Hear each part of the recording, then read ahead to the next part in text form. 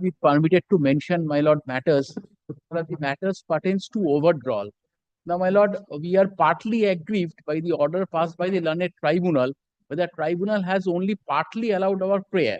Now, my lord, the urgency is this, that if the recovery order, that part by which we are not aggrieved, is not being heard out, well, the recovery would continue.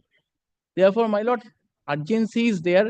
It May is I- already in progress. The recovery is in progress. No, my lord, the recovery has been stayed By the learned tribunal. Now, my lord, while the final order was passed, when? my lord, the order was passed only in the last month. Do you file an application? My lord, I have filed that. My lord, now the order has been reached its finality over there. Now, my lord, we are stating You this. file an application if you want an interim order. That will be listed only. Well, the interim prayers are already in the prayers in the writ petition, my lord. It is there. Well, I am only beseeching your lordship. We are asking you, if you want a listing, file a can. For you to decide. We are not going to upgrade any matter for anything in the hearing matter. Well, it is not the hearing matter, my lord. It's a new motion. Oh, motion, then you Motion, my lord. then you give. My lord, I am only beseeching, my lord, let it come up, my lord, on Monday. It will come, it will come. My lord, Motion matter. my lord, only one thing, my lord. Well, the salary. All right, you have given, yes. My My lord, applicant is a senior citizen and the matter is pending from 2021. My lord, it's a first appeal.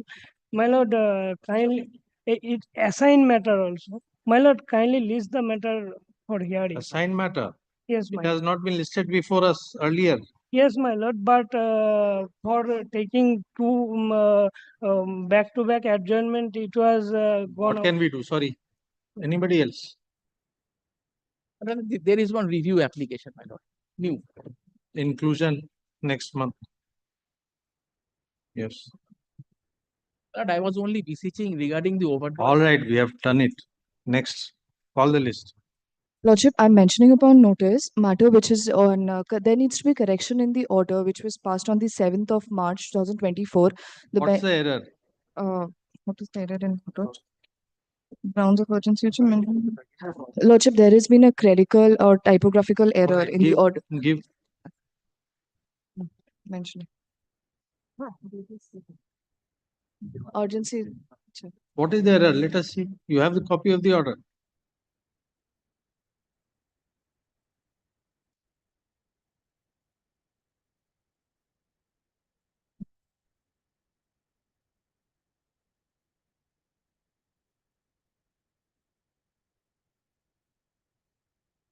Amount of urgency you have annexed.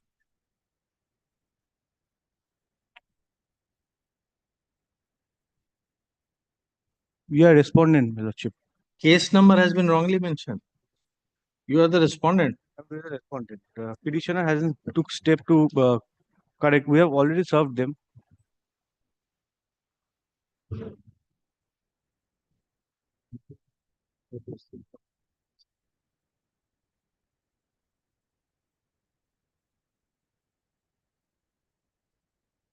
Lordship, kindly keep the matters short.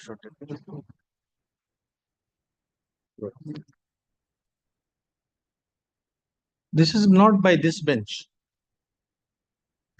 The correction in an order which is not passed by this bench. Why are you mentioning here? Well, it was comprising with Harishtan and your Lordship, Harishtan and your Lordship. This is not the bench. Yes, call the list.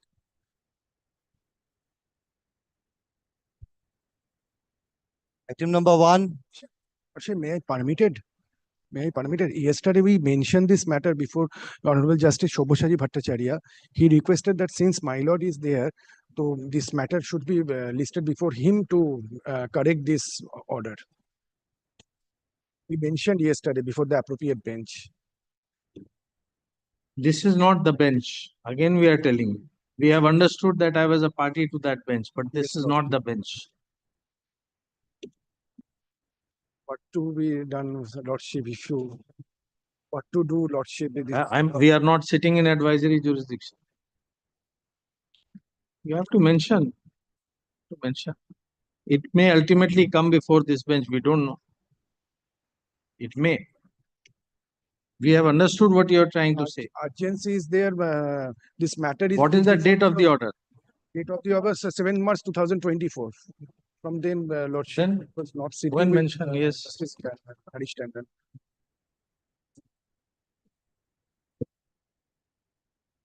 Yes.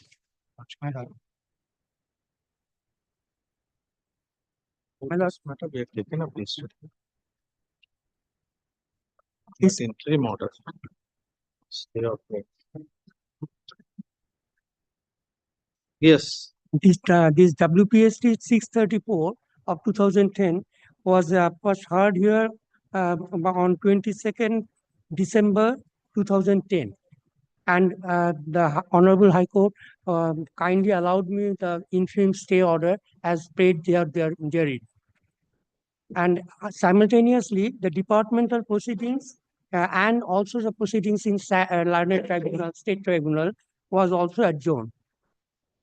And after that, but in that order also, there was a scope for filing of affidavit in opposition for the respondents. But there was no filing of affidavit in opposition since then. After that, after long, around about 13 years, that matter was called on 11th August 2023. And at that time, it was dismissed for default. And that because of, my lord, absence, unexpected and unusual absence of the affidavit advocate on record in who was representing the matter at that time.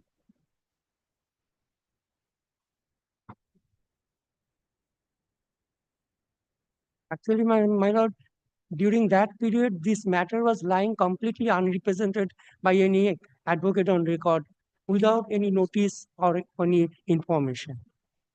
Without any notice. Yes, to the petitioner from that advocate on record.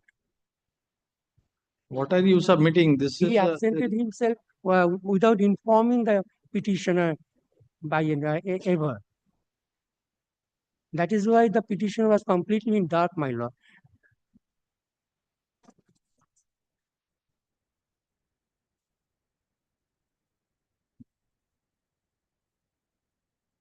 now the advocate on record has changed. No, my lord. Yes, we have all tried our best to contact him. He is completely out of contact, out of reach. By any means, we cannot contact him. So who has filed the CAN application? I myself have filed this CAN on behalf of the petitioner because petitioner, I was advocate on record in the Learned Tribunal. So therefore, you can file a No, application my here. lord. No, my lord. Then? Actually, the petitioner has requested, has appealed here also to kindly allow them to file this matter. How can you, sir? You are not a new person. No, You are my lord. making unique submissions. Kindly guide me, my lord, how to do it, my lord. We don't know. You are there to resolve the issue. If the earlier counsel has not filed it, how can you file it? But, He is the counsel on it's record. completely out of reach and contact, my lord. What to do? Kindly Sorry, we advise cannot me. allow this application. Kindly allow guide me how to do it, my lord. Very, very nice submission you are making. You are asking us to tell you how to do it. My lord, actually, I'm trying to. We are informed that the CAN application for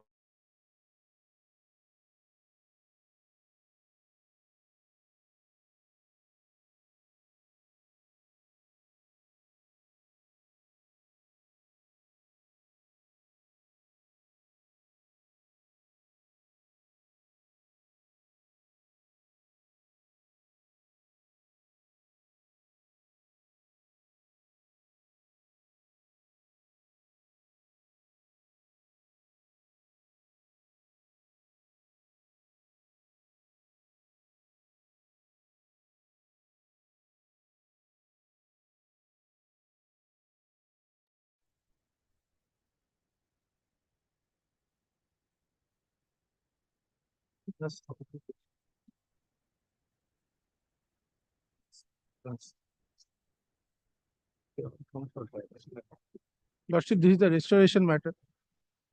This is a restoration matter. We have sought for the NOC to But file the to- Wakalatnama, but we haven't got the NOC yet. On earlier. So how do you file without NOC? We don't know. It is a routine thing. We have sought for. Therefore, it should be allowed. You are an advocate, you know the rules, you know how things are done, and how can you file like this? In fact, you put the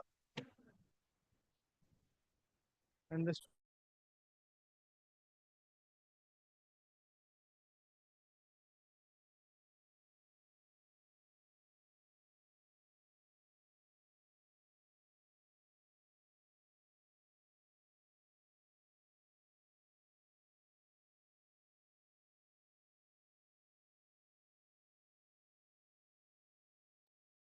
same order. 4 weeks, you do whatever you want.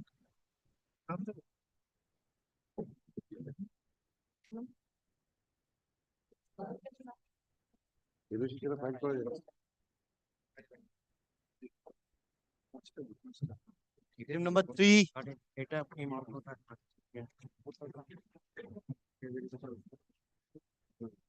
I am for the petitioner in this matter. I am for the alleged contempt. I am filing affidavit of service. On the last question, your lordship was pleased to give direction to serve the copy to the contemners.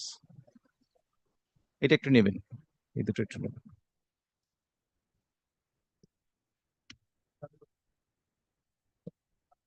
তুমি কেন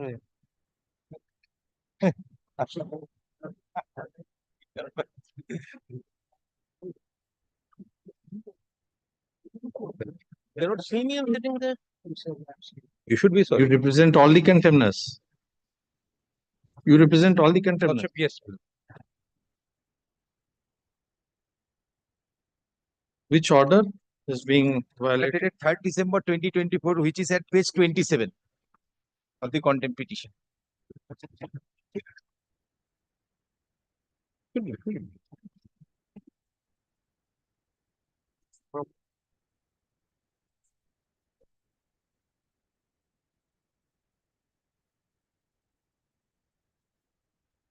Oh, that 4 parameters. Yes. First, after Oh, the so order, you have accepted the order and you have acted in compliance of the order. yes, Why can't you consider? on their own admission, kindly see paragraph. Must be knowing, yes. First of all, Millard, with deepest of respect to my learned friend, and Millard, my lord will kindly see the order Yes. and where lies the contempt and where is the contemptuous action on our part or non-compliance of my lord's order. If my lord kindly takes up the order itself, Millard, which they are alleging non-compliance of. My lord will kindly come to page 37 of lordship's brief. That is the paragraph 21, which is the operative portion of your lordship's order. My lord, may I read? Since the learned counsel for respondent railways submits that railway is still agreeable to reconsider the claim for regularization of the petitioners if they agree to submit proofs in respect of their earlier duty performed. We reserve the option of the petitioners to subject themselves expeditiously to a scrutiny wherein they may be required to produce more than 4 documents to satisfy the 4 parameters for considering their claims for regularization in terms of the order passed in OA number 1350 of 2016. Now, Millard, we have undertaken the process. I want to file an affidavit on record, Millard, just to show Millard that we are the last persons not to abide by your lordship's order. Millard, we have no intention. This order was passed. In fact, we opted for it. Yes, I remember. We remember. So, Millard, it cannot be. But since there is no time frame, my lord, there they is have, no time frame, come up plus- as if, my lord, as if we are not complying. Or from where did they get this that they are not complying? They initially initiated this process. It was initiated by an organization which happens to be a union, Yes. where there were 93 applicants as far as OA is concerned before the Honorable Tribunal. Now, as of now, my lord, what instructions I have got, which I would want to, my lord, bring on record, that, my lord, only 53 people have made their application. That There. also, 53 are interested. My contention is that since the order was passed by your lordships, my lord, they are silent my over lord, the then matter. I, then I join issues. Then let him fight on the maintainability. And let it, I am on the But is maintainability. it not I will not maintainable? take, yes, After it is order- not maintainable. Order passed in 3rd December. We Maybe. submitted our application. Where See in 3rd whether December. the order passed by the tribunal has been varied or modified. No, No. no. Please try to understand what he is submitting. Please try to understand what he is submitting. Our contention The is last sentence of this order, Yes. just read it. In terms of which order? Not our order. in terms of the order 1350/2016. So therefore, you may make a issue of maintainability, or you may allow him to say what he wants to say. He is saying that the choice is yours. Let them file an affidavit to that effect. Therefore, just wait, let him complete. Yes. My lord, may I? Yes. My lord will kindly take up page 39 Yes. of my lord's plea. My lord, contempt cannot be a proceeding where they want to arm twist us. And where is, if my lord kindly comes to page 39, Yes. page 41, if my lord will kindly, I apologize, my lord. Page 39, Lordship. They are all the same. Lordship, I stand corrected because both are the same. I was on 41, my junior was on 39. So They are all the same. I think Contempt 53 have application. been filed. 2 contempt application. 3 item number 3 new My lord, contempt what they are application saying is, my lord, I have been briefed only in this. So my, This is which item? 4. 4. so Item my number learned 4. friend may be omniscient, but I am not. No, but 3. What is 3? 3. My lord, certain, my lord, 2015 candidates, my lord, filed the contempt application, yeah, from the similar order, in violation of the similar order. It was filed subsequently, item number 3. And item number 4, there is a direction to serve the copy upon them. I have served. No, what do you mean similar order? Where is the order? 3rd December 2014. Same order in that Same case. order. Because, my lord, the petitioner before your lordship, the association. Now the members of the association submitted their application with their documents. That has never been considered. Order was passed December. So therefore, 2024. this OA will lead to 96 contempt applications. No. Then Two it contempt may. application. Two contempt application. How can you do this? Because, my lord, they When you submitted have their- jointly approached the court as a union, then that means today everybody will come singly as a. Then why only 99? There may be 1000 members who anybody can come. only 53, my lord, submitted their application. Only 53. Out of 93, 53 are interested as per my instruction, and the document says that. Now, my lord, primary on 23rd December, 20 candidates submitted their application. I filed an application. Why the second contempt we want to know? Well, Why there are 2 contempts? Subsequent out of, my lord, 53, 20 submitted 23rd December 2024, the application. Yes. These contempt, these petitioners submitted their application 26 December. So what difference does it make? Therefore, we are saying all 53 can file separate contempt applications. Certainly not. Then But how they- can, if it can't be 53, then how can it be 2? But the date of application are different. I filed So the therefore, what contempt action difference does it? What difference does it? Doesn't make any difference. Why should you file 2 contempt applications? There are 2 aspects. One which he has flagged. This is to be done in terms of the order passed by tribunal. Yes. So if there is a violation, it may be a violation of the order passed by tribunal and maybe not of this court. That is his objection. The other, we are finding it very unique that if we allow 2, then why not 53? Because perhaps in the same on the same date, while they have not filed their The application. point is of compliance. Compliance is always substantial. It is not with surgical precision that on this date it was required to be done. If there is a substantial compliance, it will comply for all. If there isn't, it will not comply Our for all. contention since December, they are silent over there. But why 2, sir? Why 2? Because Why they could not have filed wakalatnama, or why they could not have joined in these proceedings by filing a supplementary? This is multiplicity for no purpose. It doesn't serve any purpose. 3 we will dispose of. If you want to join, you may join in this. all Yes, those Kindly, persons. kindly three dispose. Yes, three. Let us deal with three first.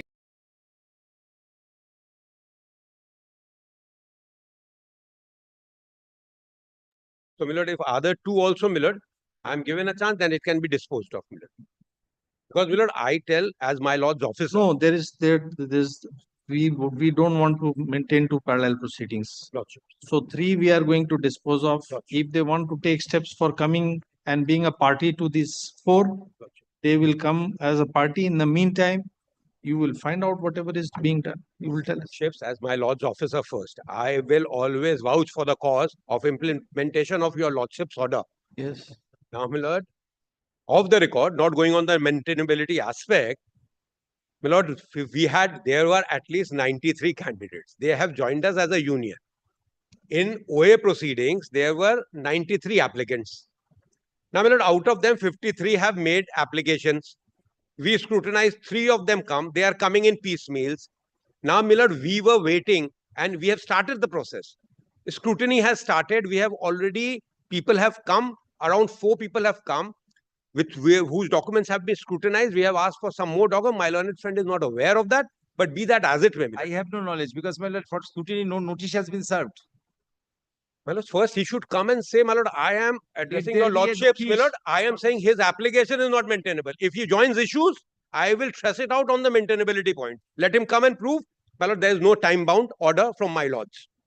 The Honorable 3 Judges Bench of the Honorable Court, as back as in 1984, says that if there is no specific direction for any time frame, we cannot be pulled in for contempt.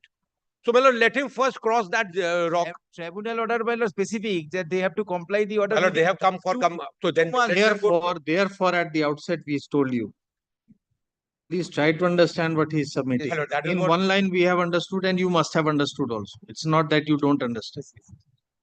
Yes, ma'am. So So, my therefore, my lords, no. 4 corners of the order. Within the 4 corners of the and order, we there is know, no we contempt. remember the circumstance in which the order was passed. We remember the circumstance in which the order was passed. In the learned counsel, I think some other senior No, my counsel lord, was. another senior counsel was there, my lord. I was not there, my lord. My lord, no, because it is contempt, my lord, maybe, my lord, therefore I have come, my lord. Be that as it may, my lord, what I am No, that is not an issue.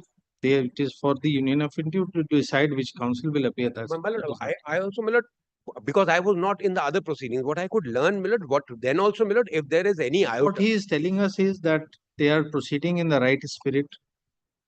They will take, obviously, if there are 53 claimants and all of you choose to come on every new date, how do you expect compliance within any time? That is the problem, my lord. How do you?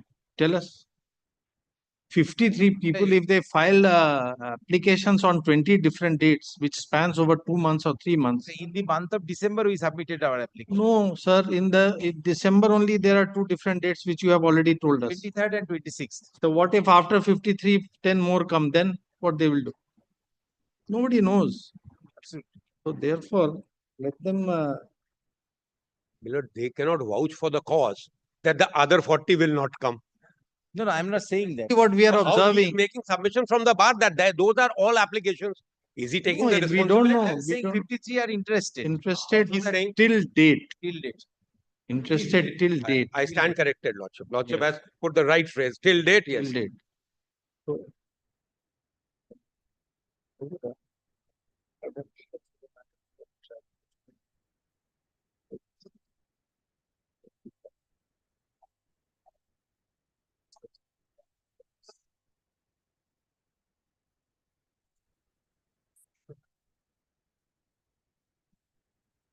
So see, the issue is they will consider, we don't know what they will do.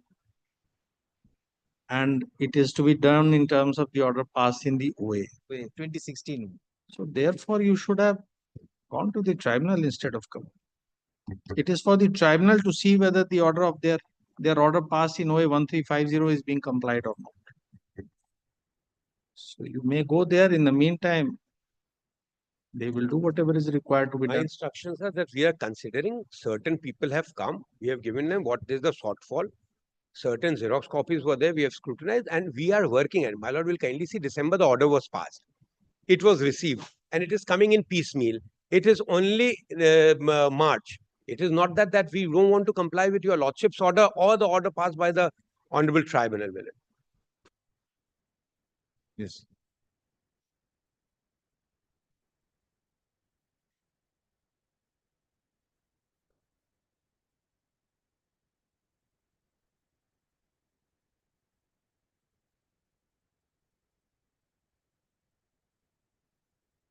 Lordship, yes, my lord. Well, keep it pending here. That will be a pointless exercise because Otherwise, see, my lord, then my lord, again, my lord, the petitioner has to. What go- is the law, sir? Tell us. When we don't interfere with the order passed by the tribunal and we say it is in terms thereof, are we to take up the contempt? Absolutely not. If my lord so deems fit and proper, we may file a report also before my lord, so that my lord Let may. them But do see, it. then if they want to challenge anything as an outcome of these proceedings, ultimately they will have to go to the tribunal. Then my lord will record that we are, because my instructions are we are considering it, lordship. We can record that and leave it to you to take appropriate steps as and when if there is. Can we see the instructions or we should not see it? Lordship, whatever my lord wants. No, no, it is your communication between you and your client. Therefore, we ask. It is a communication, but we had got it, my lord. Just for my lord may have a look, my lord, that we are considering it, my lord. This is what my instructions was, my lord.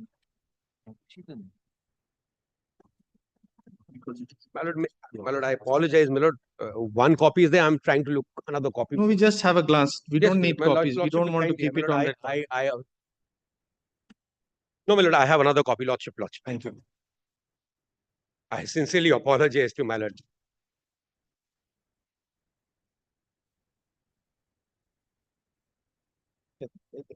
Hmm?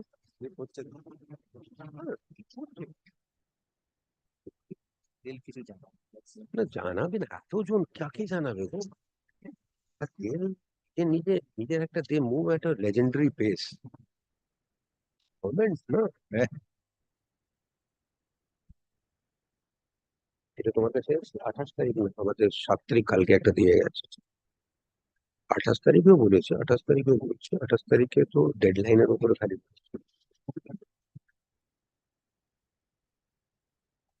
আমার number আছে আমার সঙ্গে বসে নেবে হ্যাঁ আজকে conference হয়েছিল তুমি থাকলে বুঝে যেত পুরো জিনিসটা ওই What have you given us? This is some communication of May 21. May 20 lordship by Milord, I stand corrected then, Milord. Perhaps this is not the document that you intended to give us. No, lordship, I'll just look. Lordship will kindly bear me. Milord, they have given us instructions, Milord. 22. I apologize, Milord.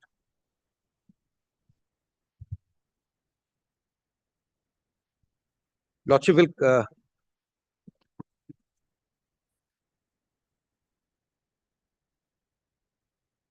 My lord, I apologize, my lord. This, my lord. I render unqualified apology. No, that is.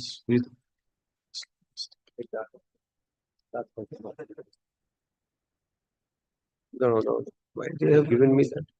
Lordship will kindly take up the second paragraph, my lord. In compliance of directive of the Honorable High Court at Calcutta, only 58 candidates submitted their representations at DRM KGP, enclosing photocopies of judgment dated 3/12/2024, along with 3 documents, despite being a total of 93 applicants in OA 1350. Then, my lord, the other things is with regard to reasonable time, my lord. So, my lord, we are. They are in the process. It appears they are in the process. Just now we came to know. That's my contention. Oh, that that's they are all right. silent. We After understand this the applicant's anxiety. They have been running around for decades. 2004 they are fighting. Yes. But My lord, I then, apologize once again, my lord. no, So that many is all right. instructions. Such mistakes happen. So we'll not keep this pending. The issue raised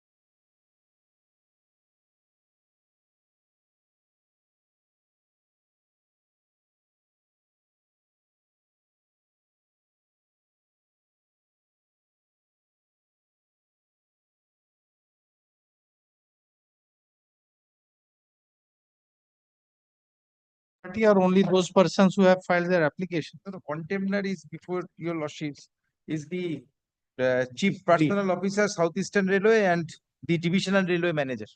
No, which is item number 3. There are 2 or 3 matters.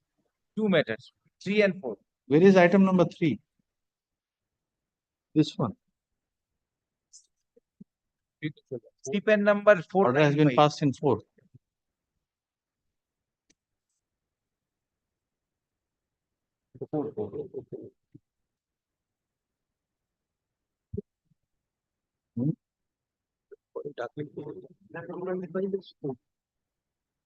This is 495. Well, I am appearing in item number 3. 357. 357. Lordship, I am appearing 357.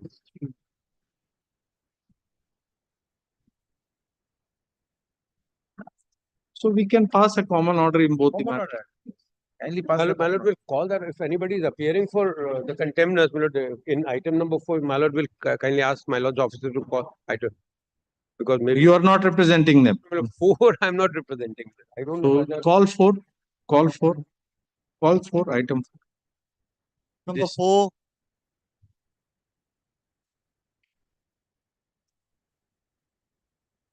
Nobody is appearing item. Well, this is first time appearing. I don't know for that's why Oh, this is for you have not even served. Served. Then my lord can, Appear. then my lord, if it is identical matter, my lord, then my lord can it is serve on my. singular order because You can dispose of in My the lord. Then my lord, because Common it has order. not even Common been order. served. my lord. common order. obligement. Both common order, composite order. No, common order. Both, yes. Get from it. Obliged. I'm grateful. My lords.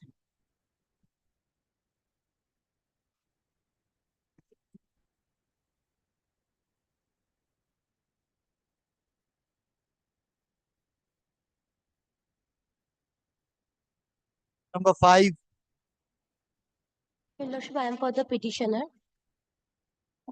On previous occasion, Your Lordship did give direction to file the OA 970 disposal order.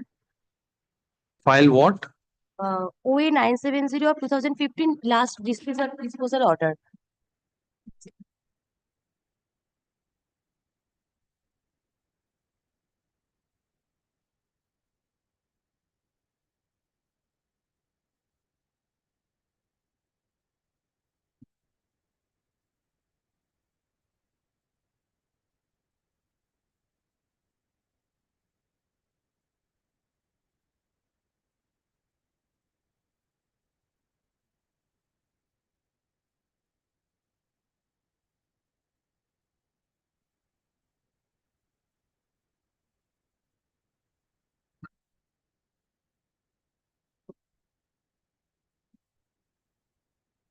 So it was not pressed. Done by your petitioner, Your Lordship.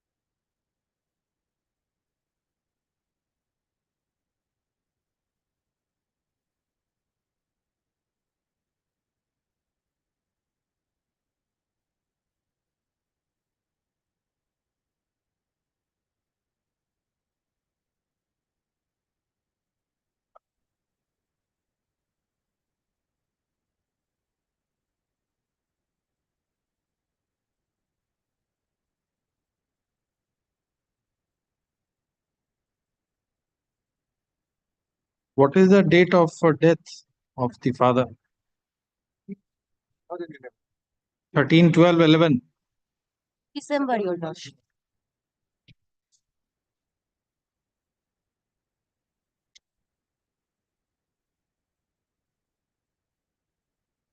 Why there are so many parties? Who is claiming the benefit? Lordship, the petitioner wife and the petitioner son. How can both get compassionate appointment? Only one will get the compassionate appointment, not both. The wife of the petitioner wife is ill, your lordship. She can't doing the job, your lordship. That's why she applying for her son, who is the petitioner number 2 in this matter. So she had applied for the son Son, your lordship. and it was rejected that he was not eligible when the father had died. On that time, his age is 16 years, your lordship. But when the according to annexure P4, he is attained the age of 18 years 2 months when the reapplication was done and the approval of the appointment was done by the committee of the cabinet. No, he was 16 years. He made his application. It was rejected on 19/2/2014. On that time, his age is 17 years 7 months. It was rejected on 19/2/2014. And then when did he apply again?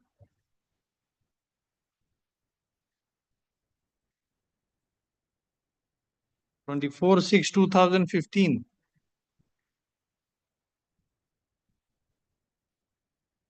Twenty-four 6/15 is the second application. Your lordship. What happened on the second application?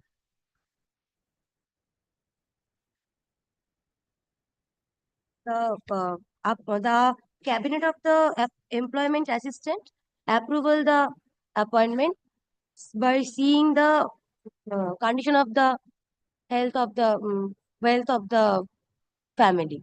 No, on 24 6/15 you made the application, then 3-man committee examined the claim. Examine that And they have recommended that they are in destitute. Then any final decision was taken or no? Only the approval was done by the committee. That's all. They didn't communicate with the petitioner. Oh.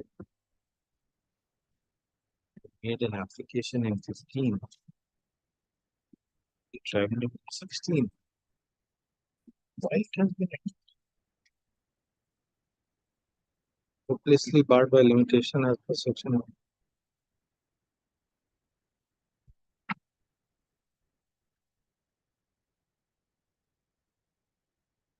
970 was also filed by you. Also filed by the petitioner. Then why did you withdraw?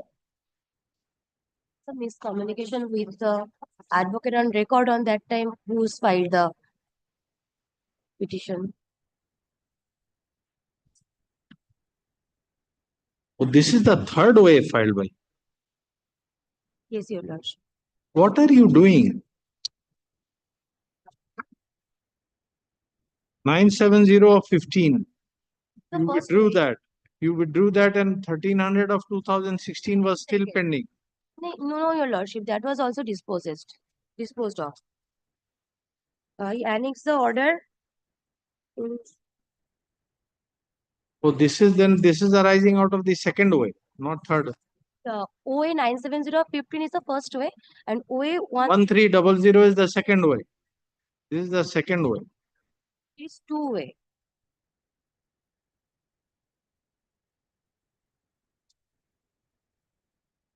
So there is no question of any delay because they had moved in 2015 only. That has been withdrawn to facilitate consideration of this case. There is no question. 19 February 2014. Yes. But under section 21 of the Act. Within 1 year of the date. So when did they file 970 of 2015?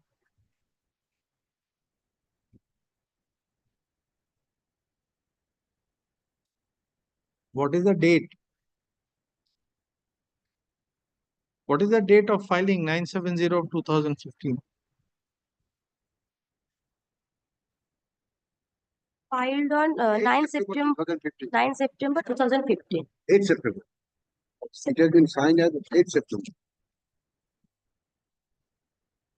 Verified by Subhajit Ghosh.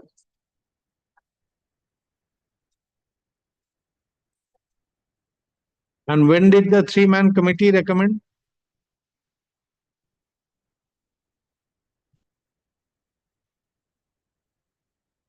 On 4th December 2012. 12.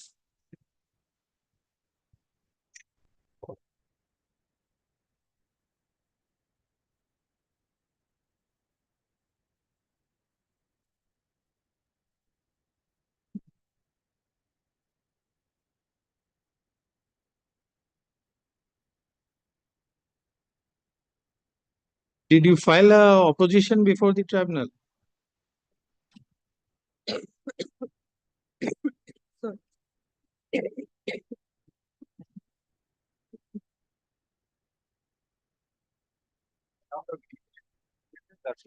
Hmm?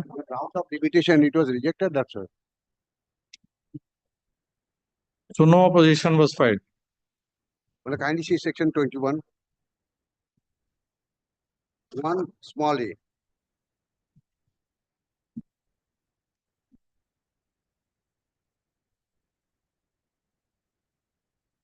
When an order passed on 14 December.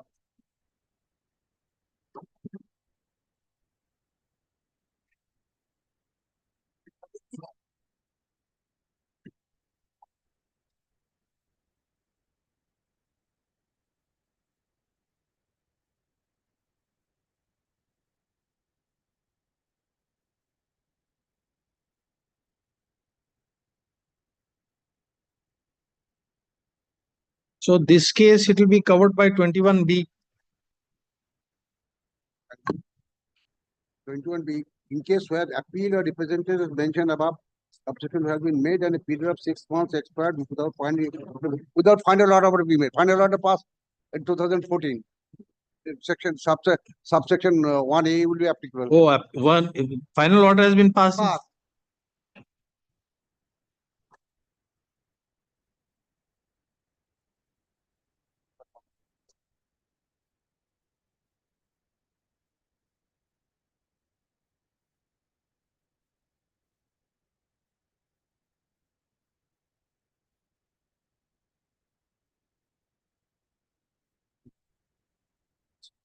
Yeah.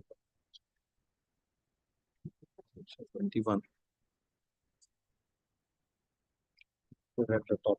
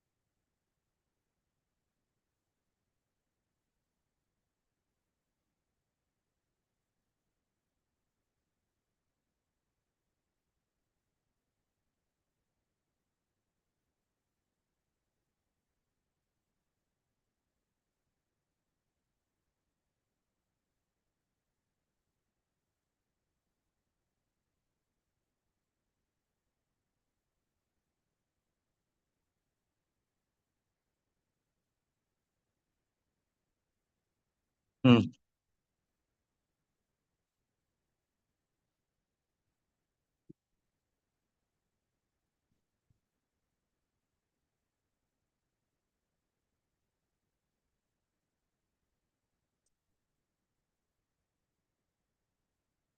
Did not file any application for condonation. But the tribunal has not allowed any time for filing condonation. Until unless the application is filed Yes. for condonation of delay. Miscellaneous application has to be filed along with the application if there is a delay. That has not been done. That's why the tribunal has no jurisdiction. No, but the tribunal should have allowed time for filing an application. No, it is not necessary because when I see subsection 3, Huh? subsection 3 of section 21. Subsection? 3. 3. 3 of section 21. Is for the party.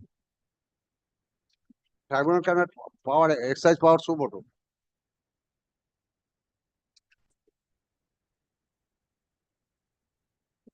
May be admitted. After the period of 1 year, or the period of 6 months, preceding subsequently, the applicant satisfied the government that he had sufficient cause for not application in such period. Language is the tribunal shall not admit an application. Section 21.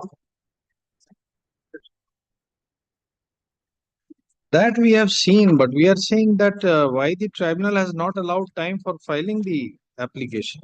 So just not to file. The issue of compassionate appointment, these people, they are working in grade 4. Tribunal, whether it should, language used in section 21. does not bar that the tribunal can grant time for filing a application. The tribunal shall not admit an application. It bars admission, but it does not say that it cannot direct for filing an application.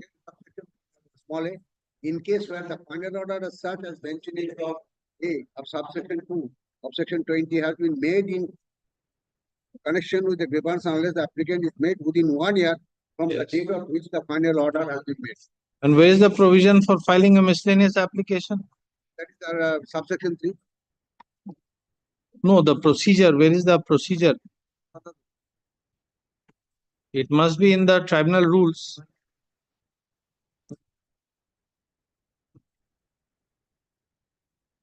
Is the way. Filing.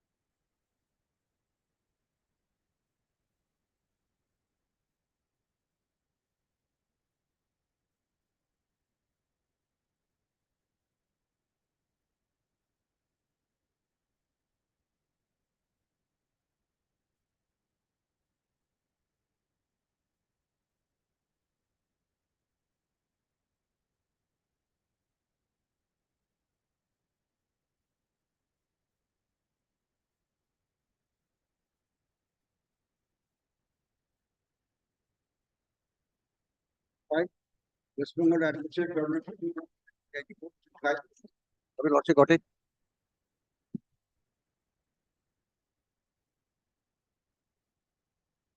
Presentation and scrutiny. 3 and 4. And 5. The applicant 87 rules. and 1994 rules.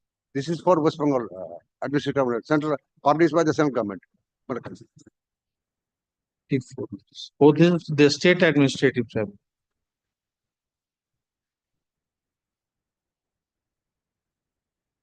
He has given this rules.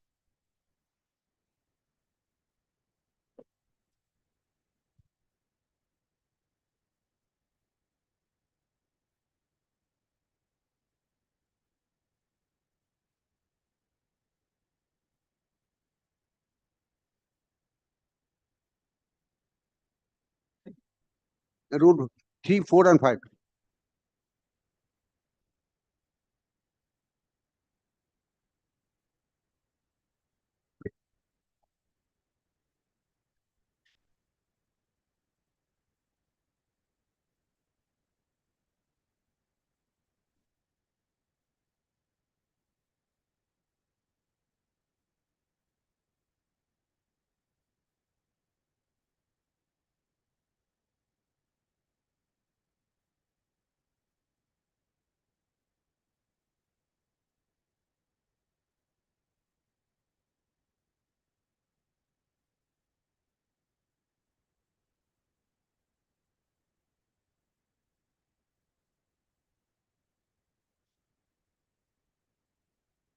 get this.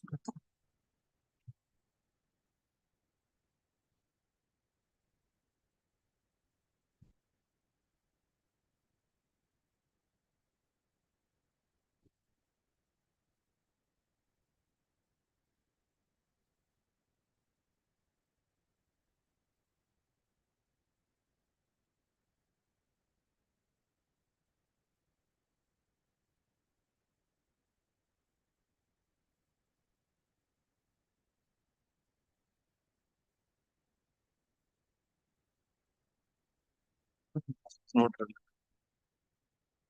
This is not relevant. 3, 4, 5, how it is relevant? You can see that there is a declaration that application is filed within the period of limitation. Who is saying not to be filed? That's not the issue. The issue is why the tribunal did not grant time for filing an application No, for the language condonation. is- The language is tribunal shall not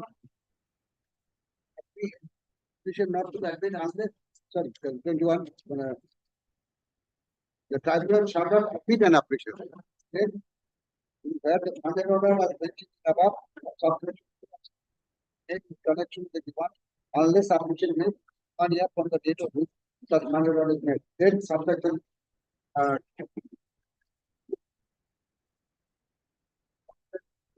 subsection where the demand is for which application is made by waiting order to be here. Then another subsection. Is the copy of the OA part of the brief? Has the copy of OA been filed? OA. Yes.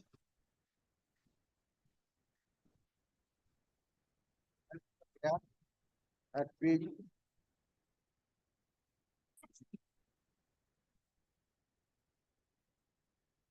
paragraph 6, that application within the period of inspection.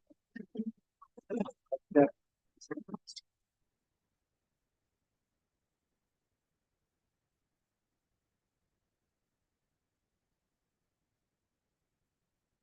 Paragraph 4 of the OA, paragraph 4 of the OA. That application is required within the period of inspection as prescribed under section 21 of the Administrative Tribunal Act. This is the pleading. His contention that this application within the period of limitation and not paid for conversion of delay.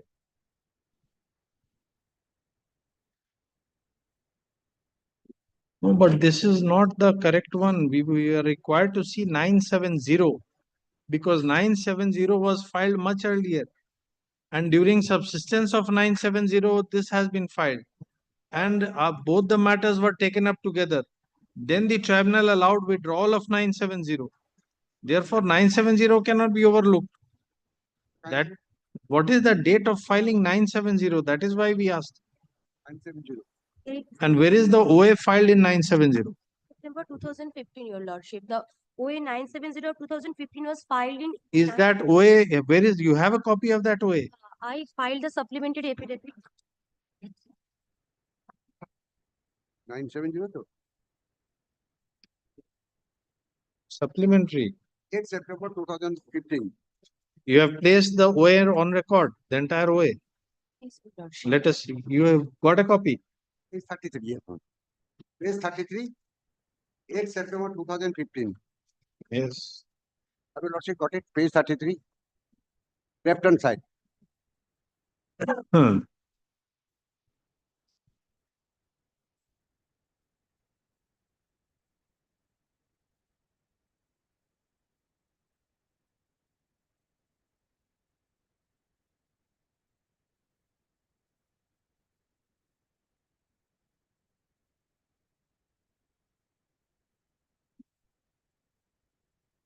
Because the application will be considered prescribed under section 21.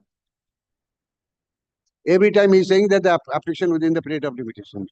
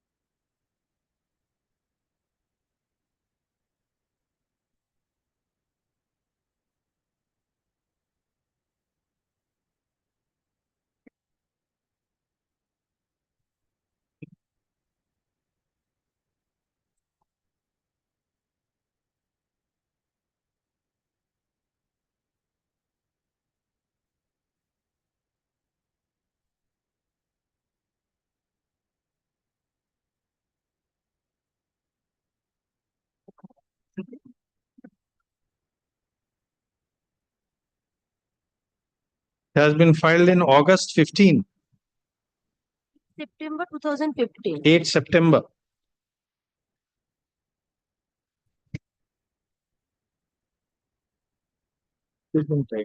It's September. See, put on. It was first rejected. Is the date of rejection. This rejection is dated 19. Thereafter, again, they have applied under the new scheme. And that new application has been forwarded on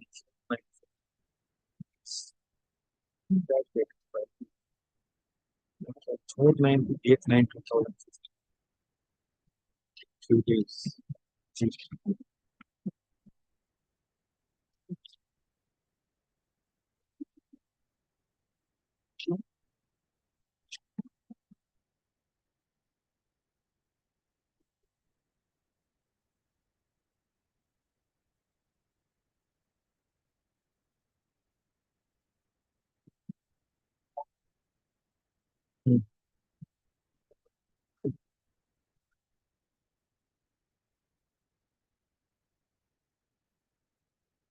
Them to confiscate his phone.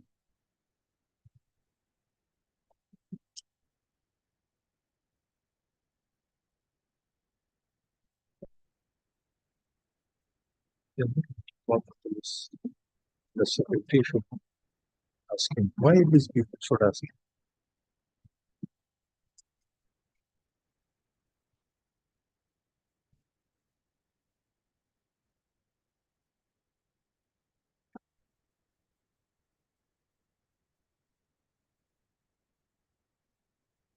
Somebody is listening to the phone.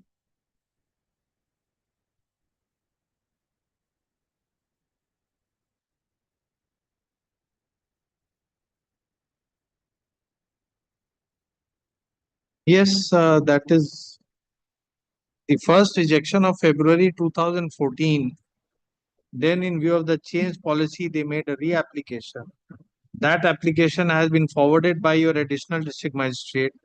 Annexing that communication of September 2014, that now you are not acting upon it, they have approached this court. The tribunal. Annexure A11, CA11 of the OA 970. And see the 12th May 2017 order. 12 May 2017, OA number 970 and OA number 130 of 2006. Correct. Subodh's question with the applicant in OA number 970. He also triggered the applicant of OA number 130 is present today along with the shall we submit that is no longer interested to proceed with the OA number 970 of the according to same it has disposed. Correct. So therefore, they had approached in time 970. There was no objection that it is not within time. It was withdrawn because in the meantime they had filed another way. Yes. So therefore, where is the question of limitation? There is no question of limitation. They had approached earlier within time, filed a subsequent way. The earlier was allowed to be withdrawn to pursue the matter in the subsequent way. So where is the question of limitation? No, but a question of limitation, but I can see when this application of 130 of 2016. 970 has been filed in 15. 15. That is disposed of. That is, it is disposed of to pursue the matter filed in 16 because there is a composite order disposing of. It is not a separate order. There cannot be, there is no, it is not severable. It is a common order saying that this is withdrawn and will pursue the other matter which we have filed in 16. So now it cannot be, subsequently you cannot say that. Yes. If 2016 is taken up, the order was passed on 9th February 2014. That means 19th February 2016 has to be filed within 1 year. You see the order passed on 12/5/2017. 970 is withdrawn and 1300 of 2016 will remain. And then you are allowed time to complete the pleadings. Therefore, there is no question of any We don't know how the tribunal suddenly has to again raise the issue of delay or limitation. You see the order passed on 12/5/17. Please see it, then you make your submissions.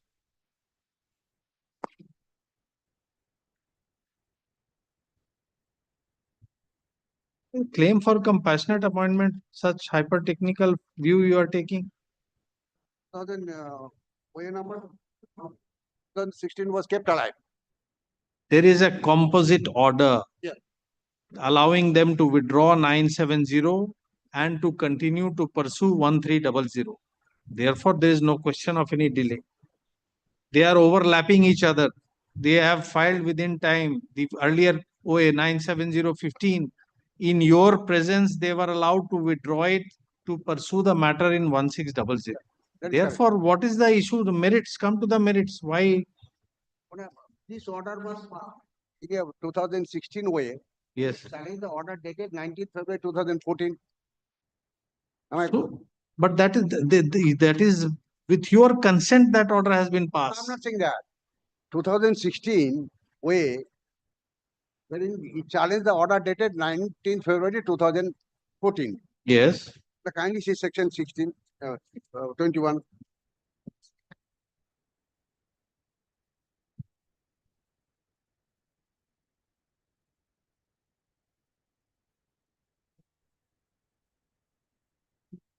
One year from the date of order. 1 year, yes, that means 19th February 2015. We will consider that. Come to the merits. We have seen the things. Don't worry. What you are saying, we have understood. We'll consider that. Can you see the order?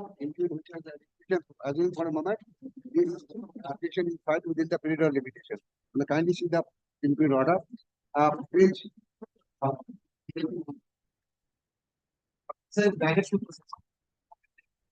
On the surface in front of us, they cannot be considered for the compulsion ground as the petition has no. We have not considered For that, which requires rejected on the issue of but for the Satura number, Satura had to put up 2030.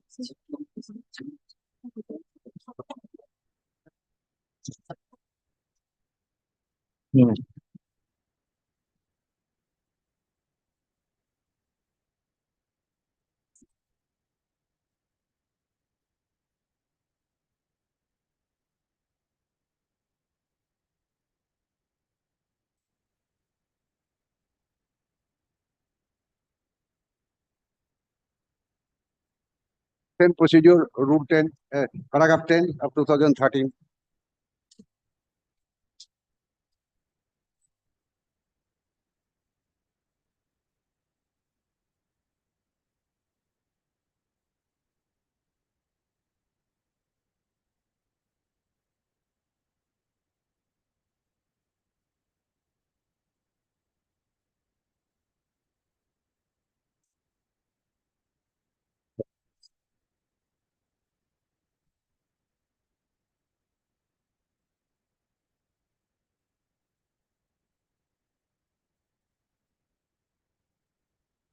Where is the rejection? 19 to 14 rejection. I repeat, page 20. I think my page 20. Page Page 20. You have to correct it. 20.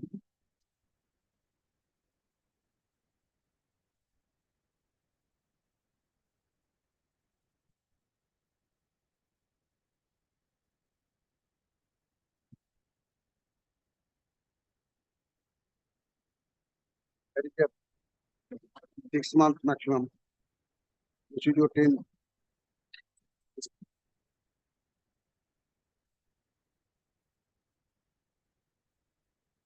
So after that, again, she has filed. Lordship, when the rejection was made, the petitioner age is 18 years, 2 months. When the rejection was made. On 19 to 14. On 26 March 2014, the representation of rejection was made. On that time, petitioner's age is 18 years, 2 months. On the date of date, we shall have to consider the date of date. Date of death But- is 5th December 2011. Your Lordship, in the representation that was mentioned that the petitioner has not attained the 18 years, but on that time, Where is your application? Where is the application? Which page? it's number 20, annexed P5. No, that is the rejection. It was a rejection. We are asking you, where is your application?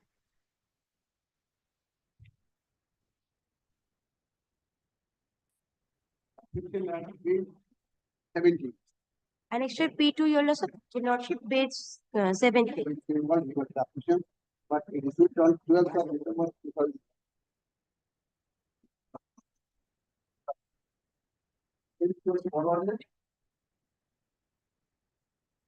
What has been stated in this application?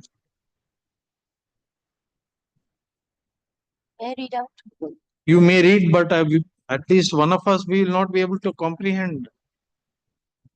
Annexed P2, Your Lordship, with the main petition. Don't know what she applied. As soon as my son will attain the majority, give him employment.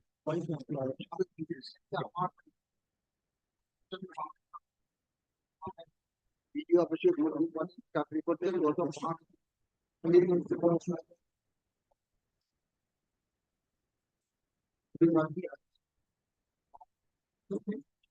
আমার ছেলে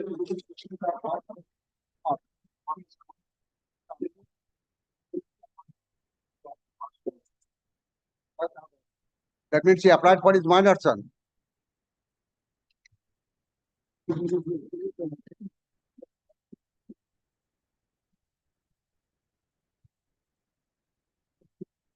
Well.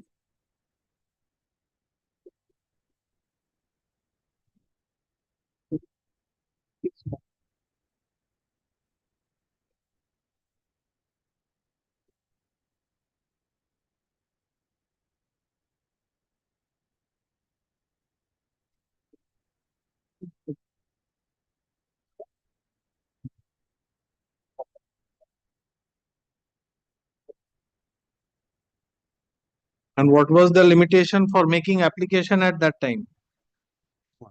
Only 6 months. 2 years when it has become 2 years under the 2013 scheme. 2013 scheme kana kanisi. Paragraph 10. Within 6 months from the date of death or retirement. So what is the date of birth? Birth is, Your Lordship, 6 December 1995.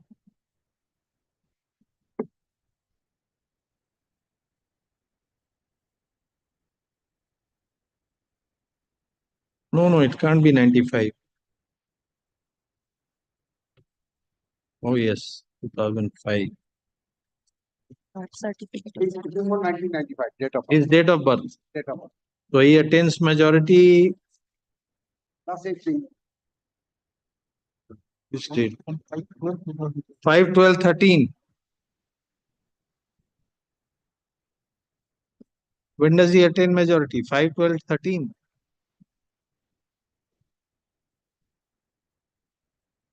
5/12/13.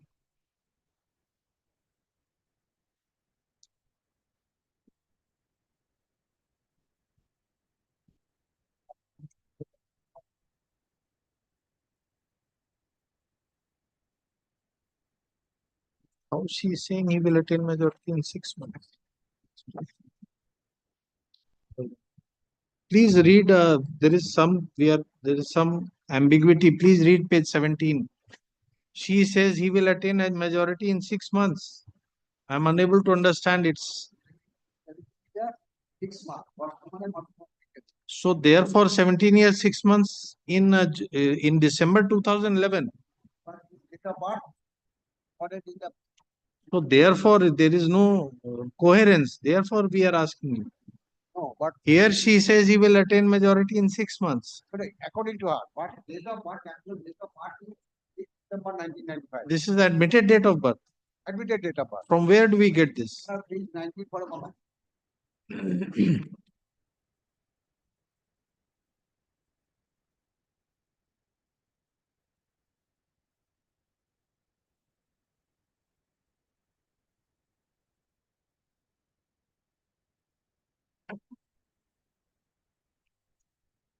Yes. How is she saying within 6 months? You have in your application, it is 6/12/95. That means in 2013 December, 2 years after the death of the father. So which is the new guideline which you are relying upon? Let us see whether that helps you. 2013 guideline.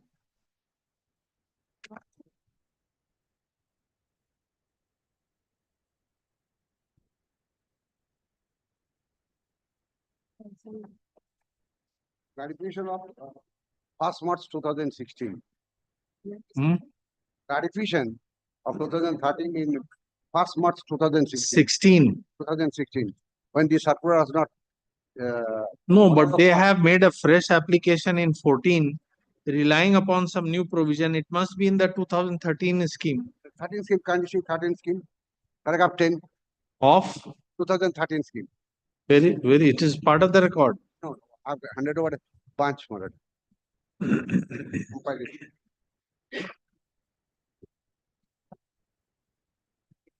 Sorry, 85.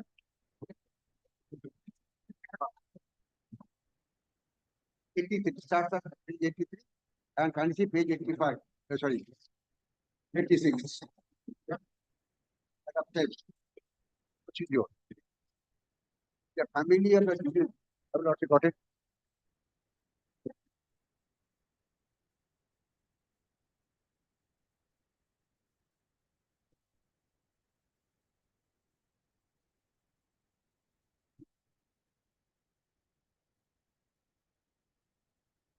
Six months. 6 months.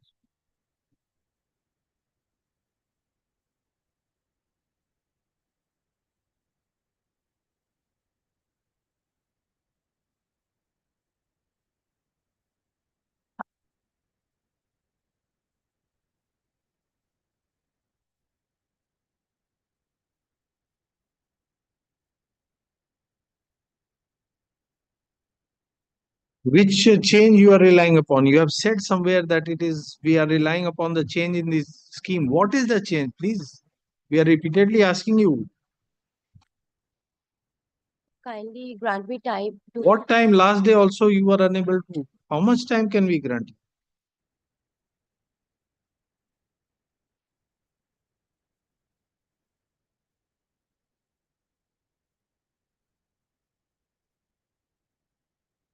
Kindly grant me time for 2 days. I will come with the instruction, Your Lordship.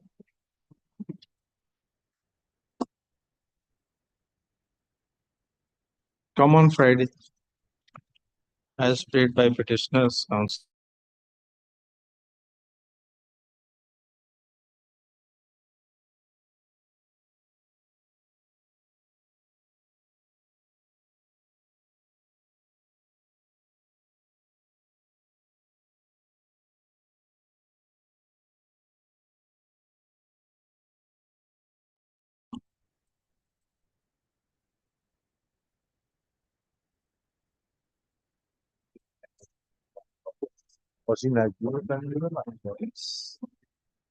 See, this is also the lawyer and most percent of I should work for the Yes, call the next case. Number 6. Lord, I appear for the petition. Yes. Lord, actually, I have been instructed to appear before your lordship, and I have gone through some papers, but the other papers are not with me now. There are two issues involved.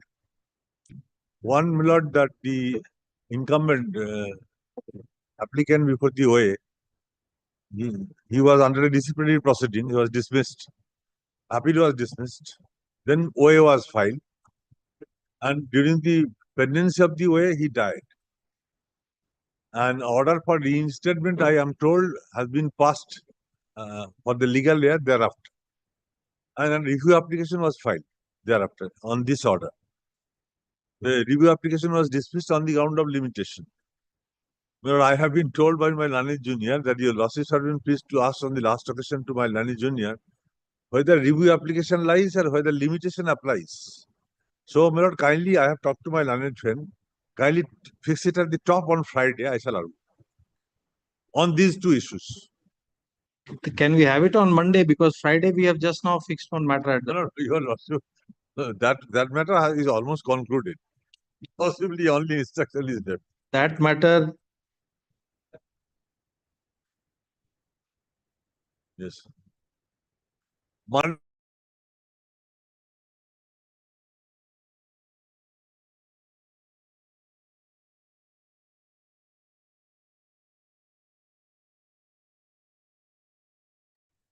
Appearance to you.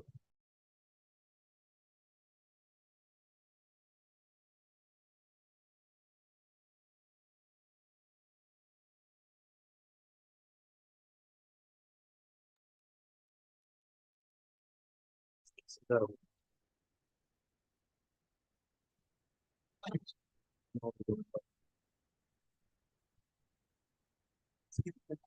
7. that is one aspect. The other is why no. I appear for the rest. My lord, I appeal for the petitioner, my lord.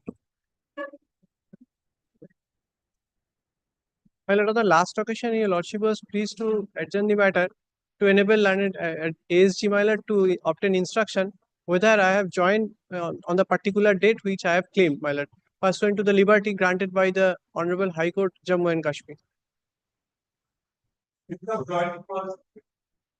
We don't remember. We'll have My to lord. see. Yes. Yes, my lord, this matter, my lord, the petitioner was a my lord, medical officer at Regional Research Institute, Unani Medicine, Srinagar.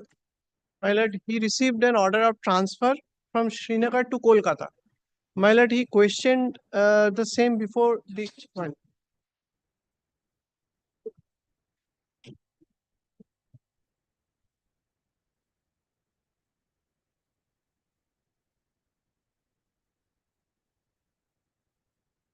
So he was transferred on 19th October 13. My lord, There was a stay by the Srinagar High Court on 21st October. my lord. Then that stay was vacated in March 2014. Then stay again reimposed in May 2014. Yes, my lord. Then what happened? My lord. Subsequently, my lord, I prayed for liberty before the Honorable High Court, and the Honorable High Court granted me liberty and to allow me to join before Kolkata. My lord, You joined on 24/8/2015. Yes, my lord, within the time stipulated by the Honorable High Court. And my lord, I prayed for my lord the consequential benefit that the salary which was stopped when I was transferred on 19th October 2013 till my joining at Kolkata. So in spite of the stay by the High Court, you were not being paid salary. No. I attended, my lord, the RRIUM Srinagar, but my lord, I was not allowed to sign any attendance. But my lord, I treated OPD patient there, and before the appeal petition, I have submitted before the authority that I have done so. But I was not allowed to sign the attendance register. But you took no steps before the High Court to tell the High Court that, look, in spite of your stay, they are not My lord, paying us. Initially, there was an order passed by the High Court to that effect that I should be paid salary, and that was challenged before the division bench. Division bench remanded back the matter to the single bench, my lord, and ultimately, my lord, be that as it may, the writ petition was withdrawn, my lord, by my client with the my lord, the honorable single bench granted me liberty. And my What is lord, the date of withdrawal? yes, my lord. My lord, page 38, 11th August 2015.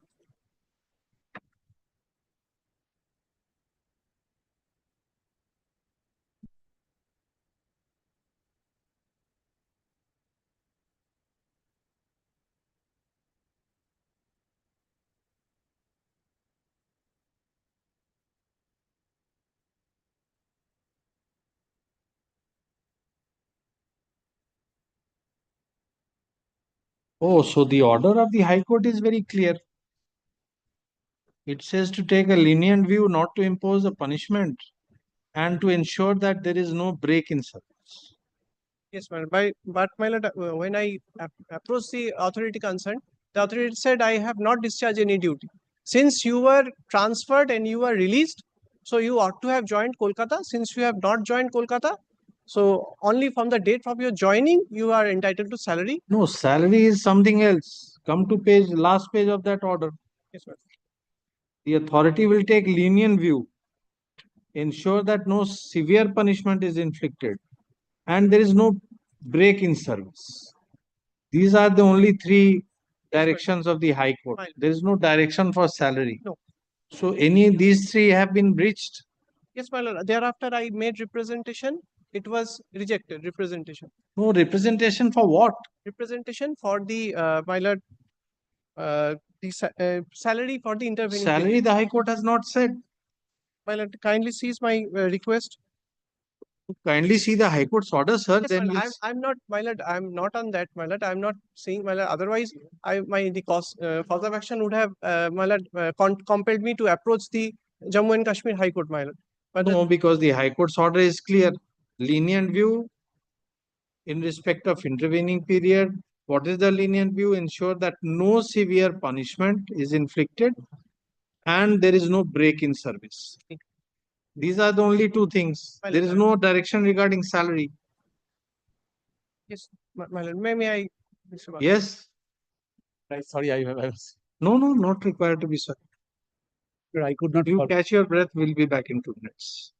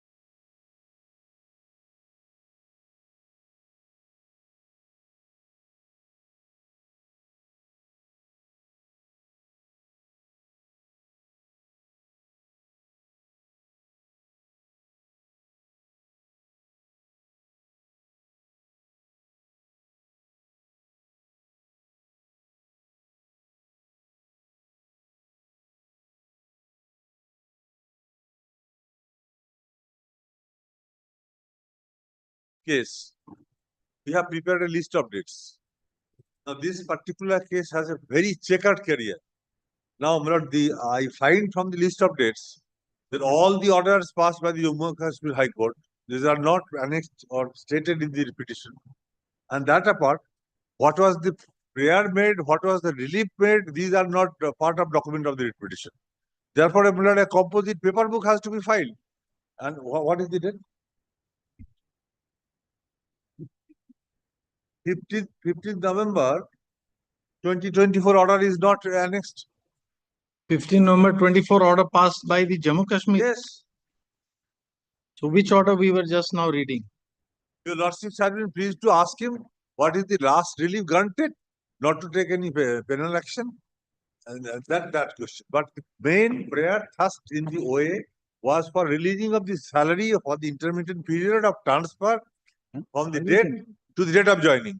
Whatever may have happened prior to the matter being disposed of by the Srinagar High Court, that will all be, whether it will be relevant today because the final order is in a specific terms. Now, in view of those specific terms which has not been taken up in appeal by other parties, that is binding inter parties.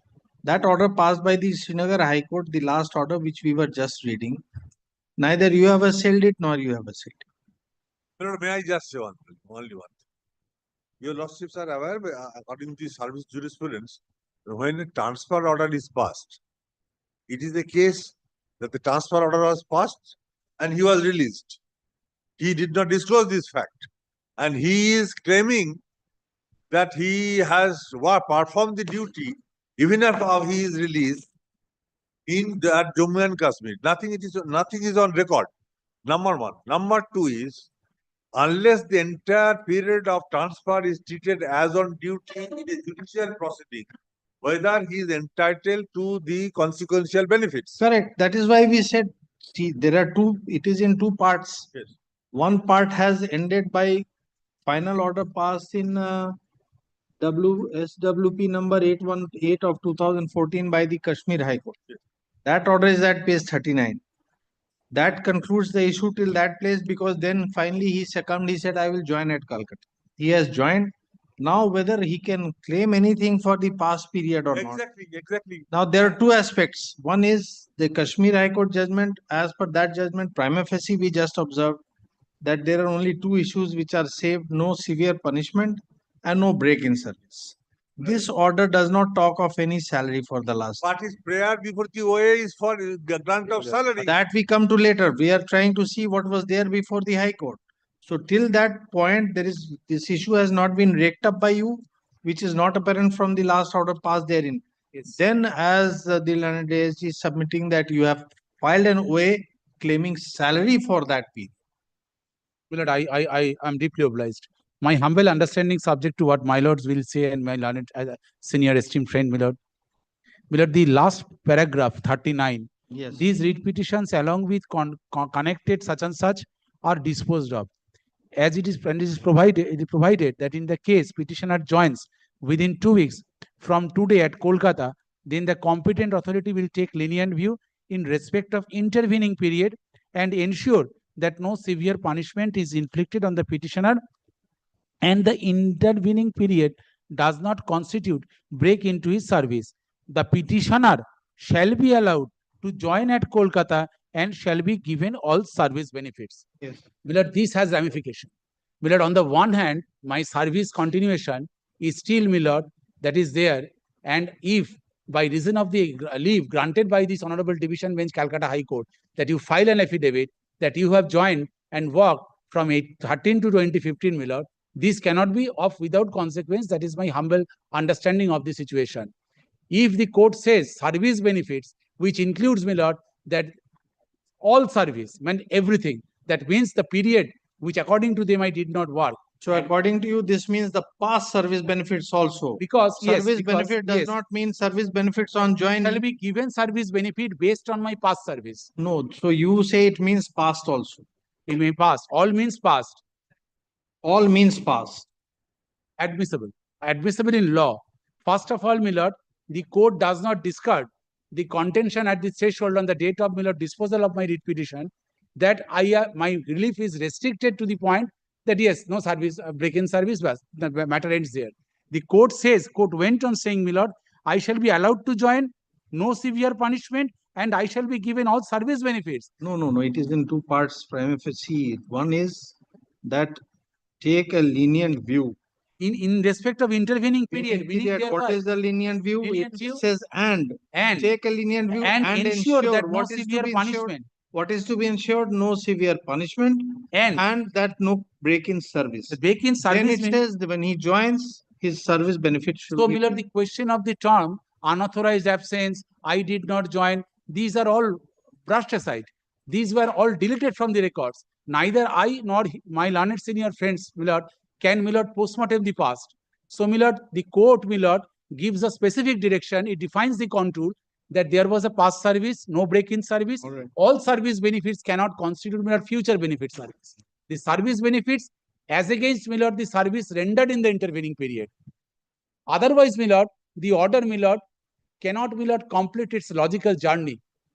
When the court add the word intervening period, Millard, that means, Millard, the word intervening period must be accompanied by the attendant circumstances, meaning thereby the which ended with the word service benefits, the past service between 13 and 15. That is why the court was in doubt that whether I have worked for that during the period. The court asked me to file an affidavit. My client came, Millard, and filed an affidavit. What are they? The supplementary affidavit. The joining. Now, Millard, the RTI reply, page 114, Millard, subject to correction. I request my lord's kind attention to take note of, Millard.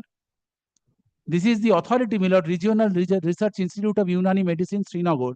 The authority said that with reference to your RTI dated 19/8/2023, kindly find the reply of serial number 1, 2. 1 is yes, Dr. Yunis was conducting OPD during this period. There is a specific averment in the record, Millard, that I was not allowed to sign, Millard, the attendant register during those periods. That is at page 40 in my representation. And also in the appeal, Millard, page 45 also. So, Millard, OPD tickets are also here. Page 112, 113, 111. Millard, these are all the testimony of my statements. So, Mr. Chakraborty, my learned esteemed friend, Millard, the learned ASG, has possibly not come with a specific affidavit as against this RTI application report that this is a false statement. This record is, Millard, not genuine. If this, Millard, is allowed to stand, then, Millard, and question is, Millard, 115. May I take my lord's kind attention? Was Dr. Yunis Munshi, RO, attending the office from 21/10/2013 to 10/8/2015 at such and such? Answer is yes. RR means RRIUM, Srinagar. If yes, then what type of duties was Dr. Yunis Munshi, RO, you performing during this stay at RRUM, Srinagar from 20th October 2013 to 10th August 2015? It clearly says Dr. Yunis Munshi was conducting OPD during this period.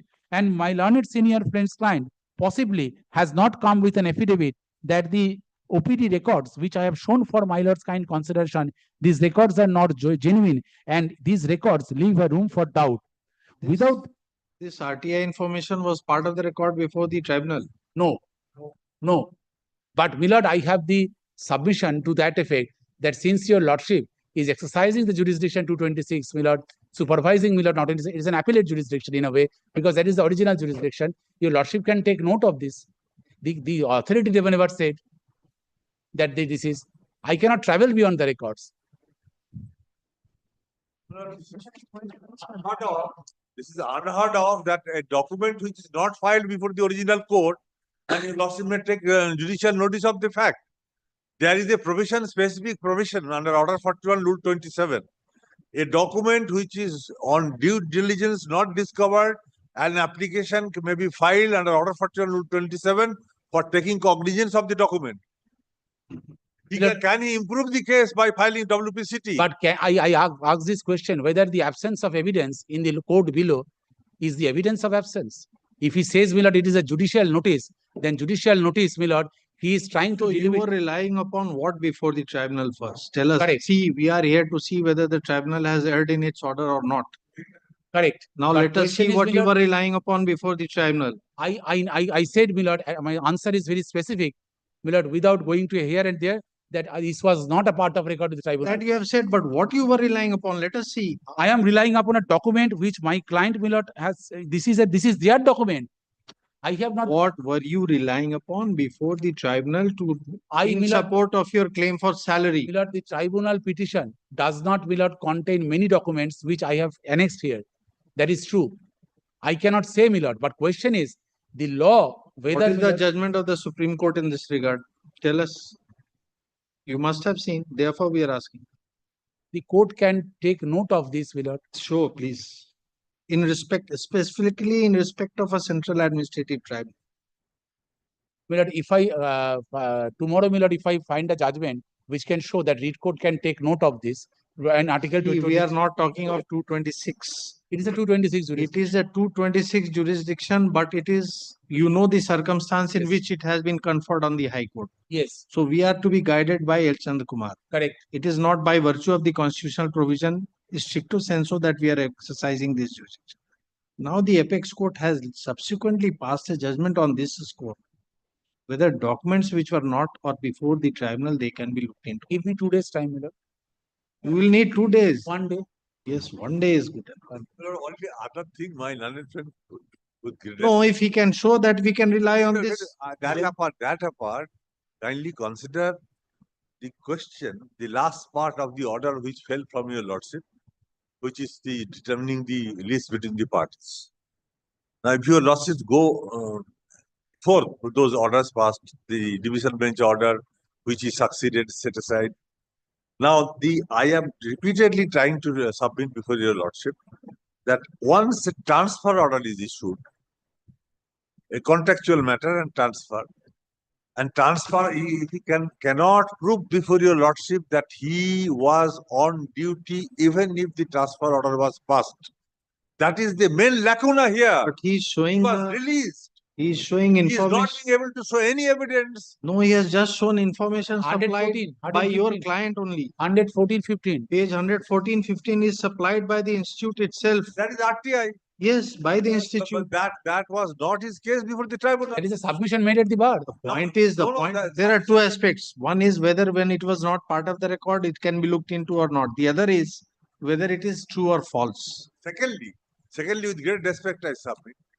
After transfer, if an incumbent is not allowed to sign the attendance register, which is his also admitted case, whether he unilaterally performs certain duty, OPD performance, whether that can be taken cognizance of at all. There, but all this will arise only if he can lead this evidence in these proceedings. Yes. Therefore, we are asking him to clarify this aspect. You also show us the law, whether we can. Thirdly, my lord, it is not to be argued before your lordship, because your lordships are quite senior honorable judges here, that a case has to be proved beyond all reasonable doubt. Correct. Number one. Number two, that he has a right to get salary, and that flows from the case initially, that unless the entire period of transfer is treated as on duty, whether he is entitled to salary. The last part of the order speaks of not to take any serious action against him and to treat the entire period as on duty to regularize his absence. But there is no whisper of the document. No, there is no whisper, but therefore the issue arises whether he can rely on page 114 or 15 or not. Yes. That is his sheet anchor today. If he can rely on that, Keep it up or some after some. otherwise we'll go by the কবে record. চাইছেন বলুন, আপনি প্রার্থনা করুন কবে চাইছেন।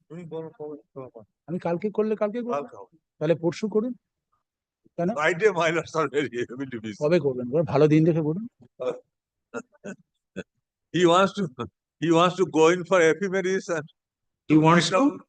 He wants to go in for ephemeris and find out a good day for him. No, he said tomorrow is not possible. Day after tomorrow not possible. Well, on the next Tuesday. ভালো দিন। Date, what is the date? Agreeable. The issue which arises.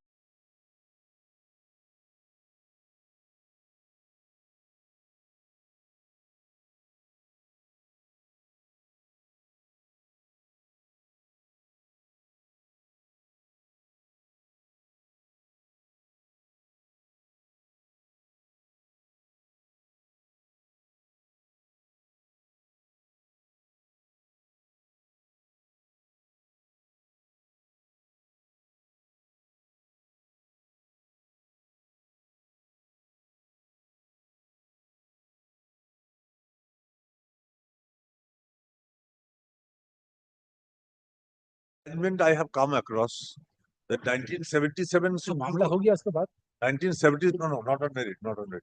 1977 Supreme Court, page 5. There the Supreme Court says the question of law can be taken at any stage unless the other side is taken into surprise. The Supreme question Court- of law, not fact. Supreme Court is supreme but not infallible. Then I shall be arguing obiter dictum. The order passed by the Jammu High Of late, Justice Dipankar Datta Millet was leading a bench, said a pure question of law can be raised, and even if there is an alternative remedy. Is RTI document a pure question of law or fact? মেরিটে কথা হচ্ছে আমি বলবো না।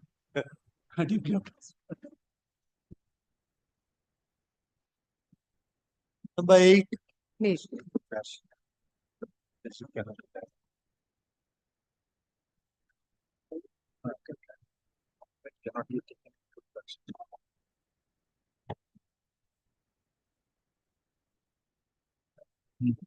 Whether it is correct.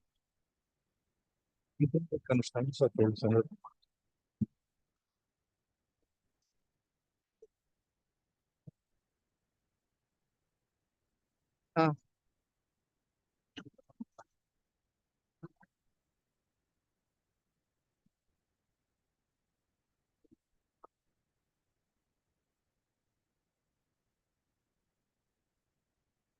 Saying the survey benefits means everything. The idea of undisputed it's not agreed. You said survey benefits, so you didn't ask, you would have said ask for the so if you join, giving service benefits, you actually join is very sense. Pass paragraph. Regarding no punishment, no breakage. Second is if you join submission to the most great service that you get salary. No one is paid for paying service. It may be treated as it may be treated as every contrast for 45 or 45 which have not been the state extension of this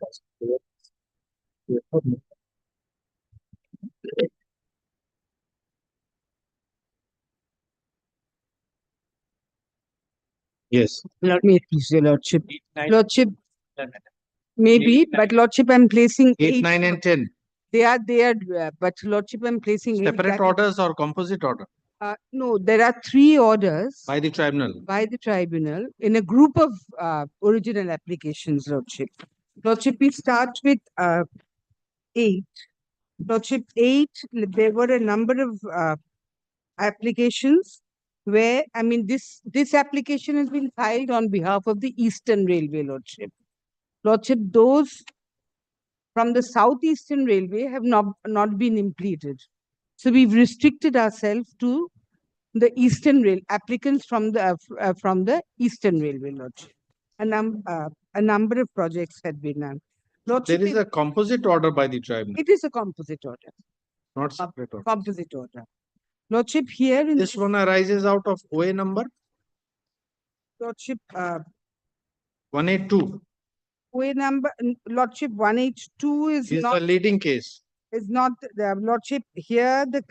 I have lordship OA number, lordship serial number 10. If your lordship 424. comes to the certified copy, 424. yes, order dated 23rd of December 2022. I'm looking at the certified copy right at the rear. Yes. Lordship. Lordship OA number. Lordship, will kindly see with OA numbers. Here we have OA number 10th 10. is 10. 10, 424. Yes. 424. OA number 424. And lordship, those who were from the Eastern Railway. Lordship, those from the Southeastern Railway, we have not impleted, lordship. No, you are only in this order, you are only in this writ, you are only concerned with Lordship, OA actually, 424. Yes, lordship, I have annexed the pleadings of 424. Like the court had taken up one particular OA and considered it a composite. Here, lordship, 424 has been annexed, lordship. Yes. Now, lordship, here what has happened is these cases, lordship, This is different from the bunch of cases that your lordships have been dealing with, where there have been stages of recruitment. PT has been done, certain stages are not. Here, what has happened was, lordship, in this particular case with the Azimganj Jiaganj rail link, lordship, entire land was not acquired. They could not give possession of a portion of land. Lordship, therefore, lordship,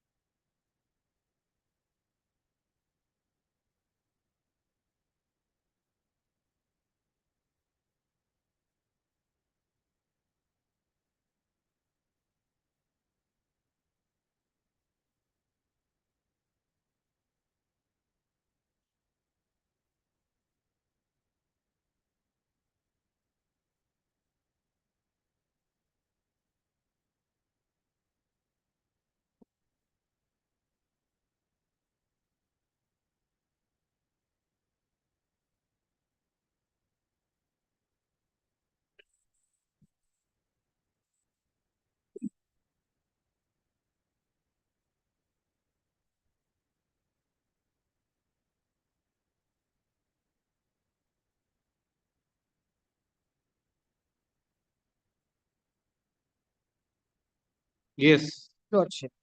Lordship, so we were asked to consider. Lordship, there was one round of consideration on that there was a change in policy and we could not give it. Now, again, we come with the second round. That was what the tribunal had directed. Why we have come before your lordships. Lordships, the consideration required, the screening criteria. Lordship will just come to page 54 of the writ. Lordship, page 54.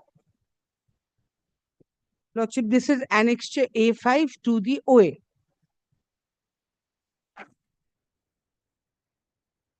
A letter dated 25th of March 2013. Lordship, this was addressed to the District Magistrate, Office of the District Magistrate, Land Acquisition Section. Lordship, Viday, your memo dated 29th of April 2010, it has been informed that for restoration of the rail link between Murshidabad Station to Azimganj Station, the proposal for acquisition of 49.265 acres of land for total length 4.599 kilometers has been submitted. Out of this, 41.68 acres of land for a length of 4.133 kilometers has been acquired and handed over to the railways, and the rest, 7.585 acres of land for the length of 0.466 kilometers has not yet been acquired. Murshidabad, ADMG Murshidabad has raised the following issues.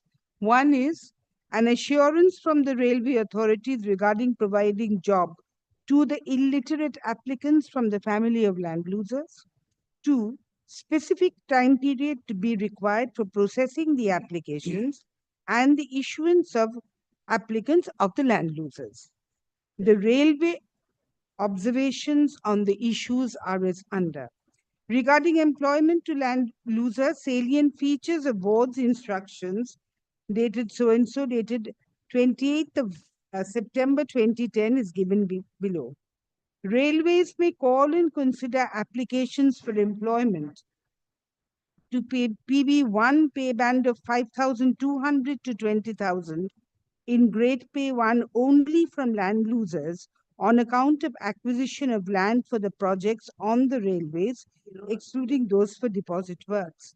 Applications shall be invited by the personnel branch from the land losers fulfilling the screening criteria, Lordship. Then comes the screening criteria. I skip paragraph A. Paragraph B is, this is very important, it must be ensured that the displaced person has not received any land from the state government in lieu of his or her acquired land being acquired for the project. Lordship, here what we have written to the concerned authorities, land acquisition authorities, for the whether he is displaced or not, because here we have now got no records relating to displacement, and we are still awaiting a reply. So we have then the railway administration should request the concerned competent authority to issue certificates whose land has been acquired. An applicant claiming appointment shall be required to submit the application with her signatures and photos duly certified by the local MP. Lordship, pausing for a moment. Lordship, the first evidence in this OA, Lordship, by Sanatan Mondol is not relating to railway acquisition at all. So who said to give him? No, it's not a question of giving him, Lordship. We can't consider them it's not him alone, the whole group. We don't have records. Here, the record is not relating to railway acquisition at all. So what order did you pass on his representation? Lordship, first we have the initial order, Lordship will come. Lordship will, I'll just, for the first round of, because Lordship, the tribunal had passed an order earlier in 2020. In favor of this petitioner? To consider the not the whole group, Lordship. No, whether this petitioner was party to that. Yes. Where is that? Show us. So, those applications, Lordship, I've made a summary, Lordship. Annexure P2 at page 101.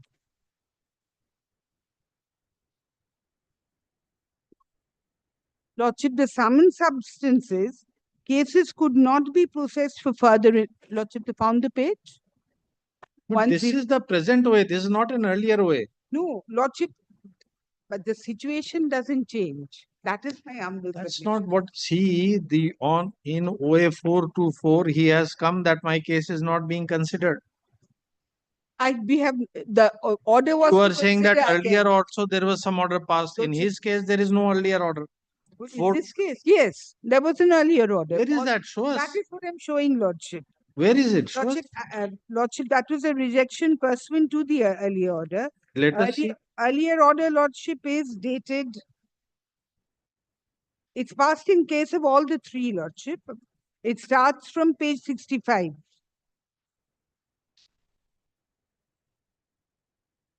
And the order starts from page 70. No, which is his OA number in this batch? Lordship, here again, there's another lot. OA number. What was his OA number in this batch? 21. No, this is the subsequent. Page 65 first.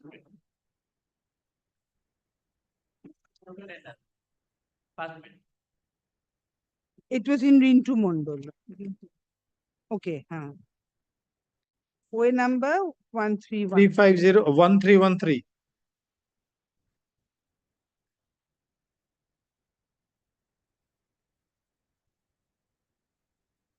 OA number.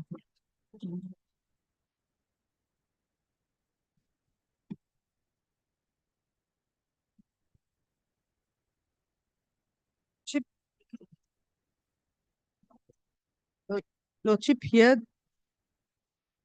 Lordship, there has been a change in the policy after the notification of the new Land Acquisition Act under 2013, Lordship. These bunch of applications have all come under that fact that we have the policy of giving employment to land losers has changed. All the three applications have the same problem. Now here we had we are handicapped, Lordship. We have raised this issue we have given a supplementary affidavit stating that we have no documents relating to whether they are displaced or not.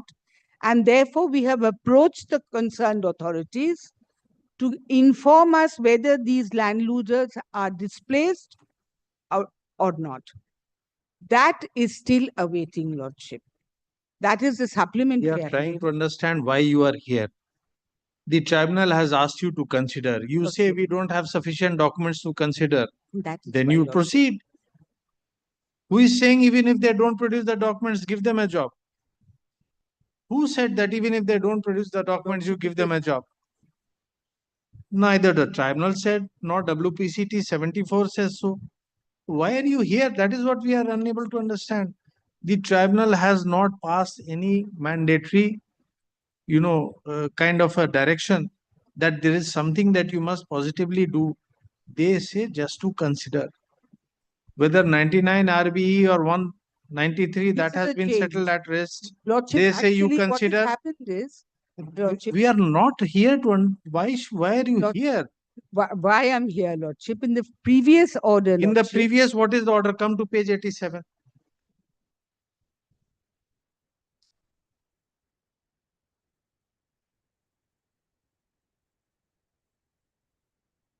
Lordship, the You start from page 87. yes.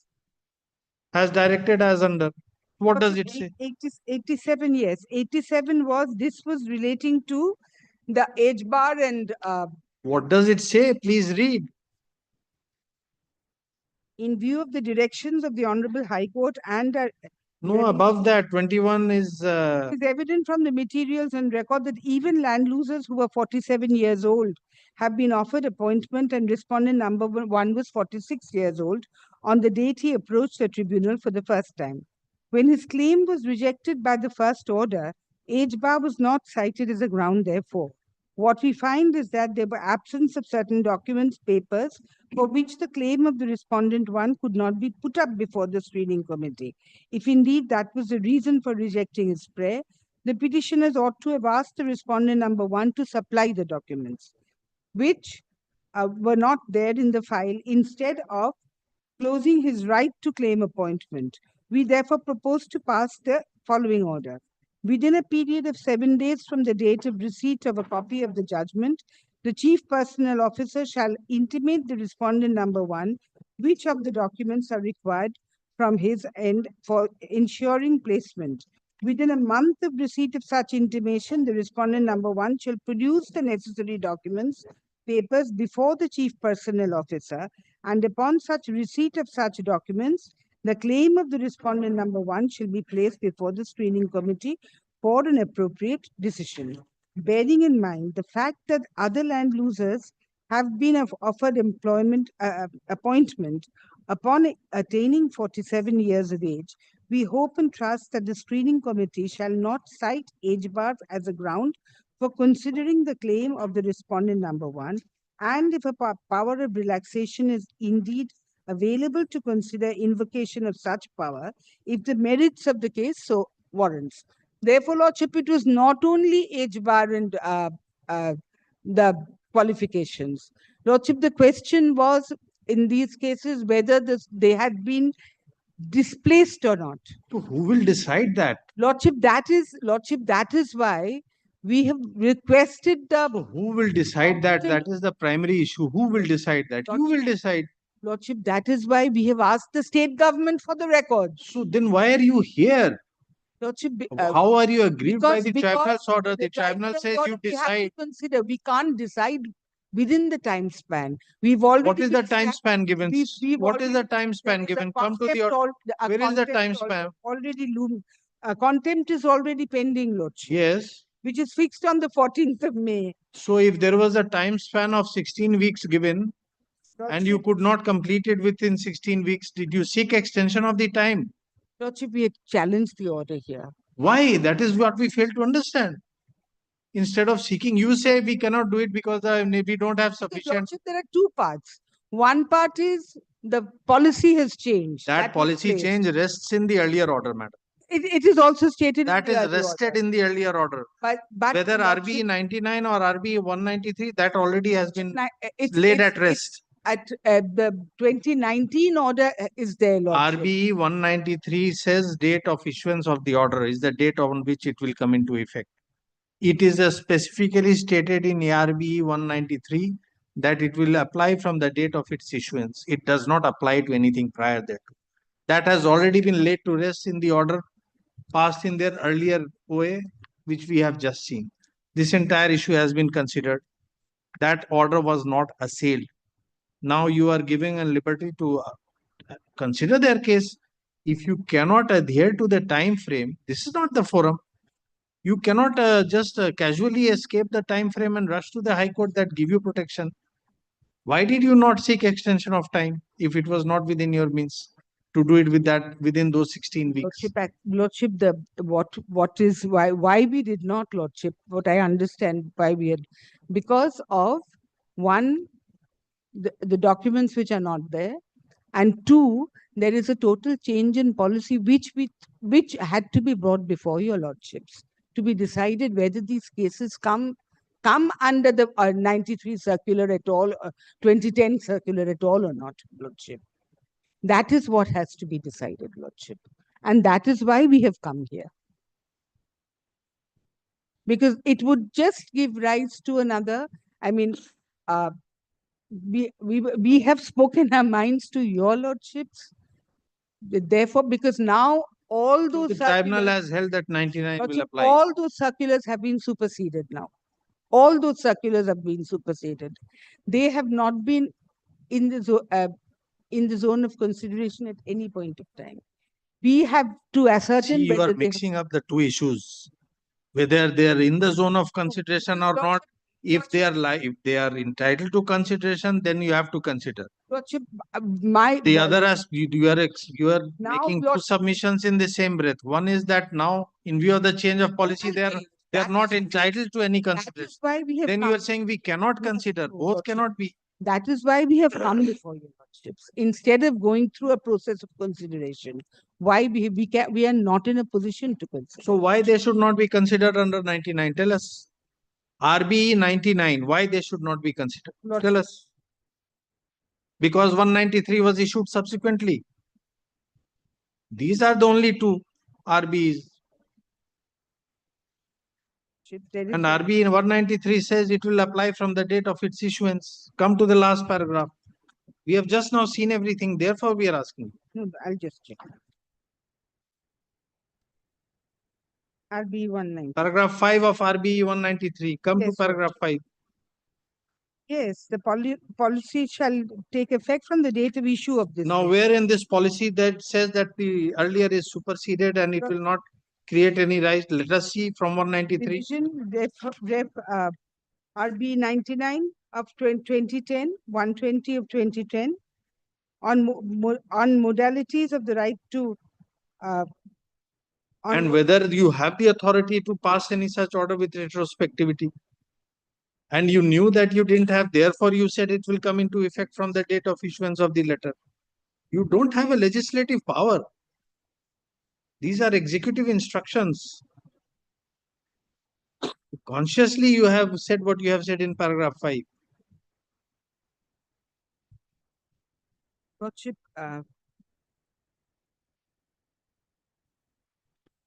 interrelated means that irrespective, declaring it as a special railway project, indemnities by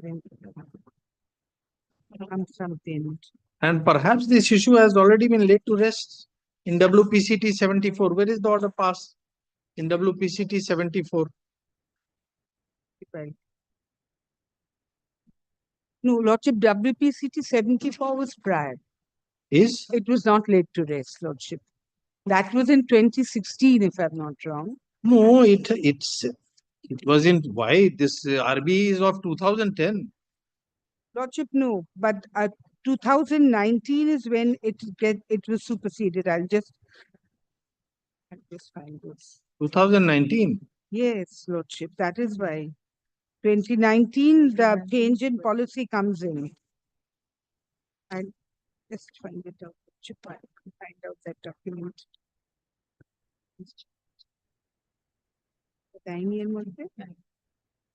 Lordship will just, The tribunal has relied upon Lordship will just grant free time. orders passed by this court in three writ petitions. Yes, Lordship. 74 Yes. of 16, 28 of 21, and 75 of 20. Where are these three orders?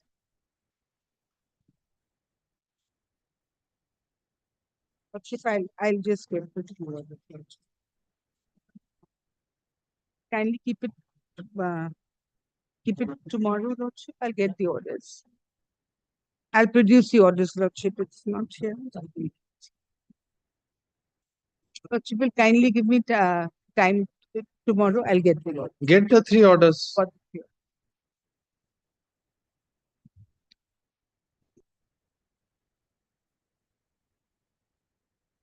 Under you.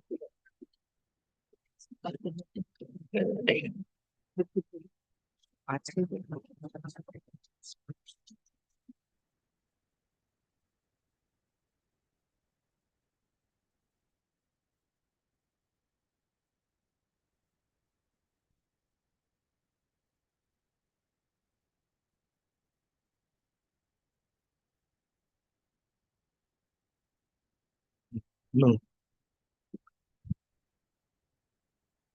This is 74, 28, 2021, and 75, 2020. We will one. Like a superstition. Set up yes.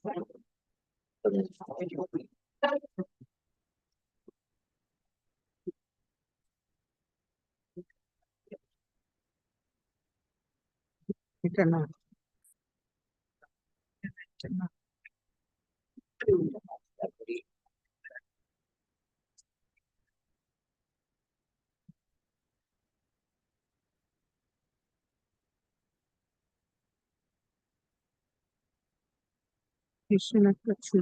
All up circulars.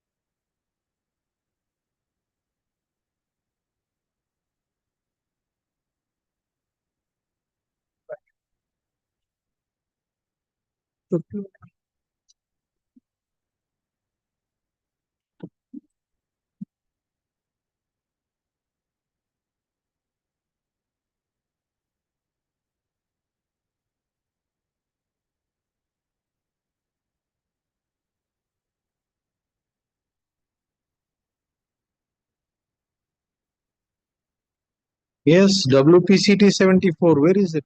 Lordship, I'll produce it, Lordship. That is what I'm saying. Lordship will kindly keep it tomorrow, day after. I'll get the order. Come tomorrow. Come with the judgment. Learn counsel for the. Learn counsel for the.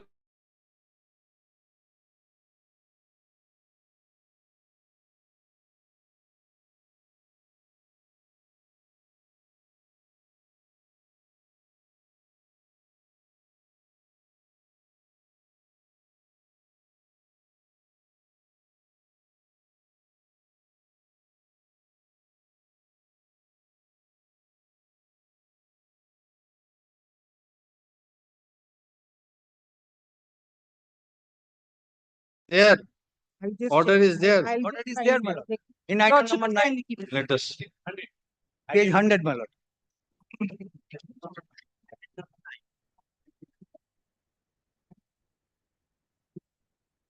না, দেখেনি একটা একটা করে না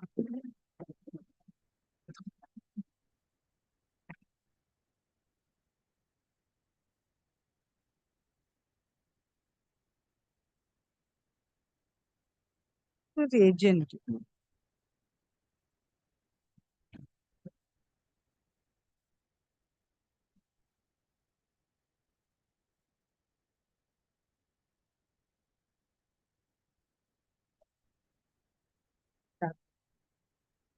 আসতে পারে।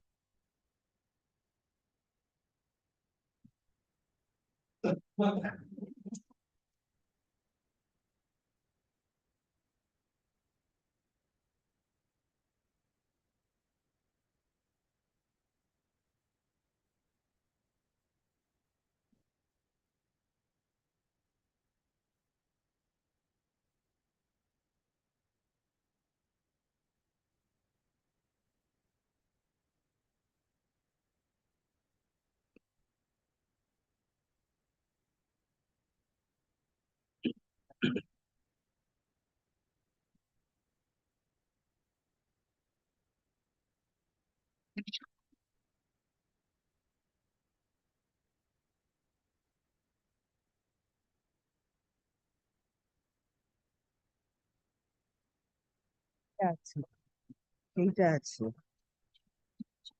এখানেই আছে। My lord, it's a qualification of judgment, my lord.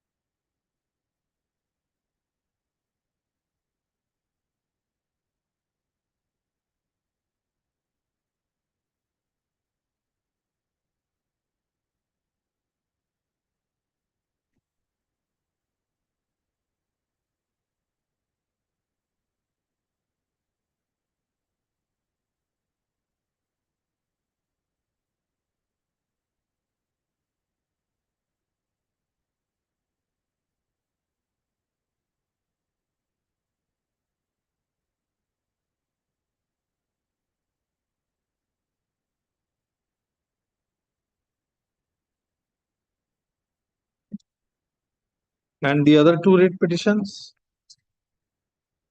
My lord, in the impugned order, 3 judgments were required to be considered. That is WPCT 74 of 2016, 75 of 2020, and 28 of 2021. Correct. Where are the other?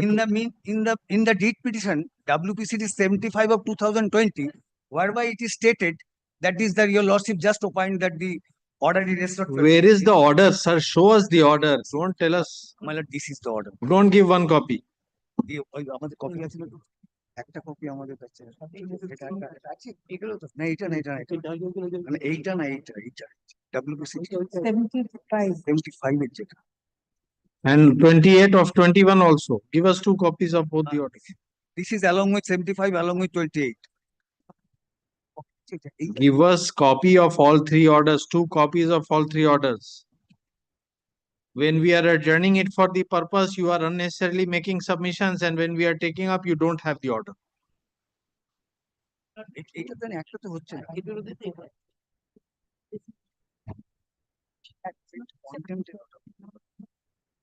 আমার কাছে একটা আছে। আমি নিচ্ছি, জসে বলছে not one copy.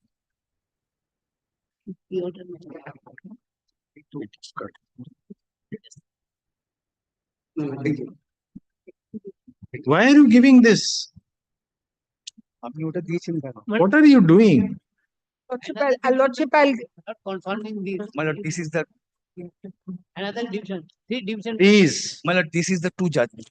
That is the 75 of 2020 and 28 of 2021. This is 75. And 28 of 2021. Both. Both. In page 5, my lord. Please. I may be excused.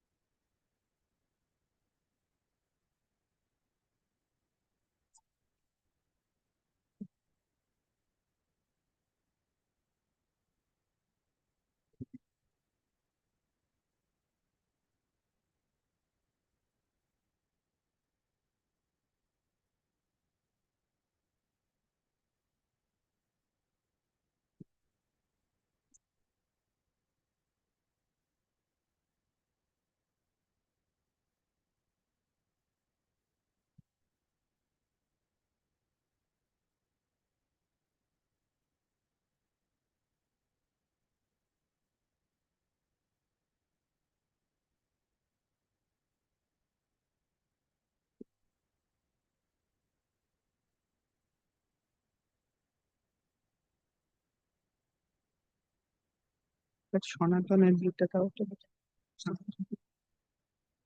চিন্তা না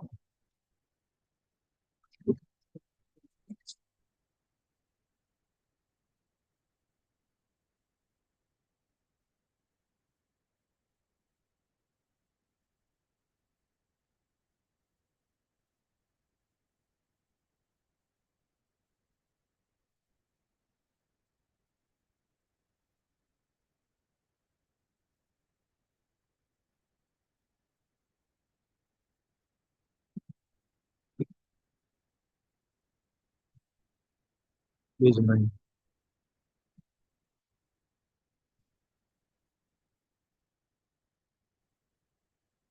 Small woman.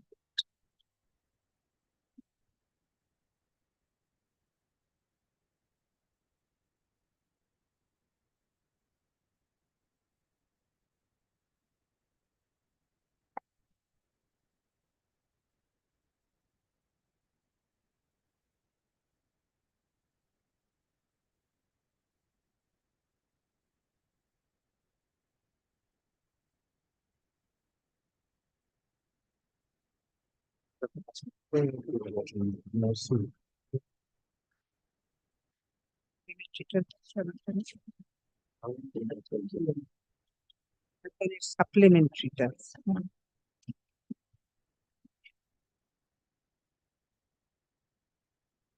So what you are contending is that 99 will not apply because the project has been stalled.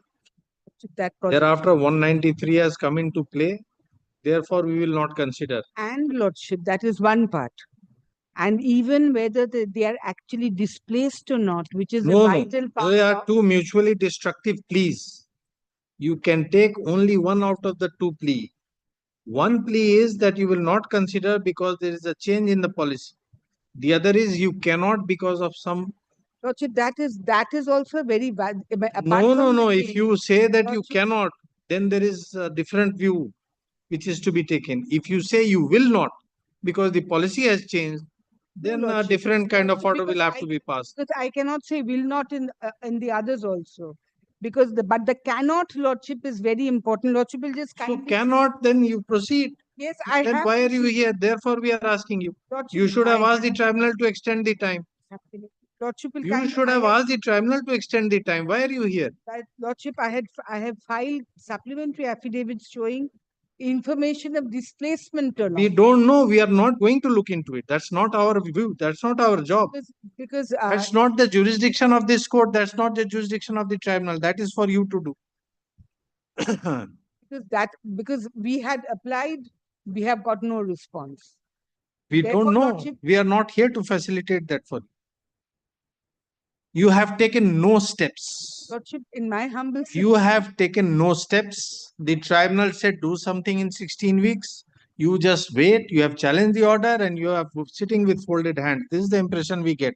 Now, when it is taken up, you say we can't do it because this information is not here. Why did you not ask the tribunal to facilitate this or to grant you more time for this? Why? Why are you here? because of just to bring these facts. This is not the place. We didn't pass any order. Why are you informing us? Why are you informing us? The exact plea that you had taken a while ago has been considered and rejected in this case. Whether RB 193 will apply, whether you are bound to consider, has been considered and rejected by holding that your stand is not tenable.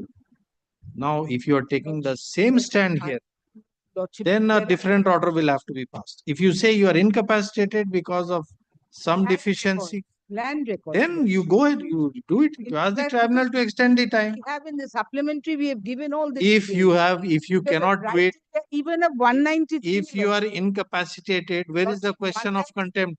Lordship, 193 is that whether they are displaced or not. And just a few cases, we find that we have the evidence, otherwise no evidence. We don't know. Therefore, Lordship, if you cannot do it, then where is the question of contempt?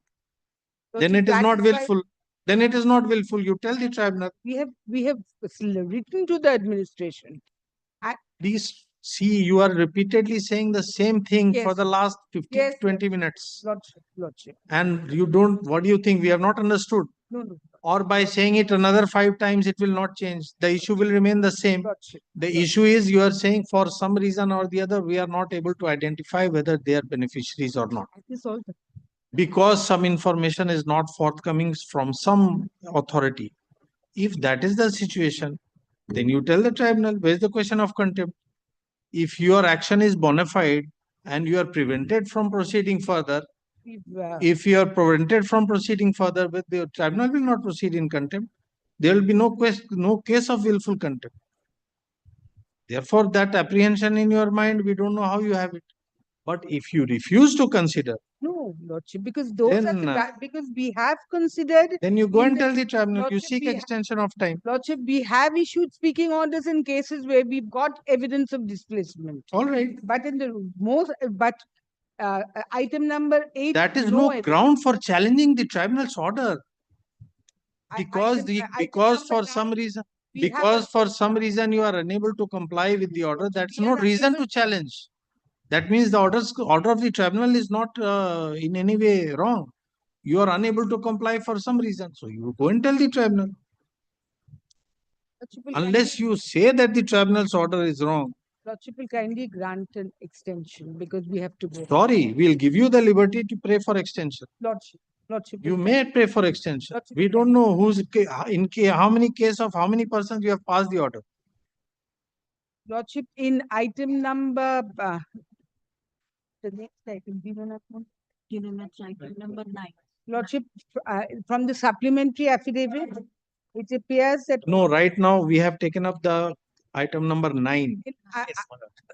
in nine, Nine, there are how many petitioners? there are total. How many respondents? Total 42. 42. How many, in case of how many persons you have passed the order? 1, 2, 3, 4, 5, 6, 7. Can't be like this. You please give us Lordship, I'll just check. a list of how 10, many. 10. Give us a list of specific persons in whose case you could not have passed the order. We'll allow you liberty to seek extension of time for that purpose. Lordship, And from who this information is to come? From the district magistrate? Was he party to the OA? he was not party today, but we had written to him. Was he a party to the OA? No, my lord. We have written, he was not. They are not party. We have written. My lord, I may be allowed. We have written. to Land them. transfer certificate already issued by the railway authority. Why taking such land? Relation transfer. The land transfer certificate had been issued by the OST railway authority. And now this is the last stage. They are taking this plea, the display certificate is to be required from the state government. Where will you? That plea was You not sort out. the You sort out the tribunal. number of persons. Give us. We'll come back. In the meantime, you I'll can sort sort out.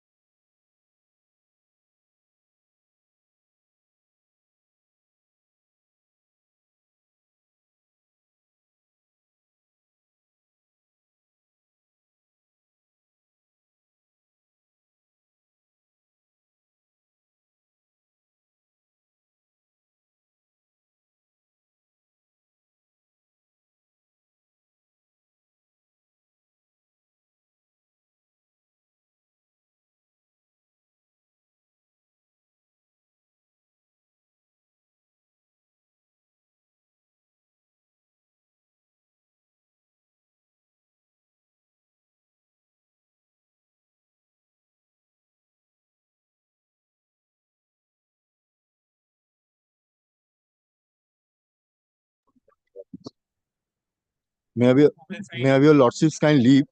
My lord, item number 16, my lord, is fixed at 2 p.m. of the appellate side. My lord, my learned senior friend is there, my lord, the other side. My lord, Mr. Sarnal was leading me, my lord, was addressing before your lordship, my lord. My lord, personal difficulties, my lord, he has not come to court today, my lord. You can't wait for that list to be called. My lord. Yes. Call the original side. Please, your lordship. I had completed, your lordship, the other side was responding. I'll just wait.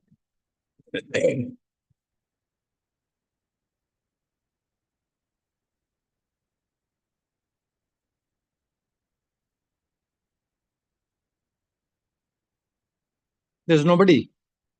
I can see the clerk and my junior. Lordship, my senior is on her legs, Your Lordship. Just It's a fixed matter for you and on legs. What kind of mentioning you are doing at this time?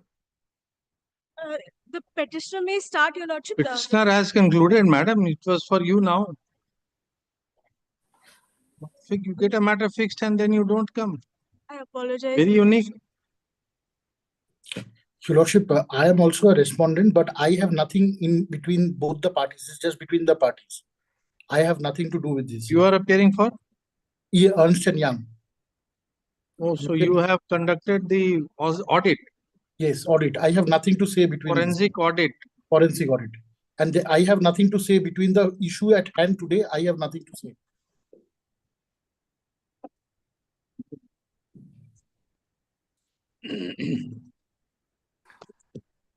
You had made all your submissions, but we have not seen the EOGM resolution. EOGM was not part of the, my lord, the EOGM, by virtue of which respondent number 3 was asked. No, the EOGM, which is your prayer A. Prayer A, my lord.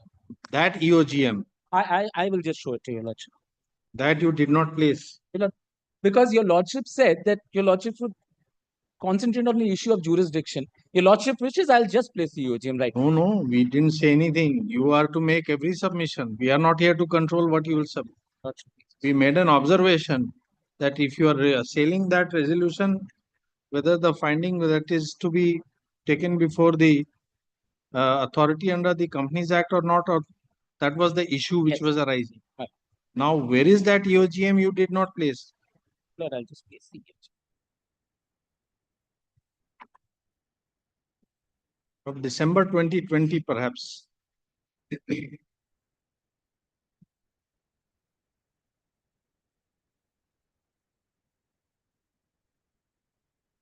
Yes, December 12, December 20. I'll just take a minute, my lord. I was Come to a little page, off guard. So I'll just take come to page 2, volume 2, page 201, volume 2.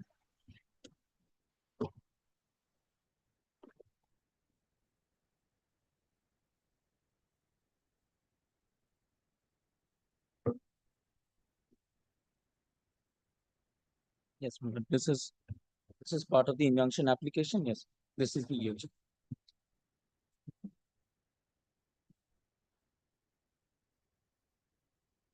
What is the relevant, which is the relevant portion? It's quite a longish one. Yes, my lord. This running to 14, 15 pages. Yes, because a lot of members pertain to a lot of members of the Calcutta club, that committee. The relevant portion pertaining to my client. Oh, the 3 resolutions are at page 214. Yes, my lord. But I am just pointing out what was said with regard to my client.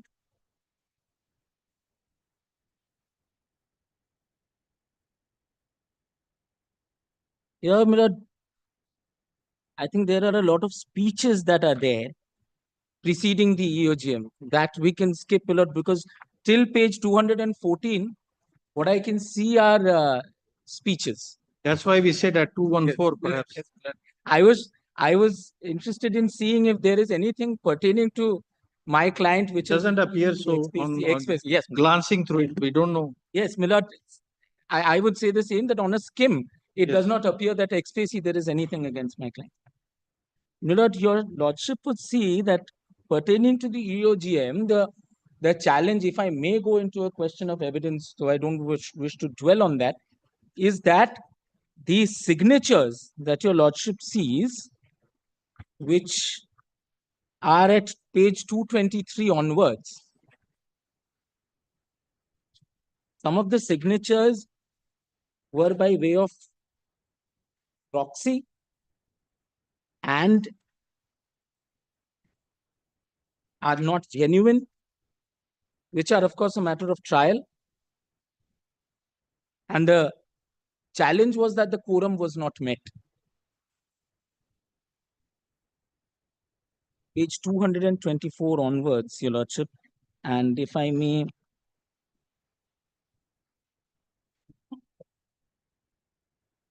So the three resolutions are at page 214. yes.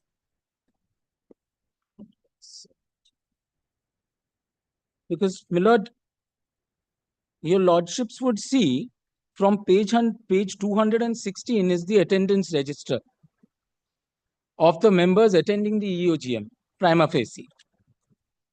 And there are about, and I'm not even going into the question of proxy, it's a question of evidence. My lord, would come to page 222, 317 attendees. And then 226 onwards, there are 346 odd signatures. 56, my lord, page 251, 241, I'm sorry. Let us see what the resolution is. My lord, yes. So that was just the genesis. I had to challenge it, my lord, because if the genesis is wrong, then everything. Where is the resolution which you are offended by? Oh.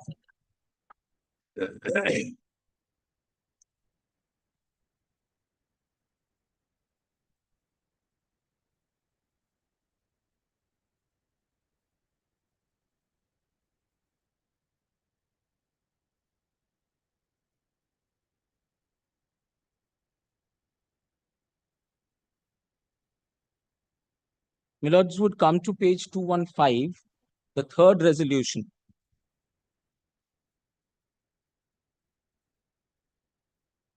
These are actions that were ratified by the club in its AGM. And of course, because of a political overhaul, a postmortem is being done. But we don't understand how it pertains to misconduct by my client. Firstly, the club has suffered no loss. They've never even quantified the loss. And as on date, my lord, the club has got back all its investments. So there's no question of a loss.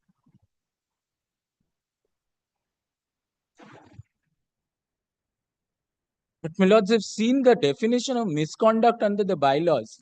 That you have already done. But the rest of the submissions, my lord, I'll just rejoin as and when my learned friend finishes. Yes. Yes. Malad, on the earlier occasion, I had indicated, I had taken a point, Malad, that it ought to have been an appeal from a decree. Now, Malad, that was on the maintainability of the appeal per se. Now, Malad, apropos the submissions made by my learned friend, if your lordship kindly takes up the plaint first. That the paper book, it appears at page, Malad, 1.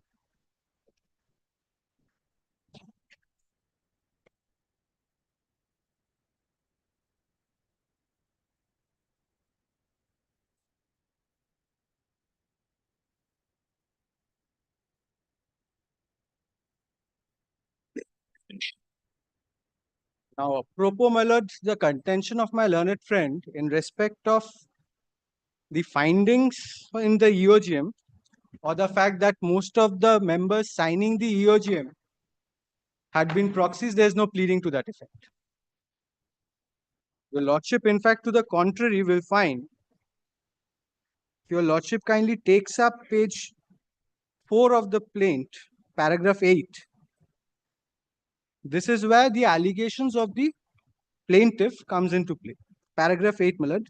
The plaintiff on 19th August 2021 was shocked to receive a letter dated 18th August 2021 purporting to be a show cause on the letterhead of the defendant number 1 signed by the defendant number 2. The said letter is such and such. Thereafter, my lord, paragraph 9, the aforesaid letter dated 18th August 2021 contains several unfounded allegations leveled against the plaintiff concerning investment decisions taken by the plaintiff during his tenure as the Finance Subcommittee Chairman, which decisions had been duly ratified by the defendant number 1. The said allegations were purportedly on the basis of a so-called forensic audit review conducted by the defendant number 3, which was appointed by the defendant number 2 pursuant to the resolutions adopted in an alleged extraordinary general meeting of the defendant number 1 held on 12th December 2020. Now, my lord, this, my lord, concerns the first relief which has been sought for by the plaintiff, that is the declaration that the EOGM of the defendant number 1 held on 12th December 2020 and all actions emanating therefrom are illegal and invalid. That is relief A, which has been claimed by the plaintiff, the appellant before your lordship. Now, thereafter, prayer B is a decree for declaration that the letter dated 18th August 2021 issued by the defendant number 1 to the plaintiff is wrongful and invalid. Now, my lord, to take it further, if your lordship now comes back to, my lord, paragraph 10 now, at the next page, page 5 of the plaint, the aforesaid letter dated 18th August 2021 alleged that a purported forensic audit report was submitted by the defendant number 3 before the newly appointed management committee of the defendant number 1. It was further mentioned in the said letter that the management committee had adopted certain resolutions pursuant to considering such purported report. It was mentioned therein that a resolution has been passed to hold an inquiry against inter alia the plaintiff in accordance with Article 45C of the Articles of Association of the defendant number 1. The said letter alleged that the plaintiff had committed acts of misconduct constituting breach of the bylaws of the defendant number 1, which would affect the stability and internal management of the defendant number 1 and was likely to interrupt the harmony of the defendant number 1. Now, my lord, pausing here for a moment, the challenge at all material point of time had been mounted as against the EOGM, my lord, the extraordinary general meeting which was held by the defendant number 1 on 12th of December 2020. Now, my lord, thereafter, paragraph 11, the aforesaid purported show cause letter contained allegations without basis against the plaintiff pertaining to the investments in the certain bonds and fixed deposits as mentioned there. Now, my lord, thereafter, the allegations which can be culled out from the letter of the 18th August 2021, I'm not troubling with your lordship with that. Now, your lordship will find the endeavor of the plaintiff had been such, both in the plaint as well as the written representation given before the management committee of the defendant number 1, had been that the plaintiff had been in no default. And the acts committed by it had been on behalf of the defendant number 1, which had subsequently been ratified. Whereas the finding of the management committee is based on the report which has been submitted to it by the defendant number 3, the forensic audit report. So, my lord, the genesis which my learned friend says actually arises out of the EOGM which was held on 12th of December 2020. There was a resolution adopted, passed, which forms the primary relief, the challenge to which forms the primary relief which has been claimed by the plaintiff before this honorable court, my lord. Because this subsequently stood transferred, my lord. Now, my lord, thereafter, I'll directly take your lordship to paragraph 20. Because that is where, my lord, the challenge of the plaintiff can be culled out, whatever the challenge is. Paragraph 20, my lord, at page 9 of the plaint. The plaintiff further submitted in his reply that the purported forensic report, now, my lord, pausing here for a moment, they had also replied to the show cause notice which was issued on 18th of August 2021. The plaintiff further submitted in his reply that the purported forensic report of the defendant number 3 did not meet the requirements of a forensic audit. The plaintiff states that the letter dated 18th August 2021 mentioned that a resolution was taken in the purported EOGM dated 12th December 2020 for a detailed forensic audit to be carried out by a reputed chartered accountant firm. Without prejudice to the submissions that the aforesaid EOGM is invalid in the eye of law, a perusal of the so-called report review submitted by the defendant number 3 would clearly show that the same is an unsigned report, which is in violation of the requirement mandated by the Institute of Chartered Accountants of India regarding the signing of audit reports. The plaintiff submits that the aforesaid facts raise a serious suspicion regarding the validity and or credibility of the purported report submitted by the defendant number 3. Despite the unreasonably short time given to the plaintiff to submit his reply, considering the voluminous document to be perused and the plaintiff advanced age and eyesight problem, the plaintiff tried his utmost to provide his response to the defendant number 1 with regard to the allegation made against him, along with the supporting documents in support of his response. So, my lord, this is not a case where he has been denied an opportunity of hearing. The plaintiff provided the explanation as to why the investments were sound and prudent investments for the benefit of the defendant number 1. 21, next paragraph, my lord. It was further stated by the plaintiff that the provisions of Article 45C of the Memorandum and Articles of Association of the defendant number 1, read with the applicable bylaws of the defendant number 1, were not attracted in the present case. It was further stated that by the plaintiff that all such decisions were in any event duly ratified at the management committee meeting of the defendant number 1. The plaintiff states that all the allegations made in the purported show cause notice do not attract the requirements under Article 45 of the Articles of Association read with the bylaws of the defendant number 1. The bylaws of the defendant number 1 are annexed herein. 22. Without prejudice to his submissions, plaintiff asked for an opportunity to be heard personally in the matter. Thereafter, my lord, paragraph 23, the defendant number 2, through an email issued by a letter dated 7th September 2021 on behalf of the defendant number 1, stating that the management committee of the defendant number 1 had agreed to hear the plaintiff in person on 11th September 2021. The email containing the said letter from the defendant number 2 on behalf of the defendant number 1 to the plaintiff is annexed hereto and marked with as annexed to such and such.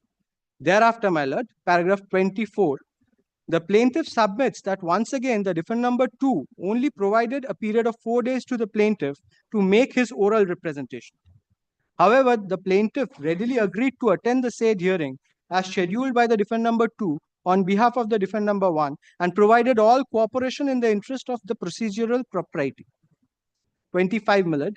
The plaintiff further submitted a supplementary written submission dated 11th September 2021 to the defendant number 1, which was duly received on behalf of the defendant number 1.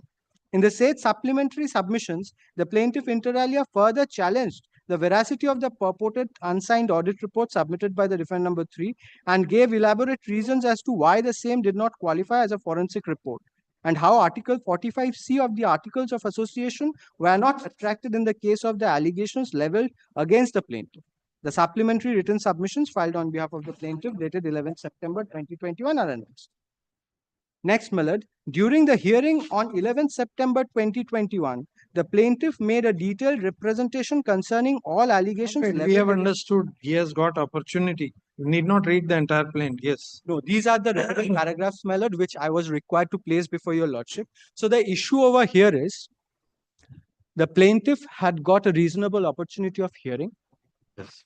Now, my lord, thereafter, what he strikes at is the EOGM of 12th December 2020. That is the primary challenge. And of course, my lord, the consequential steps, because your lordship will also find the prayers that have been sought for by the plaintiff relates exactly, my lord, to the letter of the show cause notice, which was dated 18th of August 2021, which of course emanates from the 12th of December 2020 EOGM. That has also been challenged. That has also been challenged. Yes. So that is exactly the point, my lord, what I'm trying to drive at. Your lordship, the issue over here is the challenge is primarily to the EOGM and the steps taken by the defendant number 1 in pursuance of that particular EOGM of 12th December 2021. 2020. I'm so sorry, my lord. Now the reliefs, my lord, that they have claimed, because thereafter I'll directly take your lordship through the order, the impugned order, my lord. The relief has been claimed at page 19 of the plaint, my lord.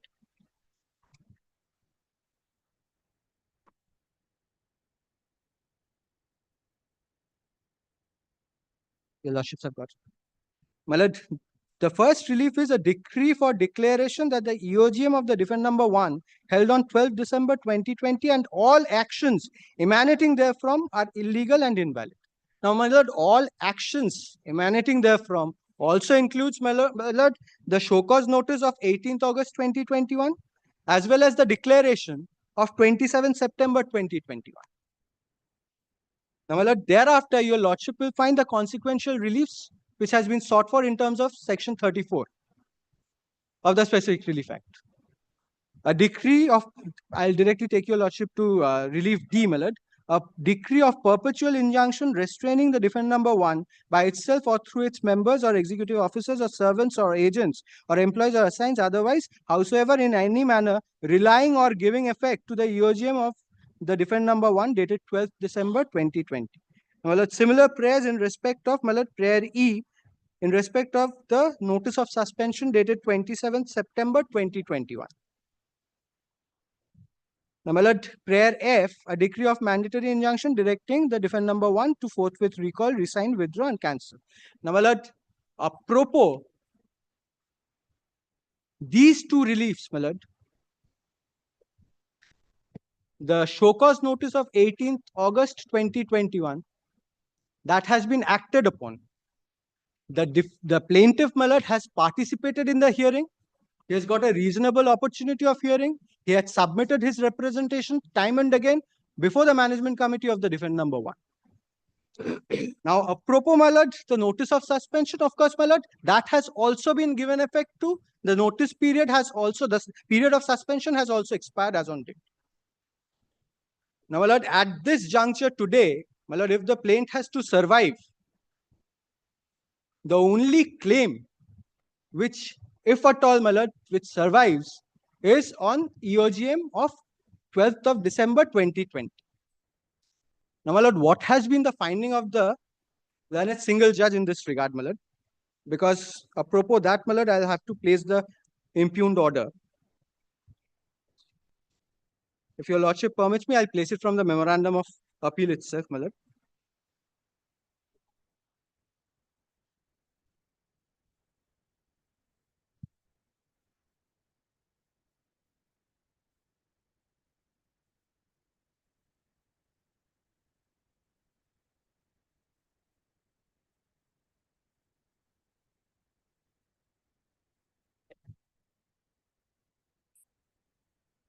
Well,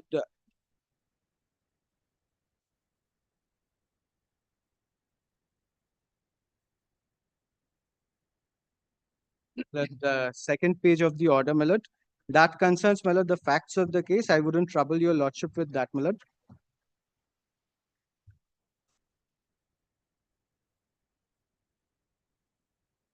I'll directly take your lordship to page 6 of the order impugned. The last paragraph. As to, my lord, what had been the contention of the defendant, the respondent before, respondent numbers 1 and 2 before the learned single judge. Page 6, my lord, the last paragraph.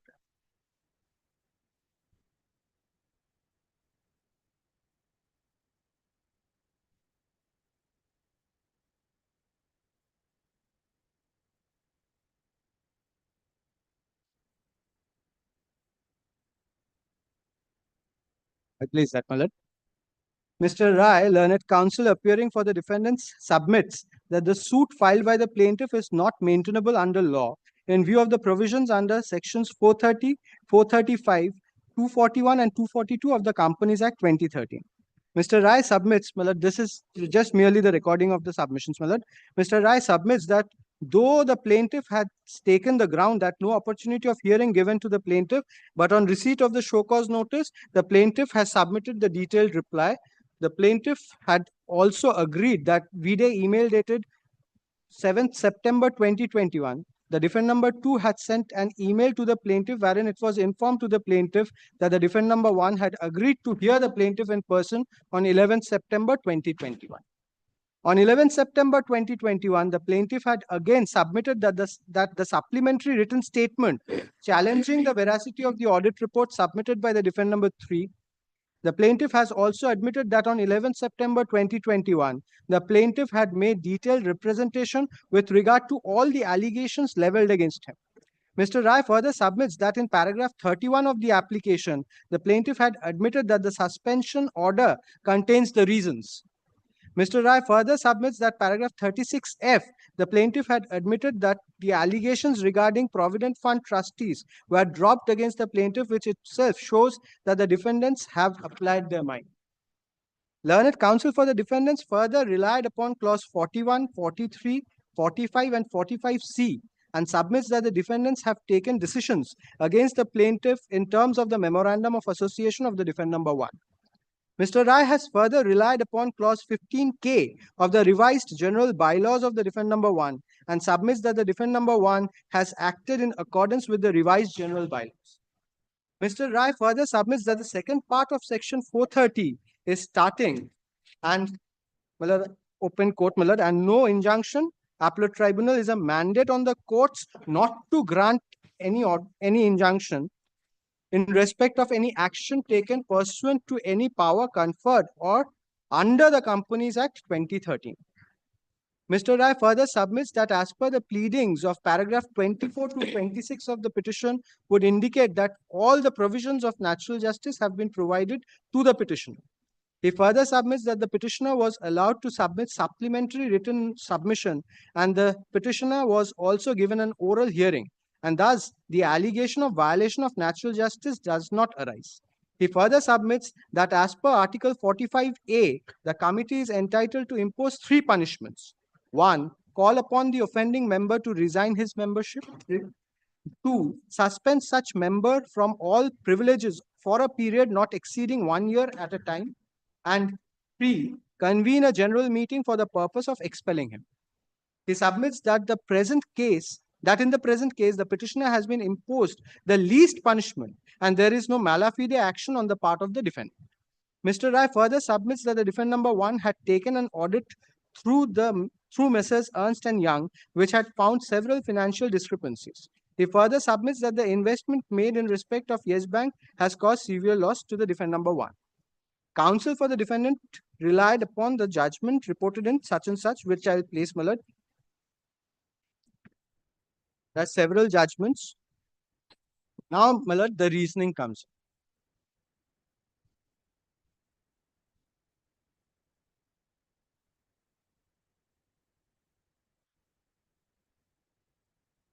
Yes. Now, my lord, at page 9, my lord, from the 3rd paragraph onwards, the reasoning comes in.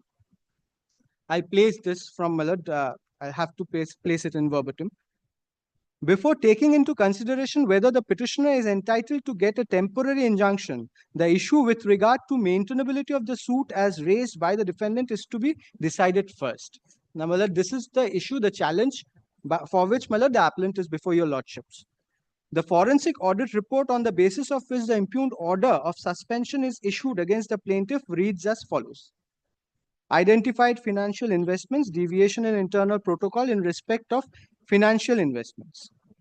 As per the established process, financial controller needs to inform. I wouldn't trouble your lordship, my lord, because this, my lord, in reality, my lord, demonstrates, my lord, what had been the reasons for which the plaintiff had been suspended from his membership. Now, my lord, the next page, my lord, page 10, is where the relevant provisions of the statute had been called out by the learned single judge, my lord.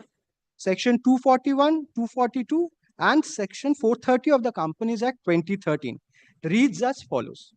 241. Application to the tribunal for relief in cases of oppression, etc. Subsection 1, my lord. Any member of a company who complains that A, the affairs of the company have been or are being conducted in a manner prejudicial to the public interest or in a manner prejudicial or oppressive to him. Now, my lord, in the present case, the issue is that the defendant number 1 had acted in a manner which is prejudicial or oppressive to the plaintiff or any other member or members in a manner prejudicial to the interest of the company. Or B, I wouldn't trouble your lordship with that because that might not be material in the present case. I'll directly take your lordship, my lord, to page 12, because 241 says what constitutes an act of mismanagement or oppression. 242, my lord, states the powers of the tribunal. 1. If on any application made under section 241, the tribunal is of the opinion, A, that the company's affairs have been or are being conducted in a manner prejudicial or oppressive to any member or members, or prejudicial to public interest, or in a manner prejudicial to the interests of the company. Now, my lord, pausing here for a moment, that is the case which has been made out by the plaintiff. That the plaintiff is a member of the defendant number 1, and the defendant number 1 had been conducted, the affairs of the defendant number 1, including the membership of, as in the investments, my lord, that relates, the manner in which the plaintiff had conducted it is prejudicial and oppressive to the plaintiff, because, my lord, the plaintiff, according to the plaintiff, it had conducted itself in the appropriate manner. According to the defendant number 1, it is an inappropriate manner in which the plaintiff had conducted itself as the chairman of the finance subcommittee. Or members prejudicial to public interest or in a manner prejudicial to the interests of the company. Now, my lord, I wouldn't trouble your lordship any further with this particular provision. Subsection 2 says, without prejudice to the generality of the powers under subsection 1, an order under subsection may provide for A, regulation of conduct of affairs of the company in future. Because the case of the defendant number 1 before the learned single judge, my lord, at all material point of time had been, my lord, that the challenge had been to the EOGM. That is what can be called out, my lord, from the plaint also. The reliefs claimed are also challenging the EOGM. Now, my lord, the statute provides, the Companies Act 2013 provides in terms of section 241, my lord, if the manner in which the company's affairs have been conducted, which is prejudicial to the or oppressive to the interest of a particular member, he can take out an application in term under section 242 before the National Company Law Tribunal in terms of section 242 of the Companies Act. And the companies and the National Company Law Tribunal, the NCLT, is also empowered to pass appropriate orders in terms of section 242, subsection 2. In fact, my lord, subsection 2, clause M provides at the next page, my lord, paragraph 13. L and M, my lord, imposition of costs as may be deemed fit by the tribunal. M,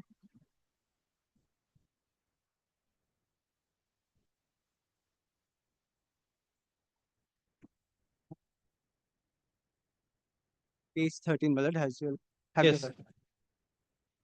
Clause L, my lord, imposition of costs as may be deemed fit by the tribunal. M, any other matter for which, in the opinion of the tribunal, it is just and equitable that the provision should be made. Now, my lord, thereafter, the next page, my lord, page 14, subsection 4 also makes a provision as to what can be the powers of the tribunal, my lord. The tribunal may, on the application of any party to the proceeding, make any interim order which it thinks fit for regulating the conduct of the company's affairs upon such terms and conditions as appear to it to be just and equitable. Now, my lord, thereafter, my lord, kindly takes up the portion, my lord, where section 430 has been, the excerpts thereof had been laid down. Page 14 only, my lord, the last paragraph.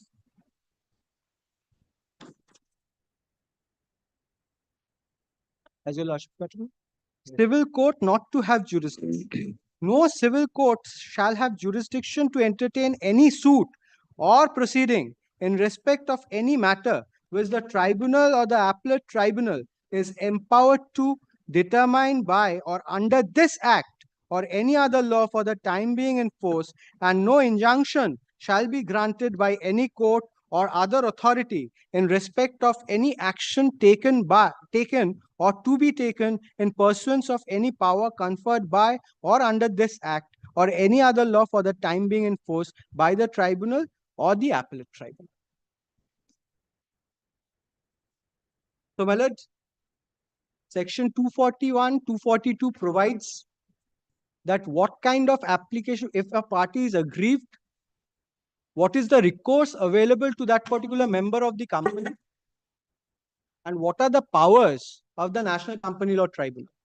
And section 430 is a consequential part, my lord, where the statute itself prescribes that no civil court shall have jurisdiction in cases where the tribunal itself has been empowered to exercise jurisdiction. Yes. Now, my lord, the reasoning which has been rendered by the single judge. The plaintiff has relied upon the judgment passed by the Honorable High Court at Calcutta, page 15 only, my lord, the second paragraph. The plaintiff has relied upon judgment passed by the Honorable High Court, Madras, in the case of P.D. Prandhaman, Supra. My lord, thereafter it quotes the judgment. It's very important, my lord. 2. The petitioner herein is the plaintiff in the suit. Challenging the suspension order dated 18th October 2013, he filed the suit OS number such and such, seeking declaration of the suspension order passed by the respondent dated such and such as null and void, on the ground that the same is against the bylaws of the defendant club, and also sought consequential injunction. Next paragraph, my lord, 7. It is not in dispute that as per section 9 of the Code of Civil Procedure, civil court has got injunction to try all suits of civil nature except the suits which are either expressly or impliedly barred by any law. Hence, the court below has got jurisdiction to try the suit. In that suit, IA number such and such was filed by the petitioner plaintiff under Order 39, Rules 1 and 2. Here in the instant case, as per the order dated 18th October, the petitioner was suspended by the Honorary Secretary of the Respondent Club with effect from 19th October 2013. It is seen that the mandatory provisions of Rule 28C of the bylaws was not complied with by the respondent as stipulated in the provision of law. 44. However, having considered the facts and circumstances, the court is of the view that the suspension orders passed against the petitioner is against bylaws and the principles of natural justice. Now, my lord, in the present case, my lord, your lordships have seen the specific pleadings, the averments of the plaintiff, that they have been given adequate opportunity, my lord, and offered opportunities of hearing as well as to participate in the meetings which has been held by the defendant club for the purposes of conducting in terms of the EOGM of 12th December 2020. It has been made clear that there is prima facie case made out and balance of convenience is also in favor of the petitioner. As contended by the learned senior counsel appearing for the petitioner, if interim injunction is not granted, the orders of suspension preventing the petitioner from entering into the premises of the club, either as member or guest of other members, would cause irreparable loss, and even if the suspension order against the petitioner is revoked later on, the past dates cannot be brought back again. In order to provide concession to the petitioner, as contemplated under Order 39, Rule 1 and 2, the petitioner has established his right to get interim injunction based on the admitted facts and violation of the mandatory provisions of the bylaws by the respondent.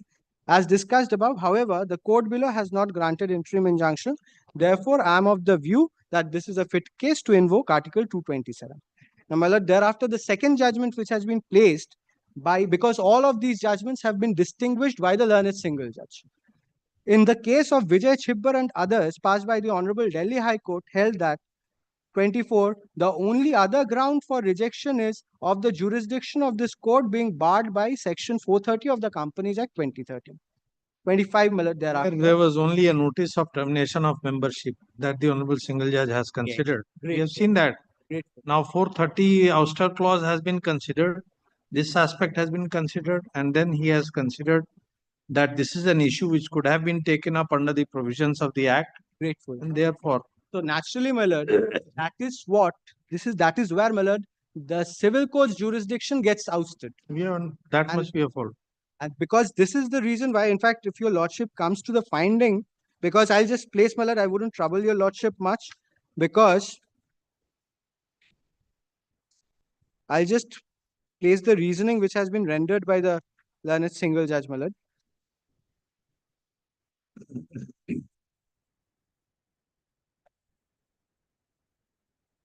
page 24 of the impugned order, my lord.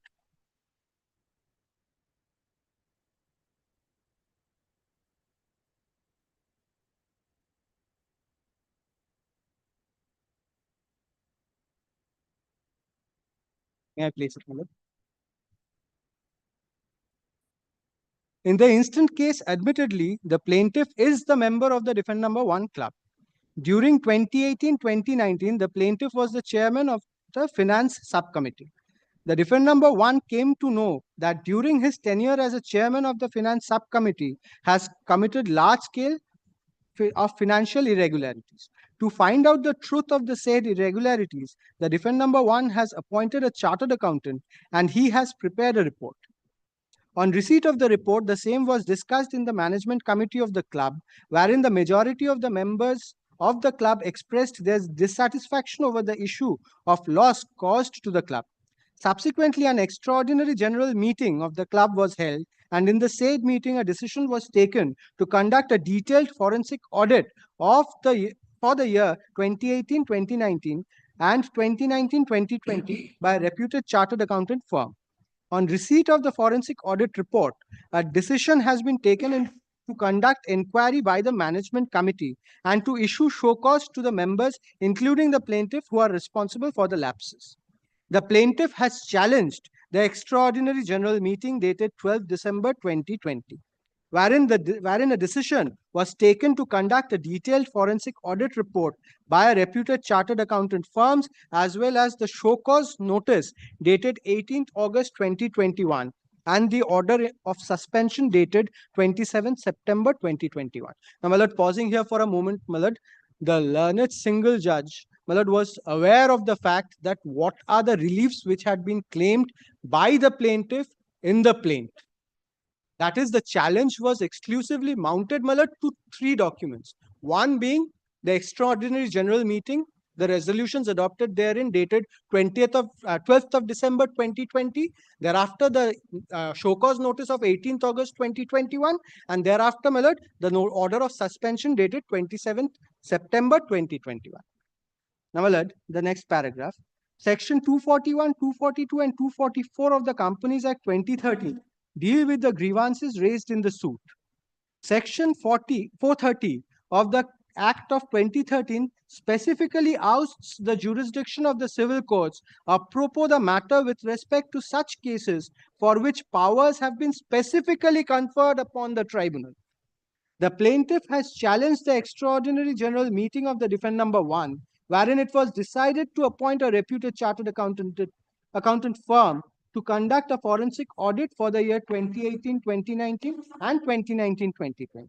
On receipt of the said report, the committee of the defendant club has accepted the report and proceeding is initiated against the plaintiff and other members of the club.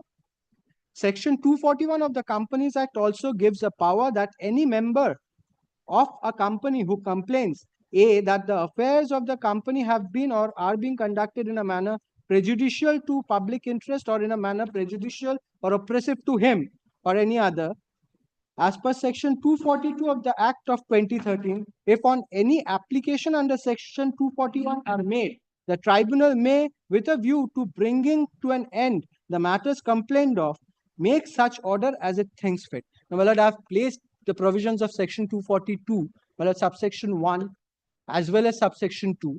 Subsection 2, my lord, lays down what are the kinds of orders which can be passed by the learned NCLT, my lord, for the purposes of preventing any such oppressive or mismanagement which had been conducted at the instance of the defendant company.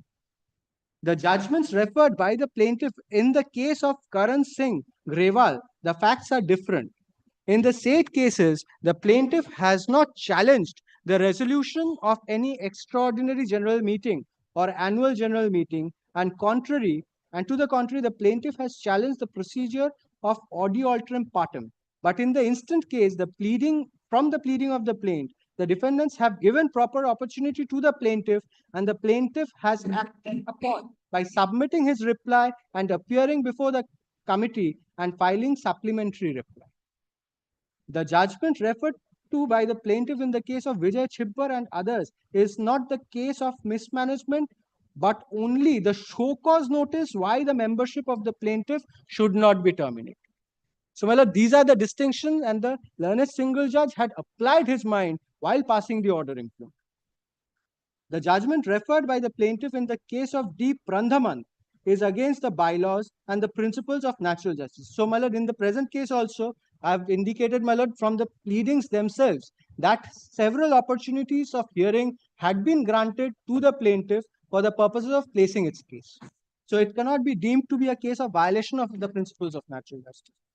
Thus, this court is of the view that the judgment referred by the plaintiff is not applicable in the case of the plaintiff.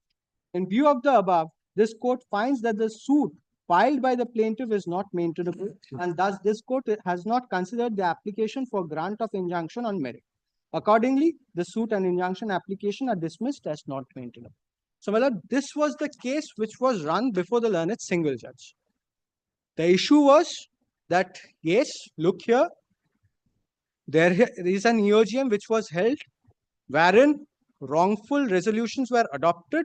That forms the subject matter of challenge in the suit. Thereafter, there was a show cause notice which was issued on 18th of August 2021. That also forms the subject matter of challenge because it emanates from the EOGM of 12th December 2020. And, my lord, the order of suspension which was of 27th September 2021. Now, my lord, at this juncture, my lord, the plaintiff had participated in the meetings. The plaintiff had also acted upon insofar as the suspension order is concerned. The period of suspension is also now over. Now, the extraordinary general meeting is the only challenge which, on the last occasion, which has been submitted by my learned friend, that is the relief which survives. Now, if the relief... Sorry to cut my learned friend short. I don't think that was... That was not his submission. He said, even if I don't challenge that, I can challenge it. The other relief is still available too. Even if that... He had submitted quite the contrary of what words you are putting in his mouth today. I'm too ignominious, my lord, to put words into his mouth. Yes. Now, my lord, the issue over here is, if he says that the show cause notice survives... Anyway, that is made his submissions, whatever he had to make. You have already made your submission. The issue at this juncture would be the EOGM was under challenge. All the acts emanate from that was particular. specifically under challenge. Yes. You have shown from the paragraphs, he has also admitted that it was challenged. Absolutely. There is no scope for denial because that is the first pair in his plaint. In paragraph 39, there is a specific averment why he is challenging that EOGM. Absolutely. And he says that because of the EOGM, the consequential action which has taken place also must go. That is what So, my lord, the primary according to challenge- him, the genesis is EOGM and then everything. So, my lord, if in the event the genesis is the EOGM, then obviously, my lord, this Then you say it is 430 ouster and therefore the relief could have been had under the provisions of the Act. LM you have already placed. Absolutely. Now, my lord, there's one more thing, one other ground which has And been taken. natural justice also plea not available. He was issued a show cause. He replied. He was given time for appearing. He said 4 days may not be enough, but still he appeared. He has availed the opportunity. He has filed a supplementary. Grateful, my lord. Grateful. Those are the crux of my submissions, my lord. Now, my lord, there's one more point which has been urged by my learned friend, that there was no application taken out by the defendant for the purposes of this proceedings, rather the suit to be, the plaint to be rejected in terms of No the application in terms of Order 7, Rule 11. Now, my lord, for that, my lord, first I'll place Order 7, Rule 11 once.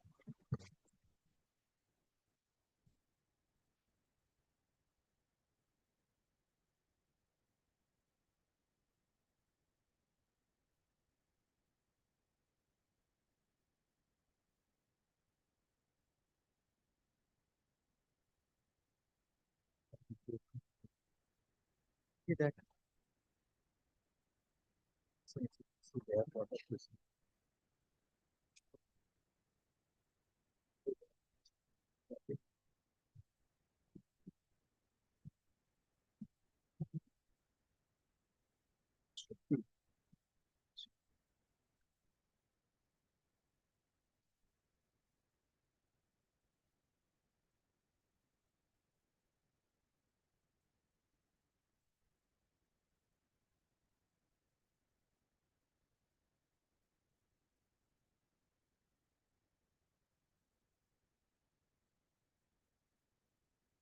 I may place, my lord, Order 7, Rule 11 once.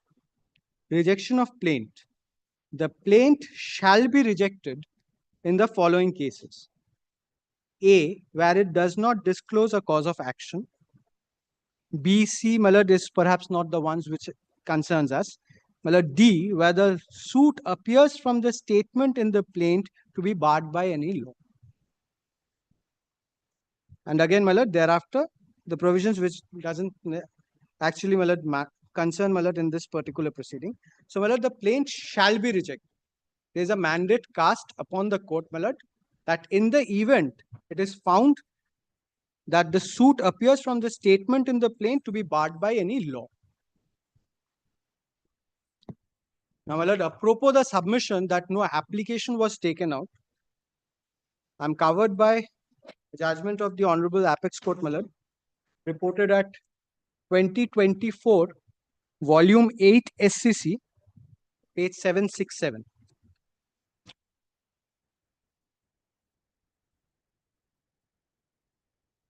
This, my lord, was a case where a suit was sought to be instituted before the Honorable Supreme Court itself in terms of Article 131. And, my lord, thereafter, in that case, the maintainability was also challenged, for which the Honorable Apex Court, my lord, has given a finding at paragraph 28 that in respect of any application, in respect of the applicability of Order 7, Rule 11 of the Code of Civil Procedure, there need not be, my lord, any application formally required. Paragraph 28, my lord. I'm not troubling your lordship with the other proposition. Otherwise, I'll place it from paragraph 27 only, my lord. Duty is cast on the court. The That is duty what is was cast said on- in this judgment. Yes. That, my lord, a formal application for the purposes of. Yes, there are holding many out- provisions in the CPC which say may apply, shall apply on an application being made. Great That point. is not. In this In case, this my lord, it is provision, there is no mandatory. such expression used. In this case, my lord, the plaint shall be It rejected. says shall. This Shall is what be. you are So saying. that is why, my lord, that there is a duty which has been cast upon the court. That is what has been held in this judgment. It is a duty cast on the court. That is what has been held. The duty is cast onto the court. So there is no requirement of a formal application being taken out for the purposes of canvassing the points in terms of Order 7, Rule 11, A to D. There is no requirement. If the court takes it upon itself, my lord, to adjudicate on this particular issue, that whether the suit is maintainable in law or not, or whether it is barred by any law or not, that is something which can be done by the court suo motu. That does not require, my lord, any formal application to be taken. So, my lord, to sum up, my contentions had been threefold. One is, my lord, that the appeal itself is not maintainable in its present form because the order impugned has been challenged in the form of an appeal from an order. I've placed my judgment on the earlier occasion also, my lord, so I'm not reiterating on that. Now, my lord, the second point is in terms of the maintainability, the inherent lack of jurisdiction, my lord, in terms of section 241, 242 and 430 of the Companies Act 2013.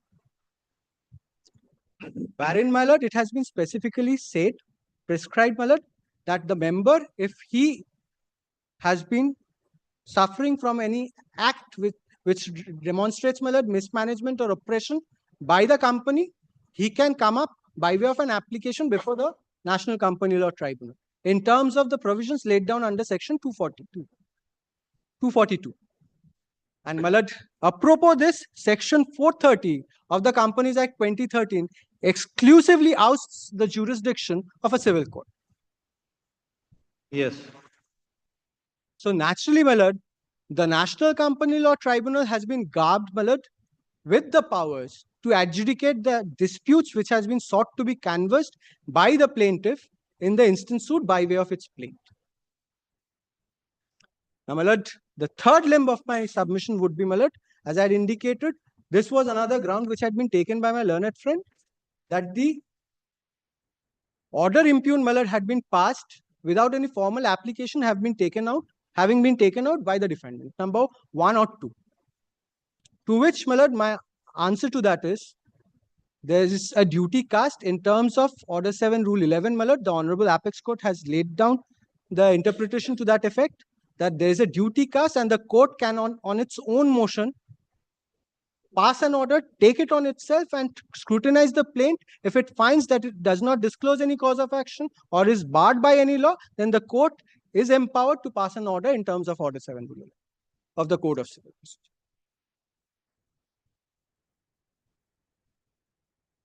And audio alterum partem complied with. That has been complied with. That, my lord, the learned single judge has also clearly dealt with it. No, my lord, that was your fourth submission. that, of course, my lord, but again, since it can be culled out and your lordships have taken judicial note of that. This We are just making prima facie observations. We don't know as of now. But that needs to be taken note of, my lord, because that was an issue and that has never been the case of the plaintiff in its plaint, that no opportunity was granted. No, he says somewhere that I had been granted only 4 days time. My lord, but makes a once he complaint, has but then, participated, but then thereafter he has participated. because he could have reserved it by saying that, look here, I'm not obliged to respond within the 4 days period. That was not his response. He has gone ahead and participated in the proceedings. That will be all, my lord. Grateful. May I be permitted to rejoin you, Lordship? Yes, yes. Mr. Sinha was, my lord, he was perhaps appearing for the defendant number 3 on the last occasion.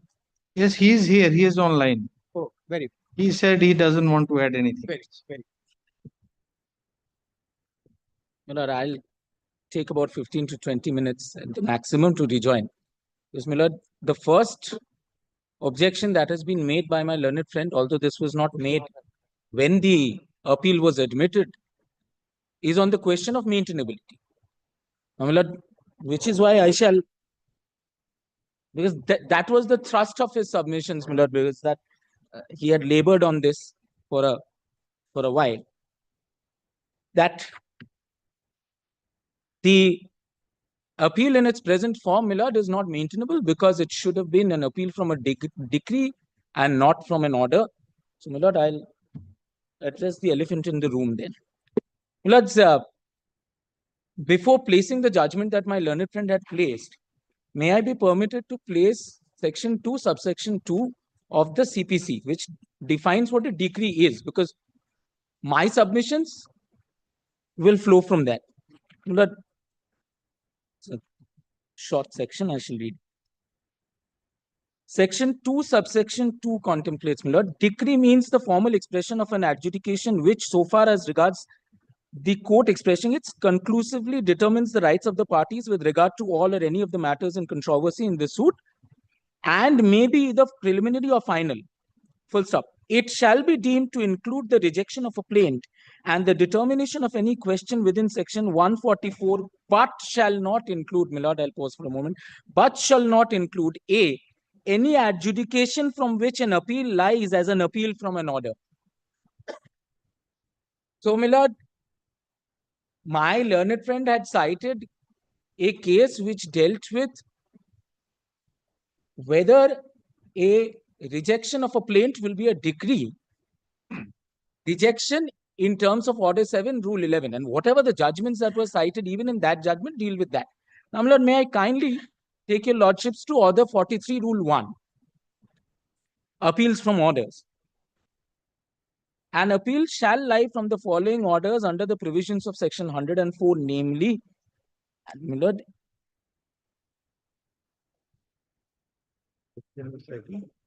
thereafter, yes, R, subsection R, an order under Rule 1, Rule 2, Rule 2A, so and so of Order 39. So, my lord, this has been contemplated as an appeal from order under Order 43, Rule 1. And the legislature was mindful of making an exception of any decree, of any order to be considered as a decree which is appealable otherwise.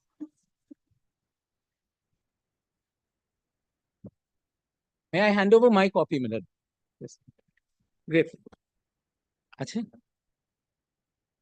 দশারে যদি লাগে আমি দিয়ে দিচ্ছি।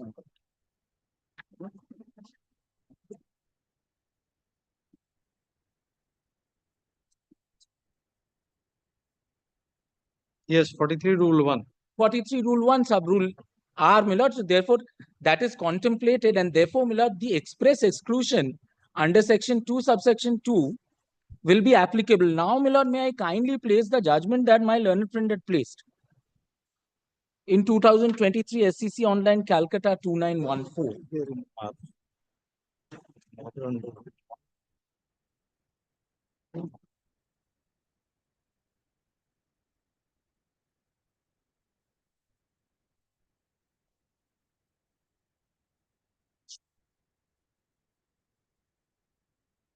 Today, my lords, if I had filed an appeal from a decree, the first exception would have been taken by them that it cannot be in the present form, because there's an exclusion under subsection 2 of section 2. May I kindly place that judgment? Lord, in that judgment, which arose from a revision which arose from an Order 7 Rule 11, shall only refer to one paragraph where the Honorable High Court refers to the judgment of the Honorable Supreme Court. I have the judgment of the Honorable Supreme Court with me. I'm not placing that.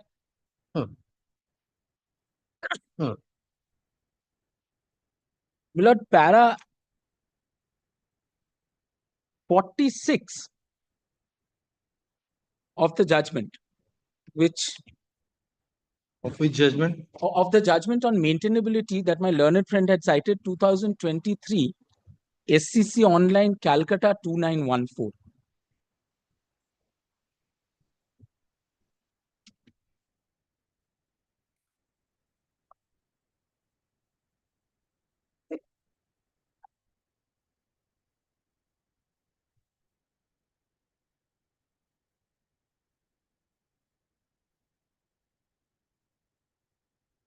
All the judgments, my lord, that were referred to in that judgment arose from an Order 7 Rule 11 situation, which is not an appealable order under Order 43 Rule 1.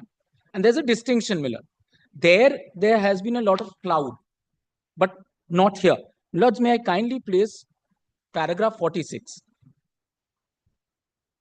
where the judgment of the Honorable Supreme Court in Mangluram Devangan versus Surendra Singh 2011 has been referred to. Lords would kindly consider internal paragraph 11, which is cited at para 46, if your lordships have it. Yes.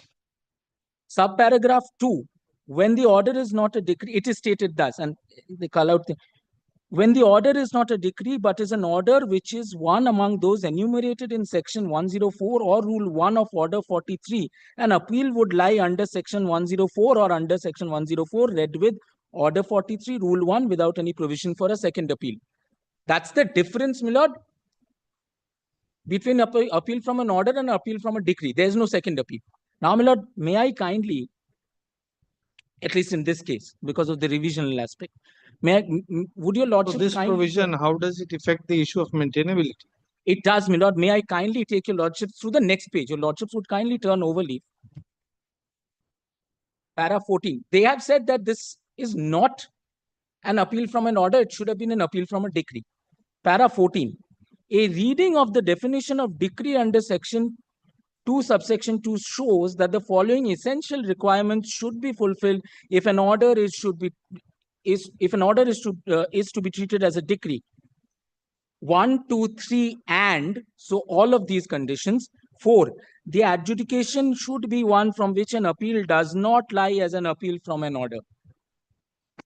Under section 104 or order 43 rule 1, nor should it be an order dismissing so and so. So, my lord, there is a clear distinction from an order 39 rule 1 situation for which an appeal provision is there under order 43 and an order 7 rule 1 rule 11 situation. All the judgments that were cited, even in the judgment of the Honorable Supreme Court in Mangluram Devangan, which I have, I'm not placing because the other side will again seek time to reply. So, my lord, I could not have filed anything but an appeal from an order because this does not qualify as a decree because of the exclusive exception that has been carved out. Now, my lord, yes, I shall take your lordships through what I have understood to be their submission and my response. They have said it is not a case where the plaintiff has been denied opportunity of hearing. Yes, that's not what I'm saying. I am not on audio alterum partem. I am not on violation of natural justice. This is not an administrative law hearing. My lord, I am questioning the entire basis of the suspension, not because I was not given an opportunity of hearing. That's not the substance. Your lordships have gone through the plaint. I don't wish to take your lordships again through the plaint. That is not the substance of my, that has been the substance of the argument of Mr. Ray, learned senior advocate, who represented them before the Honorable Single Judge and the Honorable Single Judge. That is not the tenor of my argument, my lord, that I did not, this is bad, the suspension is bad because I did not get a reasonable opportunity of hearing. That is not a statement that has been made in the plaint. The suspension is bad because I did not violate the bylaws. The suspension is bad because there is no misconduct. A poor financial decision is not misconduct. It at the threshold, at the highest, my lord, it can be an erroneous decision, a faulty decision, not misconduct. To make matters light, my lord, a bad marriage is an erroneous decision. It's not misconduct. Just drawing a parallel. So thereafter, Mr. Sengupta has said, EOGM is my primary challenge. And your lordships did correct, Mr. Sengupta, that EOGM is not my primary challenge. EOGM is my first challenge. Does not make the suspension notice and the order of suspension a tertiary challenge which is linked to the EOGM and cannot survive if the EOGM falls. My lord, Mr. Sengupta did use the phrase that other reliefs under Section 34 of the Specific Relief Act are consequential reliefs. I would like to differ, my lord. They are a consequence of the EOGM, but they are not consequential reliefs insofar as, my lord, even if in the suit it is decided that the EOGM is valid, it can very well be decided that the show cause notice was invalid, that the show cause notice was bad in law because there was no misconduct. It can very well be decided that the suspension was bad because there was no misconduct. That is not, my lord, resting on whether the EOGM argument is sustained as bad or good. It is dehorsed the EOGM argument. It's a separate argument. It flows.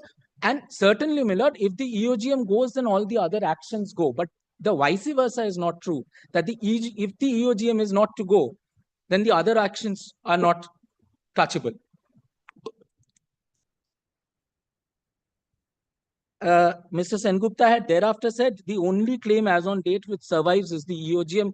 That, with respect, my lord, is not the position. Your lordships, I have taken your lordships through the plaint. Your lordships have seen the declaratory decrees. I am challenging the suspension notice. I am challenging the show cause notice. Thereafter, Mr. Sengupta placed the impugned order, your lordships. And I don't wish to place it again, my lord, but he had said that page 2 onwards of the impugned order deals with the facts.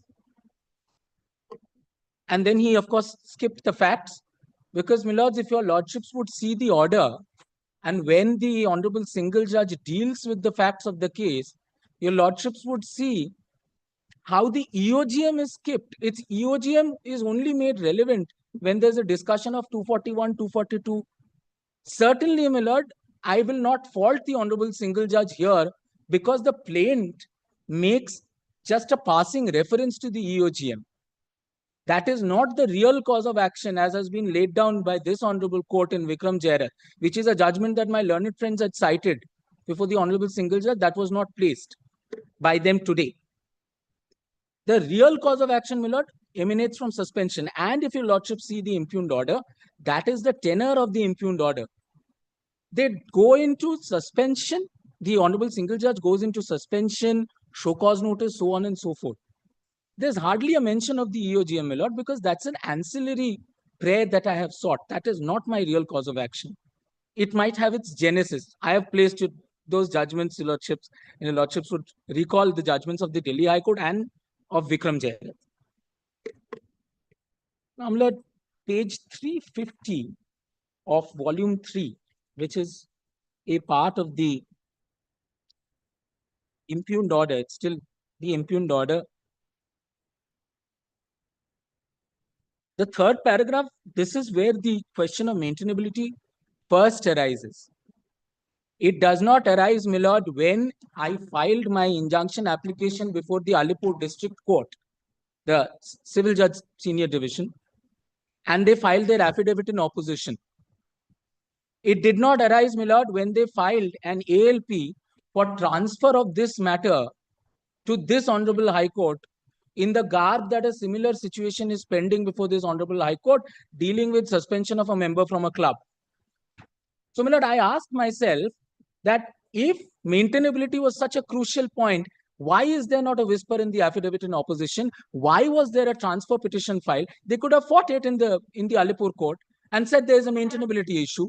What are you referring to? What, page 350, volume Page 3? 350, third paragraph, before taking into consideration whether the petitioner is entitled to get a temporary injunction, that portion, the issue with regard to the maintainability of the suit as raised by the defendant is to be decided first. Raised where is my question? Not in the affidavit in opposition to my injunction application. This you not already argued. This you argued earlier. Sir, Why are you repeating? May I there on? Yes. Move on. Now, Your Lordship may kindly consider the other arguments that I have. No, with regard to the don't repeat. Whatever he has said, you have Yes. denied that. Yes. You need not repeat everything. Certainly. Now, my lord, when Mr. Sengupta did speak about the impugned order, Yes. he did not say how the Honorable Single Judge did not deal with the fact that none of the cases that were cited by them pertain to suspension of a member from a club. And all the cases that were cited by me pertain to suspension of a member from a club. The Honorable Single Judge did not deal with the fact that in the cases that were cited by them, all the reliefs could be granted by NCLT. There was no culling out of reliefs. There was no bifurcation, my lord, of the cause of action. That, okay, even if some of the reliefs This are you have argued on Yes. the first day. This you have argued. Lord, Culling out of another point which was not covered in the impugned judgment and not by my learned friend is, while we look at 241 and 242, we have to look at, my lord, 244.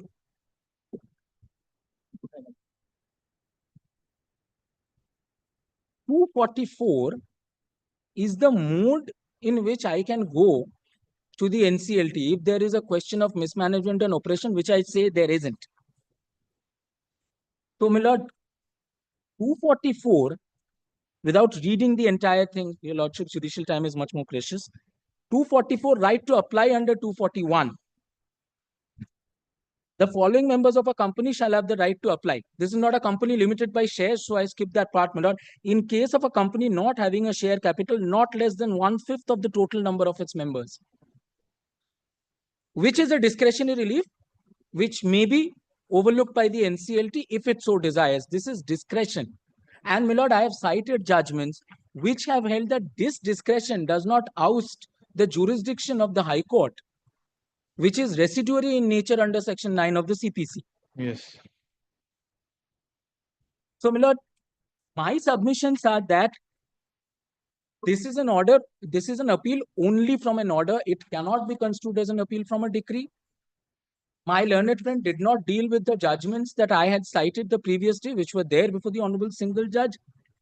And, my lord, the discretionary relief under 244 cannot oust the jurisdiction of the civil court under 430, especially if all the causes of action are not triable by the Honorable NC. Those are my submissions, my lord. I'm grateful for a patience here. Your Lordship, I have nothing to add on this. Yes, this you told us. Yes, the only thing I would just say that matter of suspension in general terms in law can never be delegated to the NCLT. That cannot happen. The law of clubs is very clear on this point. There is nobody has discussed this entire concept of common law of clubs. There's an entire discourse on law of clubs under common law. Suspension, I don't think can go into the question of NCLT. Only that much, Your Lordship. That is what he is also submitting. That That issue of suspension cannot be. He has relied upon judgments also. Yes. It cannot be. Everything just because something company is related cannot be delegated to the NCLT. That will take away the entire High Court jurisdiction, original side jurisdiction. Something comes to the NCLT. Yes. Much of it. Heard the parties, CAB.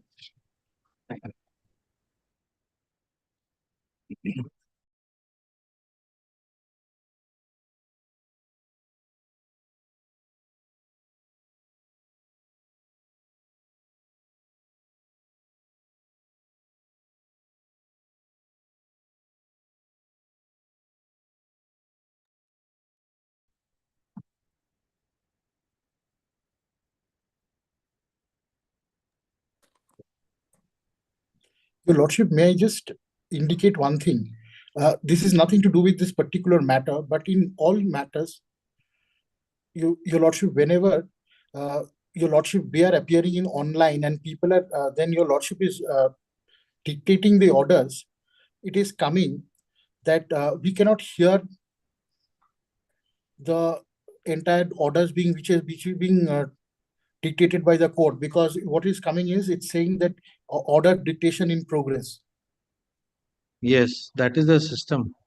But sir, then your counsel must be here. Your assisting or junior counsel must be present in court. But so then that takes away the entire thing of appearance online. This is the way the system is today. That is all I would like to say for the moment. Okay, sir. Much obliged. Yes.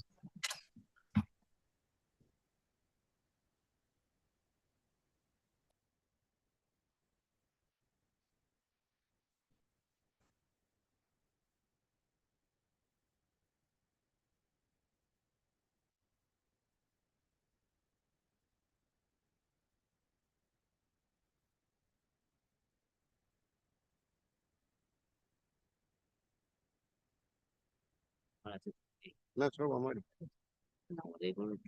ওটা আপনার এখানে নেই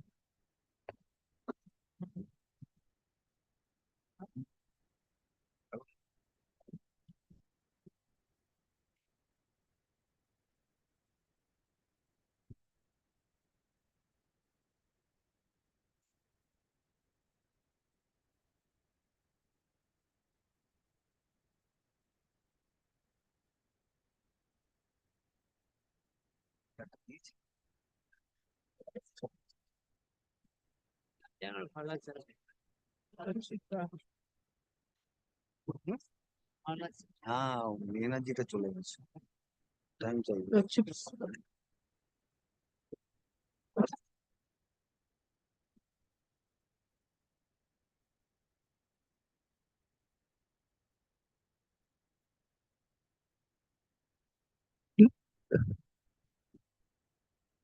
Item number 8. 8, item number 9. এটা চেয়েছিলেন আমি লিস্টটা করে দিয়েছি। Lordship, this is the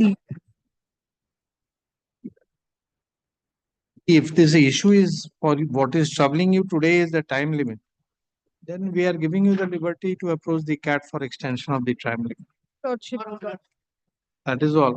But you, because after all, I mean, the compliance, Lordship, some have been those with records we've complied. but you are required to consider. Yes, that is a That very is- vital part of that Yes. circular. Therefore, But the circular to 2010, Lordship, where the screening, whether they are eligible or not, that primary records are not with us. That is with the state government. but how their name must be appearing in some list. Lordship, their names are appearing in some list, but whether they are displaced or not, like with those who have not been displaced, we have been able to consider. But the others we have not been able to.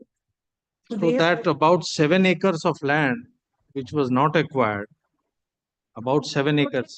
But Apart from that, everybody else, Question whether, I mean, the question is whether they have been displaced from their land or they've got anything in lieu. Those who have provided correct, those that, records, that is why the tribunal has said you examine. and that is why we have asked them to provide us with the records. Who which will they- provide you? The state government. Whether they have gotten, Lordship will kindly see why the circular says, Lordship. 99, come to 99. RBE 99. Lordship sees 2 subclause 2. RBE 99. RBE 99. Lordship, whether there is any displacement, the criteria of the, that is what we are handicapped with. That is why we have come before you, Lordship. Lordship, screening criteria.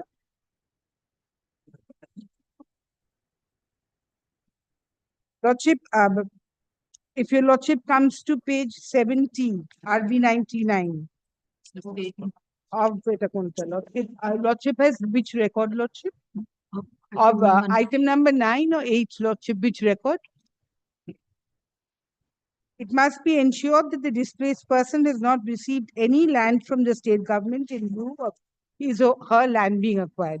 The records that we had, Lordship, those have been done. So, There are no 28 of 21 and 75 of 2020, the only issue being raised was overage age and qualifications. and qualifications. So that has been overruled by the court. The court says you go by RB 99. And in 74, what was the issue? Overage. Overage. Overage and qualification. Both. So therefore, it is more than obvious with that when the tribunal says that consideration has to be in terms of WPCT 74, 28 and 75, it says so because they are to be considered under RBE 99. That is all.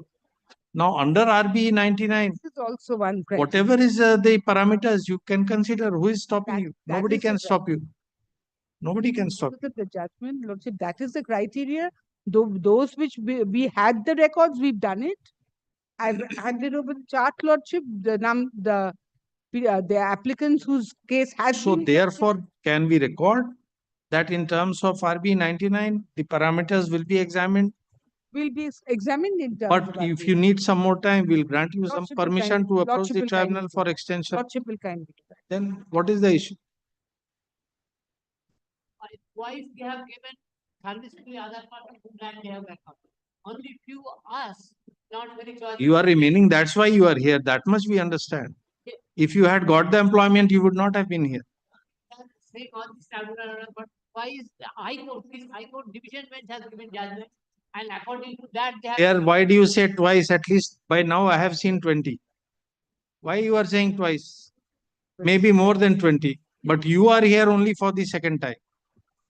You are here for the second time. Last, you were here in that earlier OA. And this time the tribunal has directed, let them consider. How can you be aggrieved by this? You have not challenged the tribunal's order. Then, Well, High Court has given judgment. yes, take down. But in our case, but I may be excused.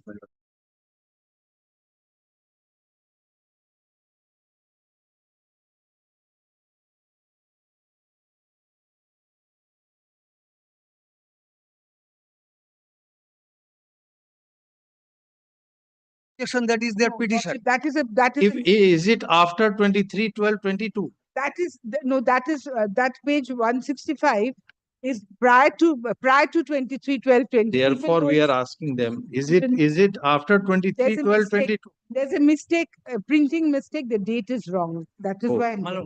They have But the amendments are correct. placed it as finance at P2. No, Lordship. Why, my My lord, that 165. date 165. So that is a All have been that is a mistake. So That that's is a a mistake. mistake in the Which date. master mistake? 23, 12, 22. Ah. It should be government to report by 20 ordered documents. This is not after the tribunal's order. Challenged it a second time because of this consideration. Yes. It is challenged the second time. Even after Huh? that much. Can set aside.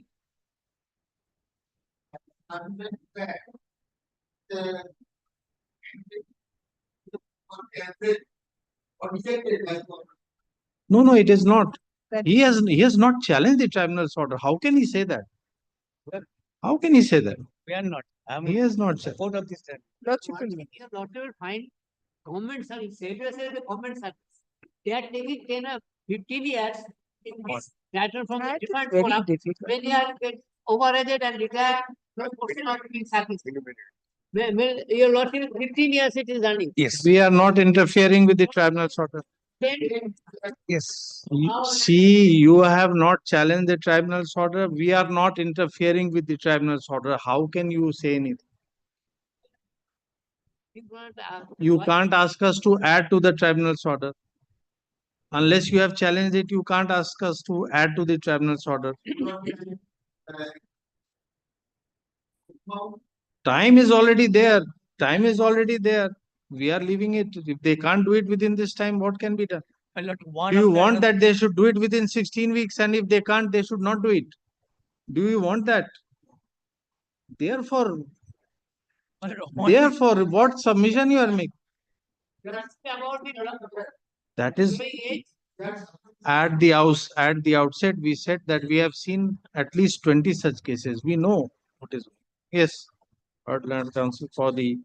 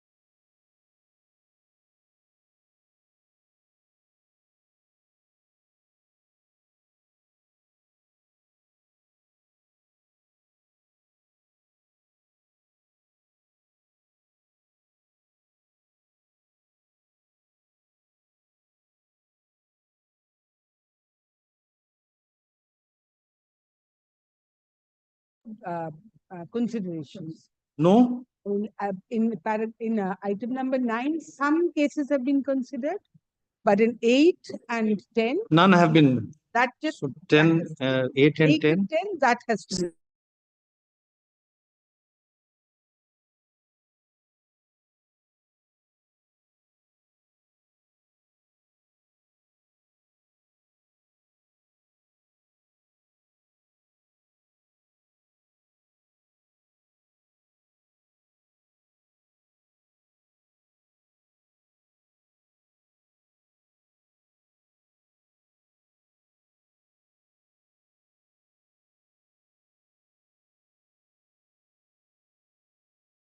Otherwise, another ground they will take out, and again the matter will be continued.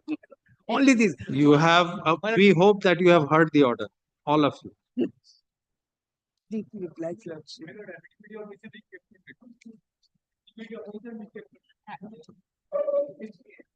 In item number 9, Lordship, there are 42 respondents. He's one of them. About 15 have come before your Lordship. 37. Lordship.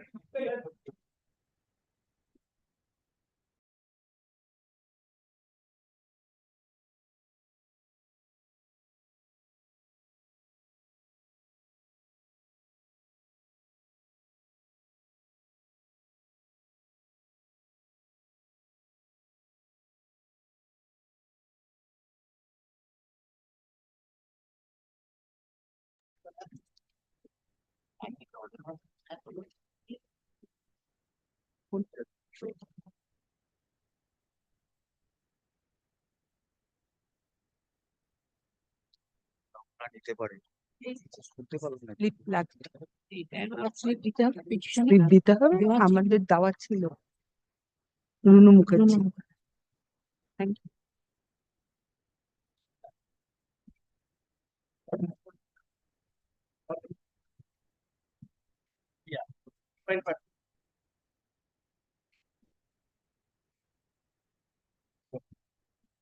And 9 respondent number 5. 9 and respondent number 5.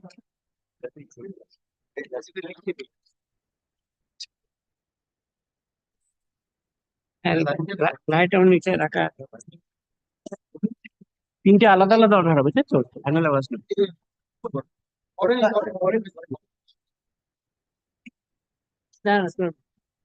না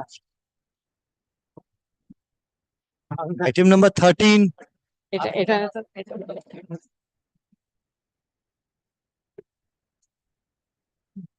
দাদা এই 9 এ শুধু respond number 5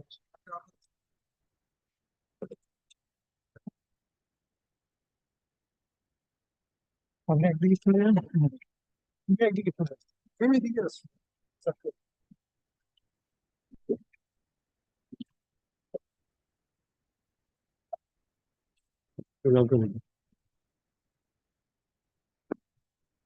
My lord, this is the painful matter before your lordship, my lord.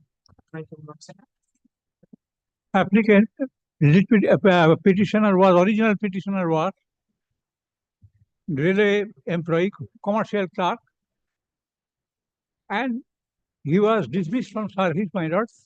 Just a minute. Where's the paper book? Where's the paper book?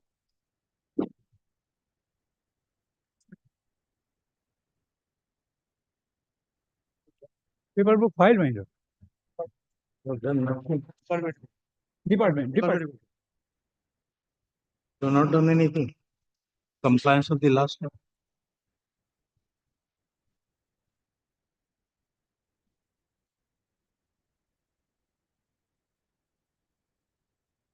But in the website, my lord, it shows the paper book submitted.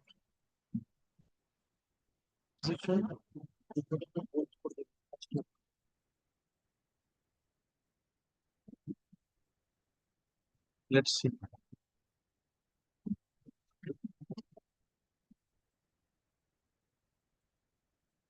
Ask someone to go and get it. Ask someone to go and get it.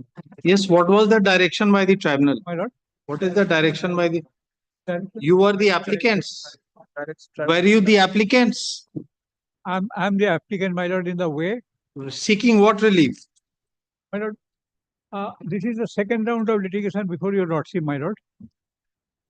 He was dismissed, against which the way moved, which was dismissed, and it was challenged before this honorable High Court, my lord. And honorable High Court passed the order. Just my read, my lord. Just few lines, my lord. 53.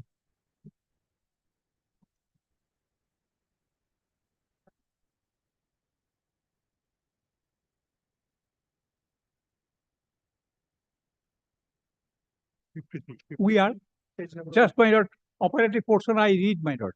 Page number. Page 53, my lord, of the paper book, my lord. So the charge sheet, the charge memo was held to be valid, but the procedure was left to be considered. Oh, my lord. In the earlier occasion, the dishonorable High Court directed, my lord, just I read, my lord. We are, however, surprised to find that the tribunal did not proceed to examine the claim of the applicant regarding the legality and correctness of the order of the disciplinary authority dated 8 August 2016 and the order of the appellate authority dated October 5, 2016 on the ground that the applicant had not challenged the same. The tribunal, having itself reproduced the pair of the original application to the first paragraph of its order, we are constrained to hold that the tribunal failed to apply its judicial mind to the facts and circumstances on record before it and has mechanically rejected the original application. Actually, my lord, in the order, it's a body of the order, my lord. Same prayer was there in the front page. So ultimately, the court has said the charge memo will not be challenged. The procedure will be seen by the tribunal. Charge memo, my lord, that is at this, the charge sheet was challenged. That is only the charge sheet was legality and validity of the charge sheet was challenged. That is on the earlier occasion, my lord. Not No, in this case, come to the last paragraph. On the basis of that, that is recorded. Therefore, ultimate analysis is that charge memo is not under challenge. The procedure, entire procedure is to be examined by the tribunal. And for that, it has been remitted. The direction was on the last occasion, my lord, of this honorable High Court, my lord, that validity, legality and correctness of the order of the disciplinary authority and appellate authority. This was the direction. So therefore, we are saying apart from charge memo, everything. Apart from charge memo, you are assailing the charge memo also. The court ultimately said charge memo you don't challenge. The tribunal will see the entire procedure apart from charge memo.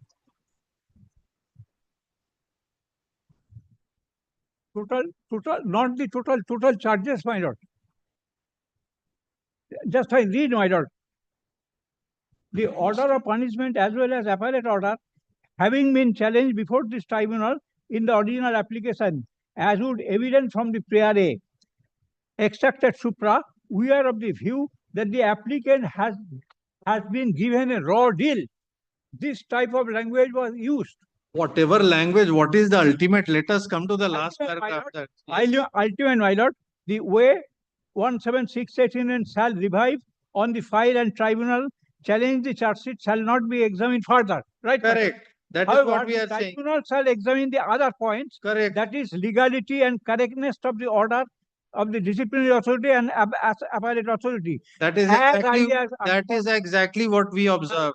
Right. Whatever may be the words, very harsh words. I That shall confine my argument within the legality and validity and correctness of the order, my lord. What were the charges? And my lord, there was a What were the charges? Charges, my lord.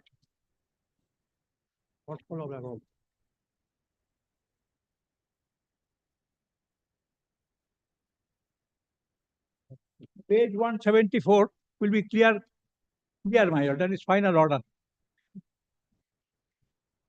In short, my lord. That is final order decoded. Just wait. Let us give us 5 minutes. Give us 5 minutes.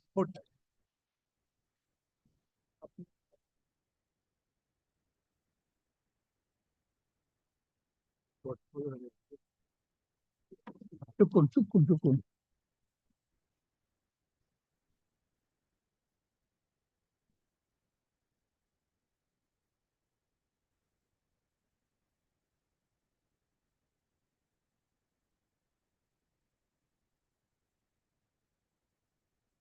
are 4 articles of charges.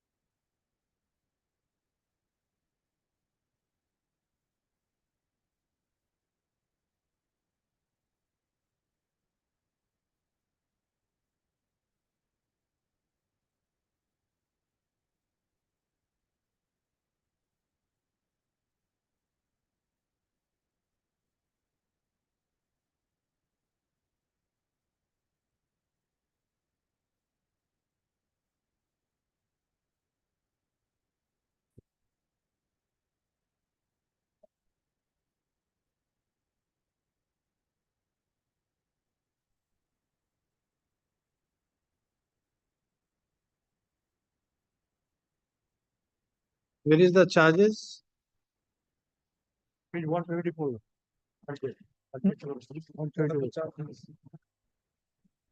174, my lord. My lord, just have a look at the page 177, my lord. 174 is the speaking order. 174 is the charge sheet recorded. What are the charge? 4 charges. There was a no charge of overwriting or manipulation, my lord, in the charge sheet. Where is the charge memo? Charge memo, my lord.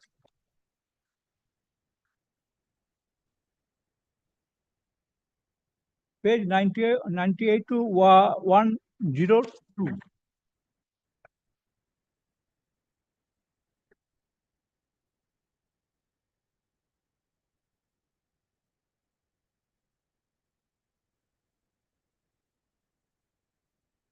Actually, these letters are so small. That's why, my lord, I drawn the lordship's attention to the final order, my lord.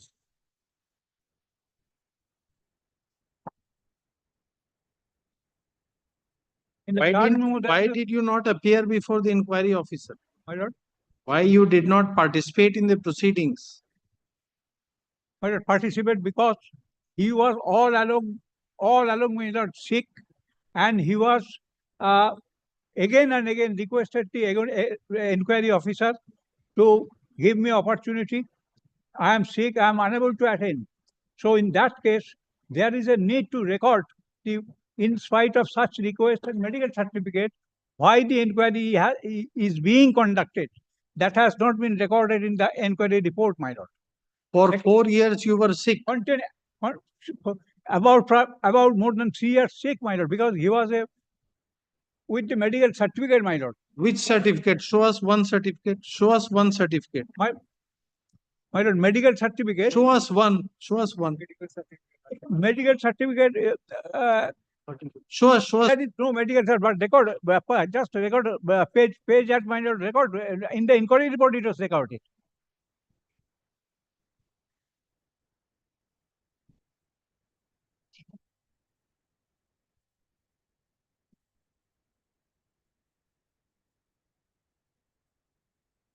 Where is your representation against the inquiry report? The representation against the inquiry. Representation.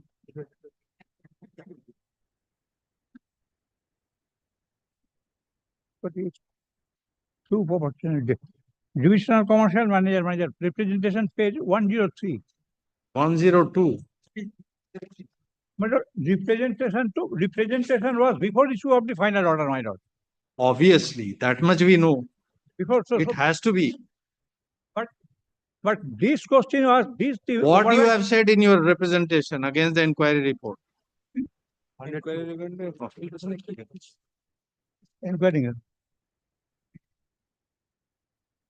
Representation. 103 what? On 30th May 2016. 103. Dated 1st June 2011. Your reply to the inquiry report.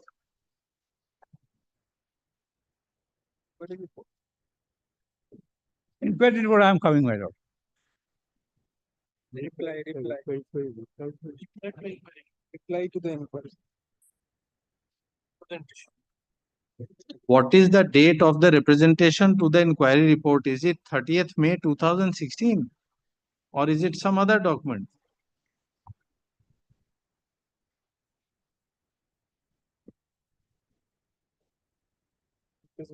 My lord, because I will take some time, my lord.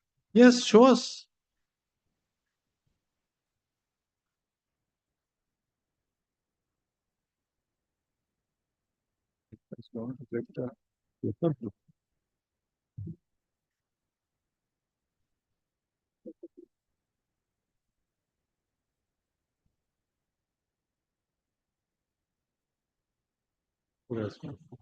Is not here.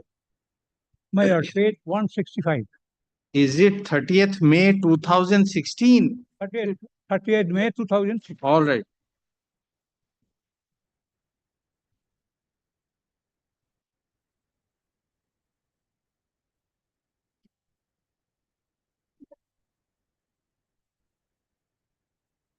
Here is a no such allegation of overwritten of the DTCS books, page 170, my lord.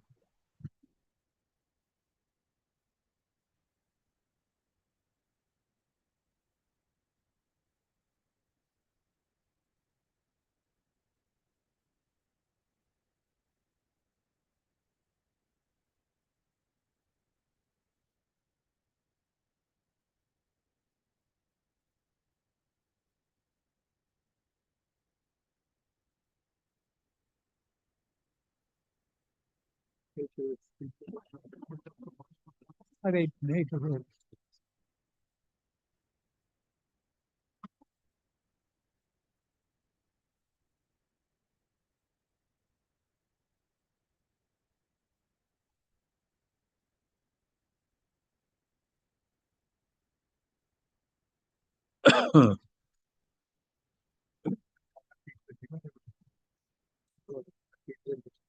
अरे आके आके এটা দরকার নেই, inquiry রিপোর্টই আছে।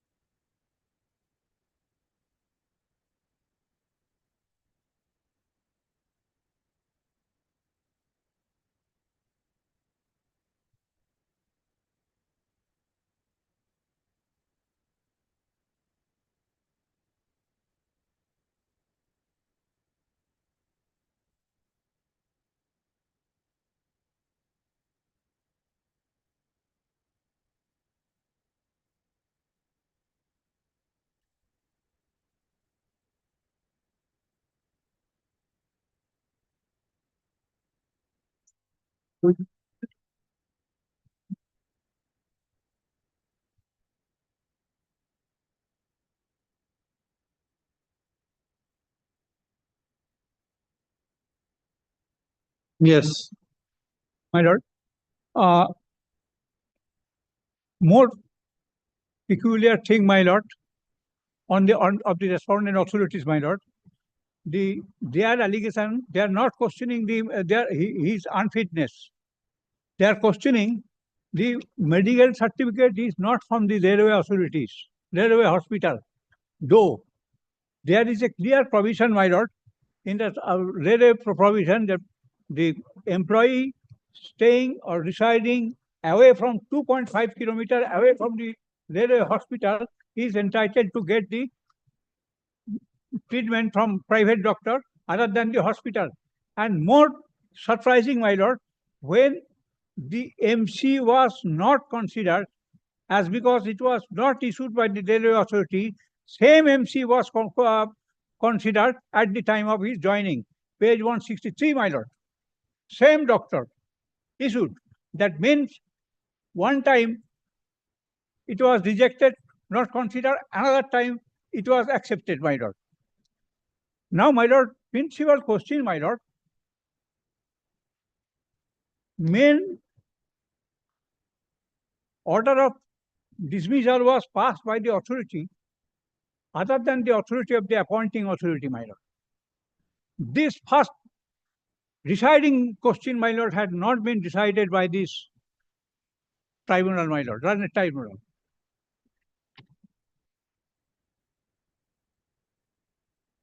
Just have a look, my lord. Page 40, my lord.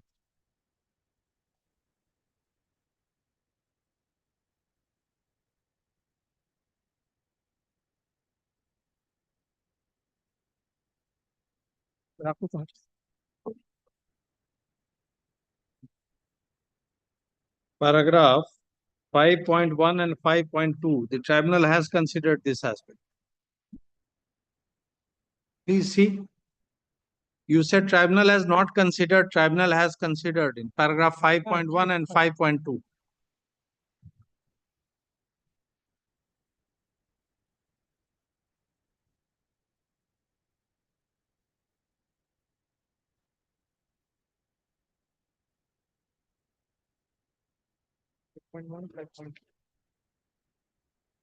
Page 163, my lord. Representation and exit. Now he is physically fit to resume his duty. Tribunal he has not given. 160. My lord. My lord, page 163 is the same certificate, my lord. Is medical certificate, my lord. Page 163. Maybe. Fit certificate. Maybe. And thereafter he joined, and after that he dismissed for service, my lord. Yes. My lord, my question before your lordship, my lord, this order was passed by the authority other than the appointing authority, my lord. When his appointing authority is a chief personal officer, and the order was passed by the divisional commercial manager, by the DCM, who is much below the rank of the principal chief personal officer, my lord. Yes. This question was taken into account in the reduced in writing in the final order, learned tribunal in its order, my lord. But why it was rejected, that has not been anywhere written, my lord. Oh, please see para 5.2. Final order, my lord. Last. Please see para 5.2. Don't say why there may be right and wrong. Don't say it has not. It has done. You see para 5.2 of the tribunal's order. You please see. Tribunal.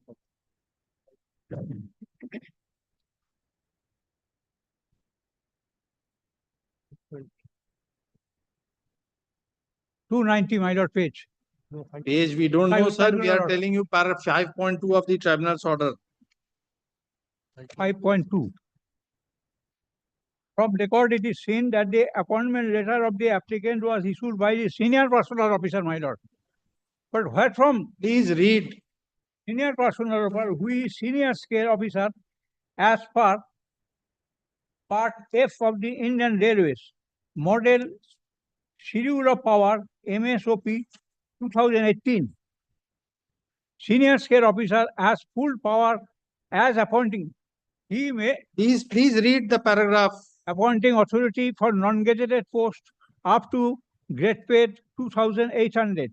The post of assistant booking clerk, assistant goods clerk held by the applicant carries a grade pay of less than rupees 2,800. In the case of DCM, has also being a senior scale officer, is equivalent in rank to the appointing authority of the applicant, and he is therefore competent to impose the punishment dismissal on the applicant. We do not see any merit in the submission of the. My lord, this is absolutely incorrect, my lord. Senior personal officer is much below than the chief personal officer, my lord.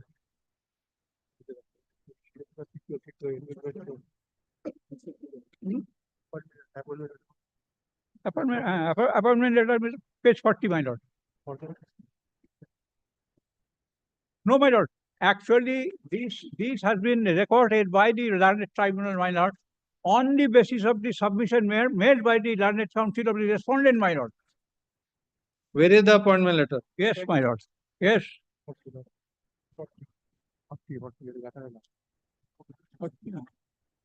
Reply the copy of the order of written argument of the applicant.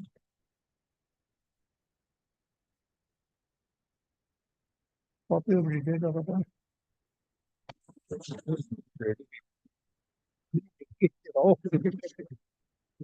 My lord, appointment letter. Appointment letter. Appointment letter is page 40, my lord. Which page, sir? Page 40. Page 40, my lord. The appointment for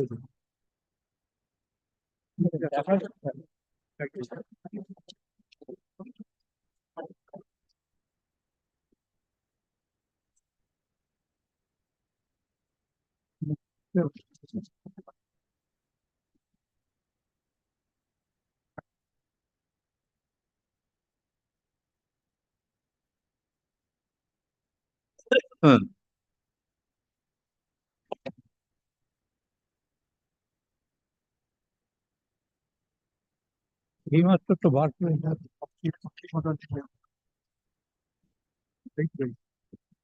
page 49. Yes.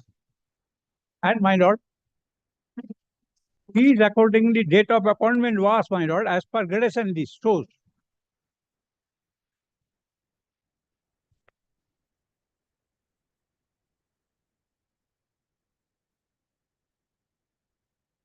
His appointment letter was, appointment letter is on 28th January 85, and he joined duty as per gradation list shows, my lord, page 47. Gradation list is not relevant. Why should we look at gradation? So gradation is the date of appointment, date of joining is recorded. That's not relevant. That has nothing to do with your case. Because that has no relevance with your case. Because respondent is claiming, my lord, Yes. is a different date, joining and different order. We don't know. We are only on the appointing authority. We are not concerned with seniority and gradation. That is not an issue here. Not required. That's not relevant. That's not relevant. So, my respectful submission, my lord. Yes. Learned tribunal, my lord, considered total ignoring the appointing authority, that is chief personal officer, recorded the submission as made by the learned counsel of the senior PO. When appointment letter is here, and even, my lord, original letter, and this person is no more in the world, my lord. Before his departure, he left this original letter, my lord. Yes.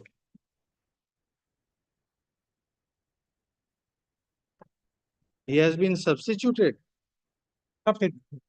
Before the tribunal or before this? Before the tribunal.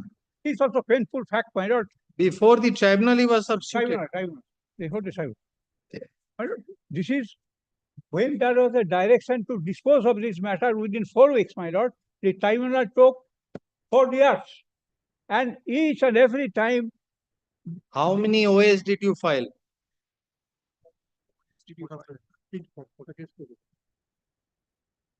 Only one drop. No, perhaps 2. No, that the same way was previously rejected, dismissed, which was challenged before this Honorable High Court. Honorable High Court directed with the remarks that the raw deal, given raw deal, and validity, legality, and correctness of the disciplinary authority and appellate authority. But there is a different OA number. Within 4 weeks. But we find a different OA number. Why the number is different?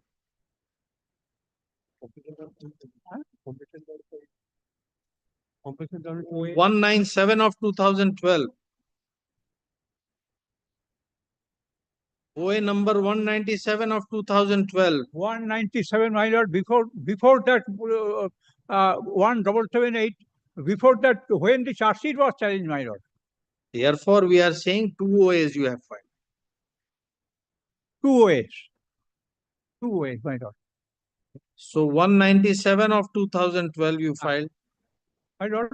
And then you filed the present OA. What happened in 197? Then present way.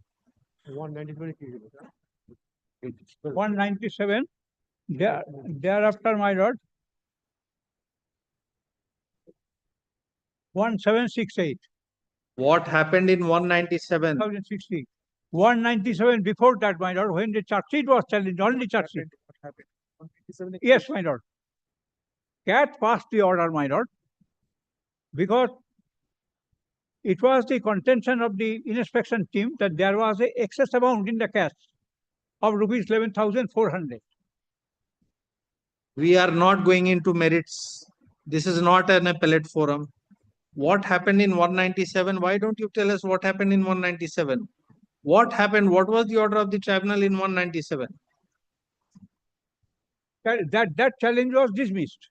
The challenge to the charge memo was dismissed. Charge sheet was not dismissed, my lord. The challenge of charge sheet was allowed. Allowed? Allowed, my lord.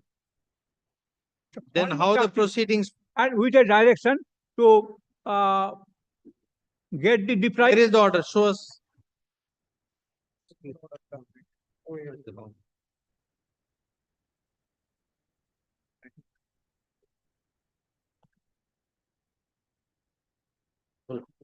Actually, 197 order is not there, my lord. Then how do you know it was allowed? How did you say it was allowed? Because where have you said? Where have you said? From where did you say it is allowed? Show us. You just say anything.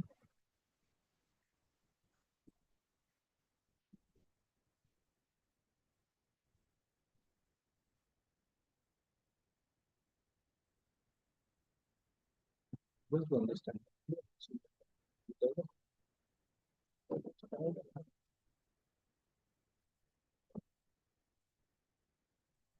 Sure. It was the CAT order, my lord, 197, my lord. Where is it? Page 121, my lord, CAT order, which was challenged, my lord. Just now you said it is not there. Page? Page 121, 122, my lord. Clear on. Because one time the railway authority says the excess amount, and another time railway authority says the shortage of money. And the same amount was recovered from the salary, my lord.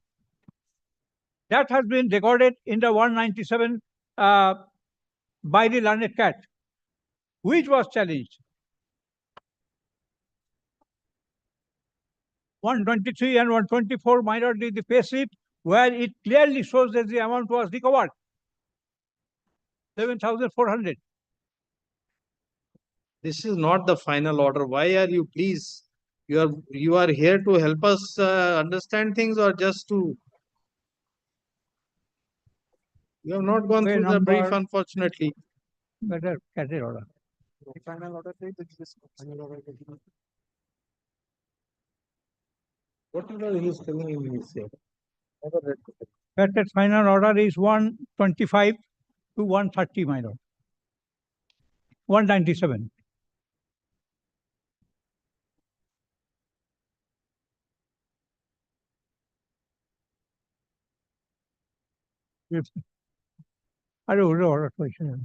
So it is dismissed. You said it was allowed. You said it was allowed, it is dismissed. No, my lord. What no? You just now you said it was allowed. Challenge of charge sheet Was allowed. And it is dismissed. But my lord, why do you make such submissions, sir? My lord, challenge. Very unfortunate. My lord, I did, my lord. Very unfortunate. In view of the legal proposition enumerated, we feel it appropriate to dismiss the present way, with liberty to the applicant to file a. Therefore, it is allowed. Therefore, it is allowed. A wonderful interpretation of the tribunal's order. Granted to deprive the against. Please don't make such submissions contrary to record. Please. We want to rely on what you say. We don't want to have to verify every fact from the records. How can we rely if you make such submissions? Once you said allowed, then you said this is the page, then third page, now another page, and finally we find it is dismissed. Please don't make such submissions. Because, my lord, this is a so complicated matter. It is so complicated, so you'll make any submission.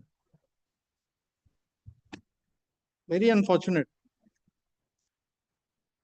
Unnecessary. We don't know what to say. Please set the better. Yes, you proceed. It was dismissed. Now what after that? After that, my lord, you challenge this in the this order was challenged by the respondent. in which WPCT number? Do you know or you don't know? Now you will take another 10 minutes to find that fact. No, no. ওটা করছে না।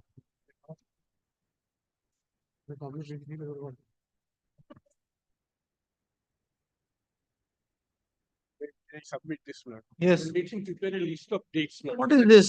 This is the way. Wastage of court's time of unnecessary.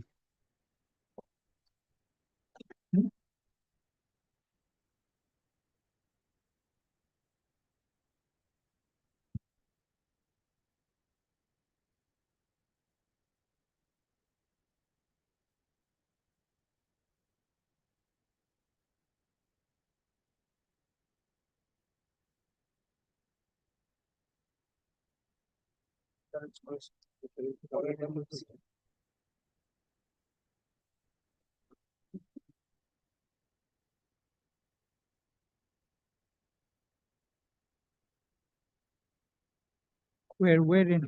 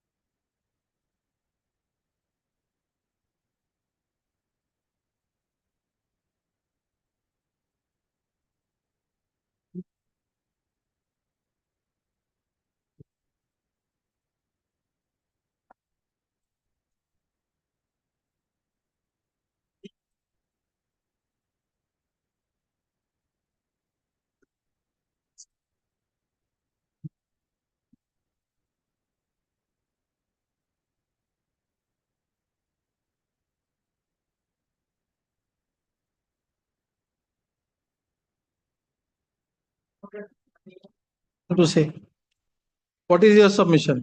You have understood. Tell us what is your submission. My respectful submission first. Yes. First is that he was removed by the authority other than the appointing authority. All right, that you have already said. What else?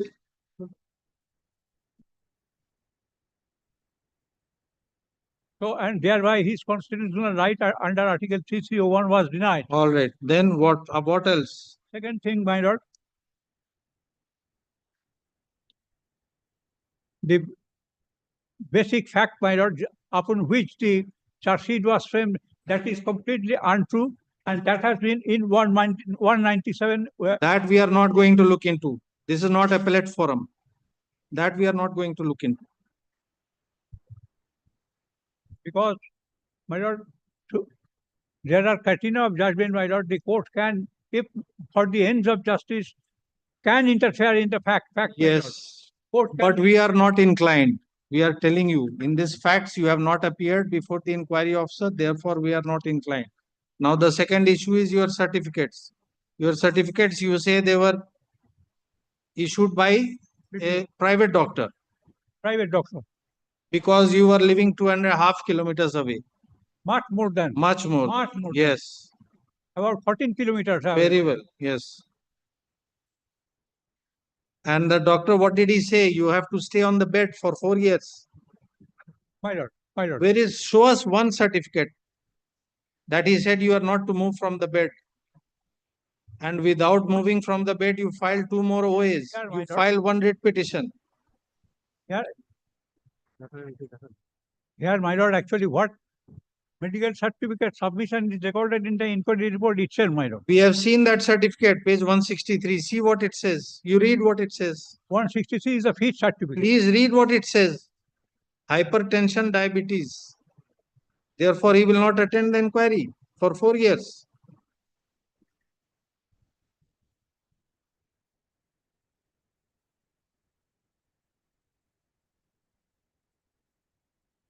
Hypertension, diabetes, and vertigo.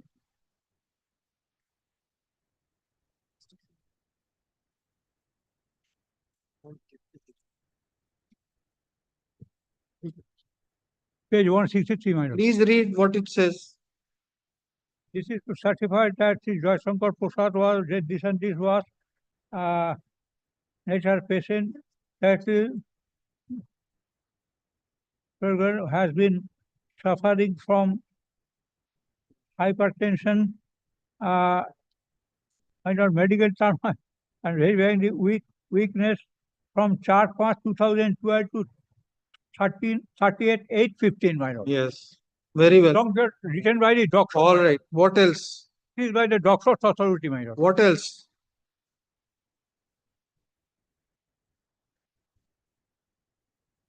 For 5/2012 to 38/8/2015. Yes, what else? What else? Next.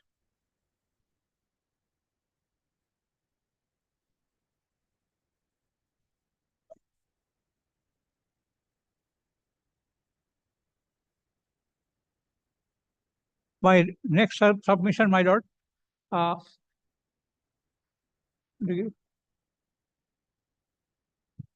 Can I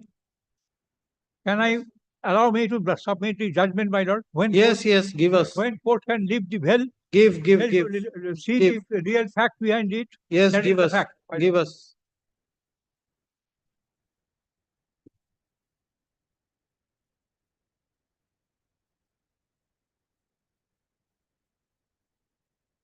My lord, one thing more, my lord, that is the appointment letter, Chief Personal Officer for. Supreme Court has defined the for. What is the meaning of the for? That judgment is the first judgment, my lord. When the order was issued by the officer of the divisional officer Rajkot and it was issued on behalf of the DRM Rajkot, it has to be inferred that the applicant was appointed by the DRM Rajkot. All right. Give.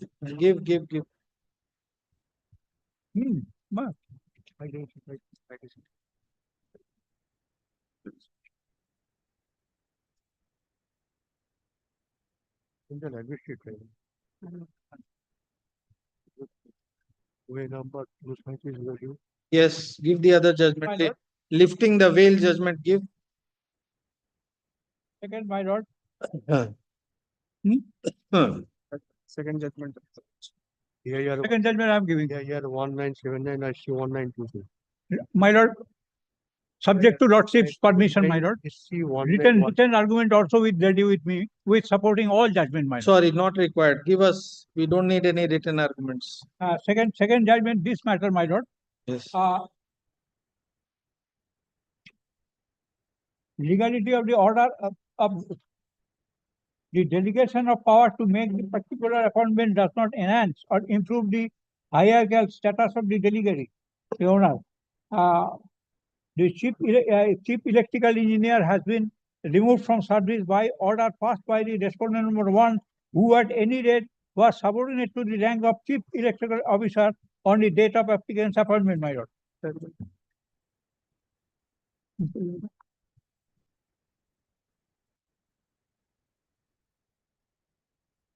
980 Third judgment, my lord, this Honorable High Court.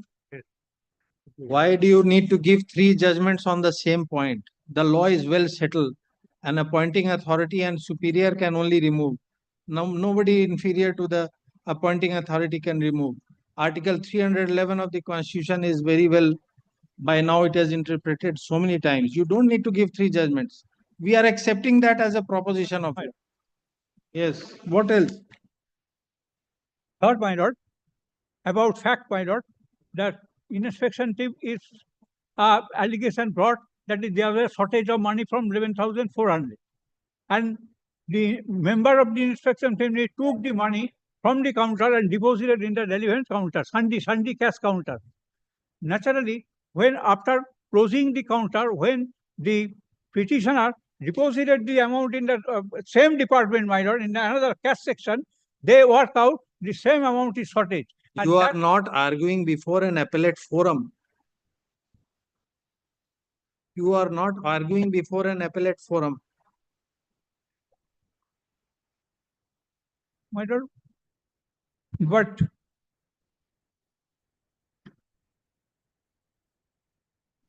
why did I upon my lord? Yes, give us lifting the veil. When court can lift the veil, Yes, to view give the real matter. Give the judgment. Yes, we are asking you to give. Third, my lord. Yes.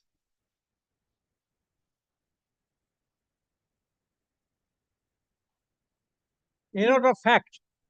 Error of fact is also be a subject matter of the judicial review.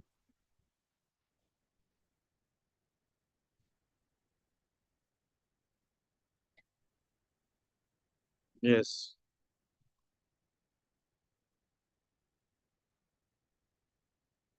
Ex parte inquiry, even when paired with MC and MC verification. Identical judgment, my lord.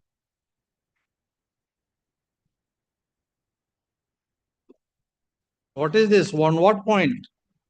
Point is, my lord, Yes. MC, on the MC, what I have submitted earlier, my lord, in the MC medical certificate. Yes. That judgment. Yes. What does it say? Tell us. What is it? Conta. MC medical Photo number.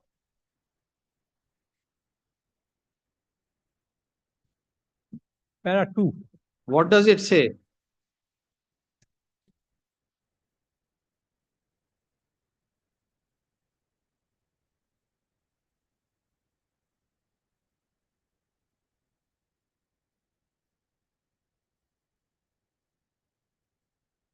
So far as the first ground concerned, it stands negative by the recent decision of the court, Managing Director, ECIL Hyderabad versus in as much as the order of the punishment is of the year 1980.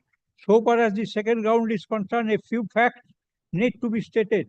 An inquiry was held in the first instance, which was not found to be ordered by the disciplinary authority, who directed a fresh inquiry. When notices were issued in the second inquiry, they could not be served on the respondent on the latter date. The respondent sent an application stating that he is suffering from the unsoundness of the mind and the inquiry may be postponed till the regain his mental health.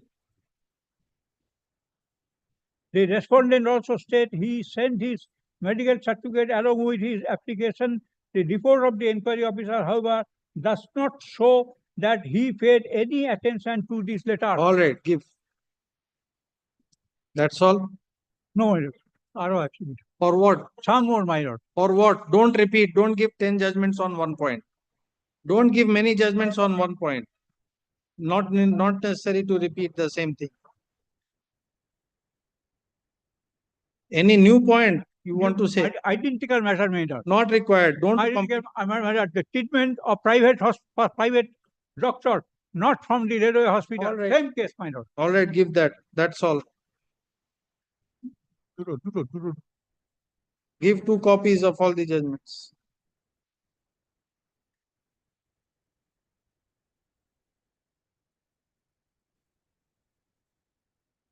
Put it all together. My lord, keep it at one place. Vital point, my lord. Yes. This inquiry was conducted not only ex parte, there was a no appointment of presenting officer, my lord. Yes. In that case, it was the inquiry officer acted as a judge as well as prosecutor.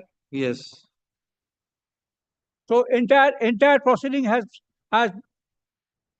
Yes, that is a settled law. Settled law, my lord. Yes. You need not give any judgment on that point. Yes.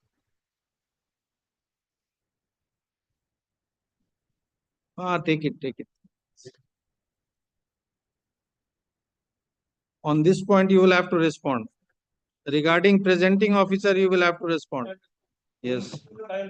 1 week time. No, 1 week. I shall make myself. No 1 week time. Yes. Because that is a very valid point. If there is no presenting officer, if there is that point, you will have to answer. If there is no presenting officer. Whether at all presenting officer. Before the tribunal, you have said presenting officer is not required under the rules. This is your stand. So I have to check the rule. Blood. So you check the rule. Rule is with you. And the judgment blood I have to deal with. Kindly give These judgments, there is nothing new that he is saying. next week. I shall make my submission. Kindly. Next Wednesday. Next week. My lord, today is Wednesday, next Wednesday. All right. Yes.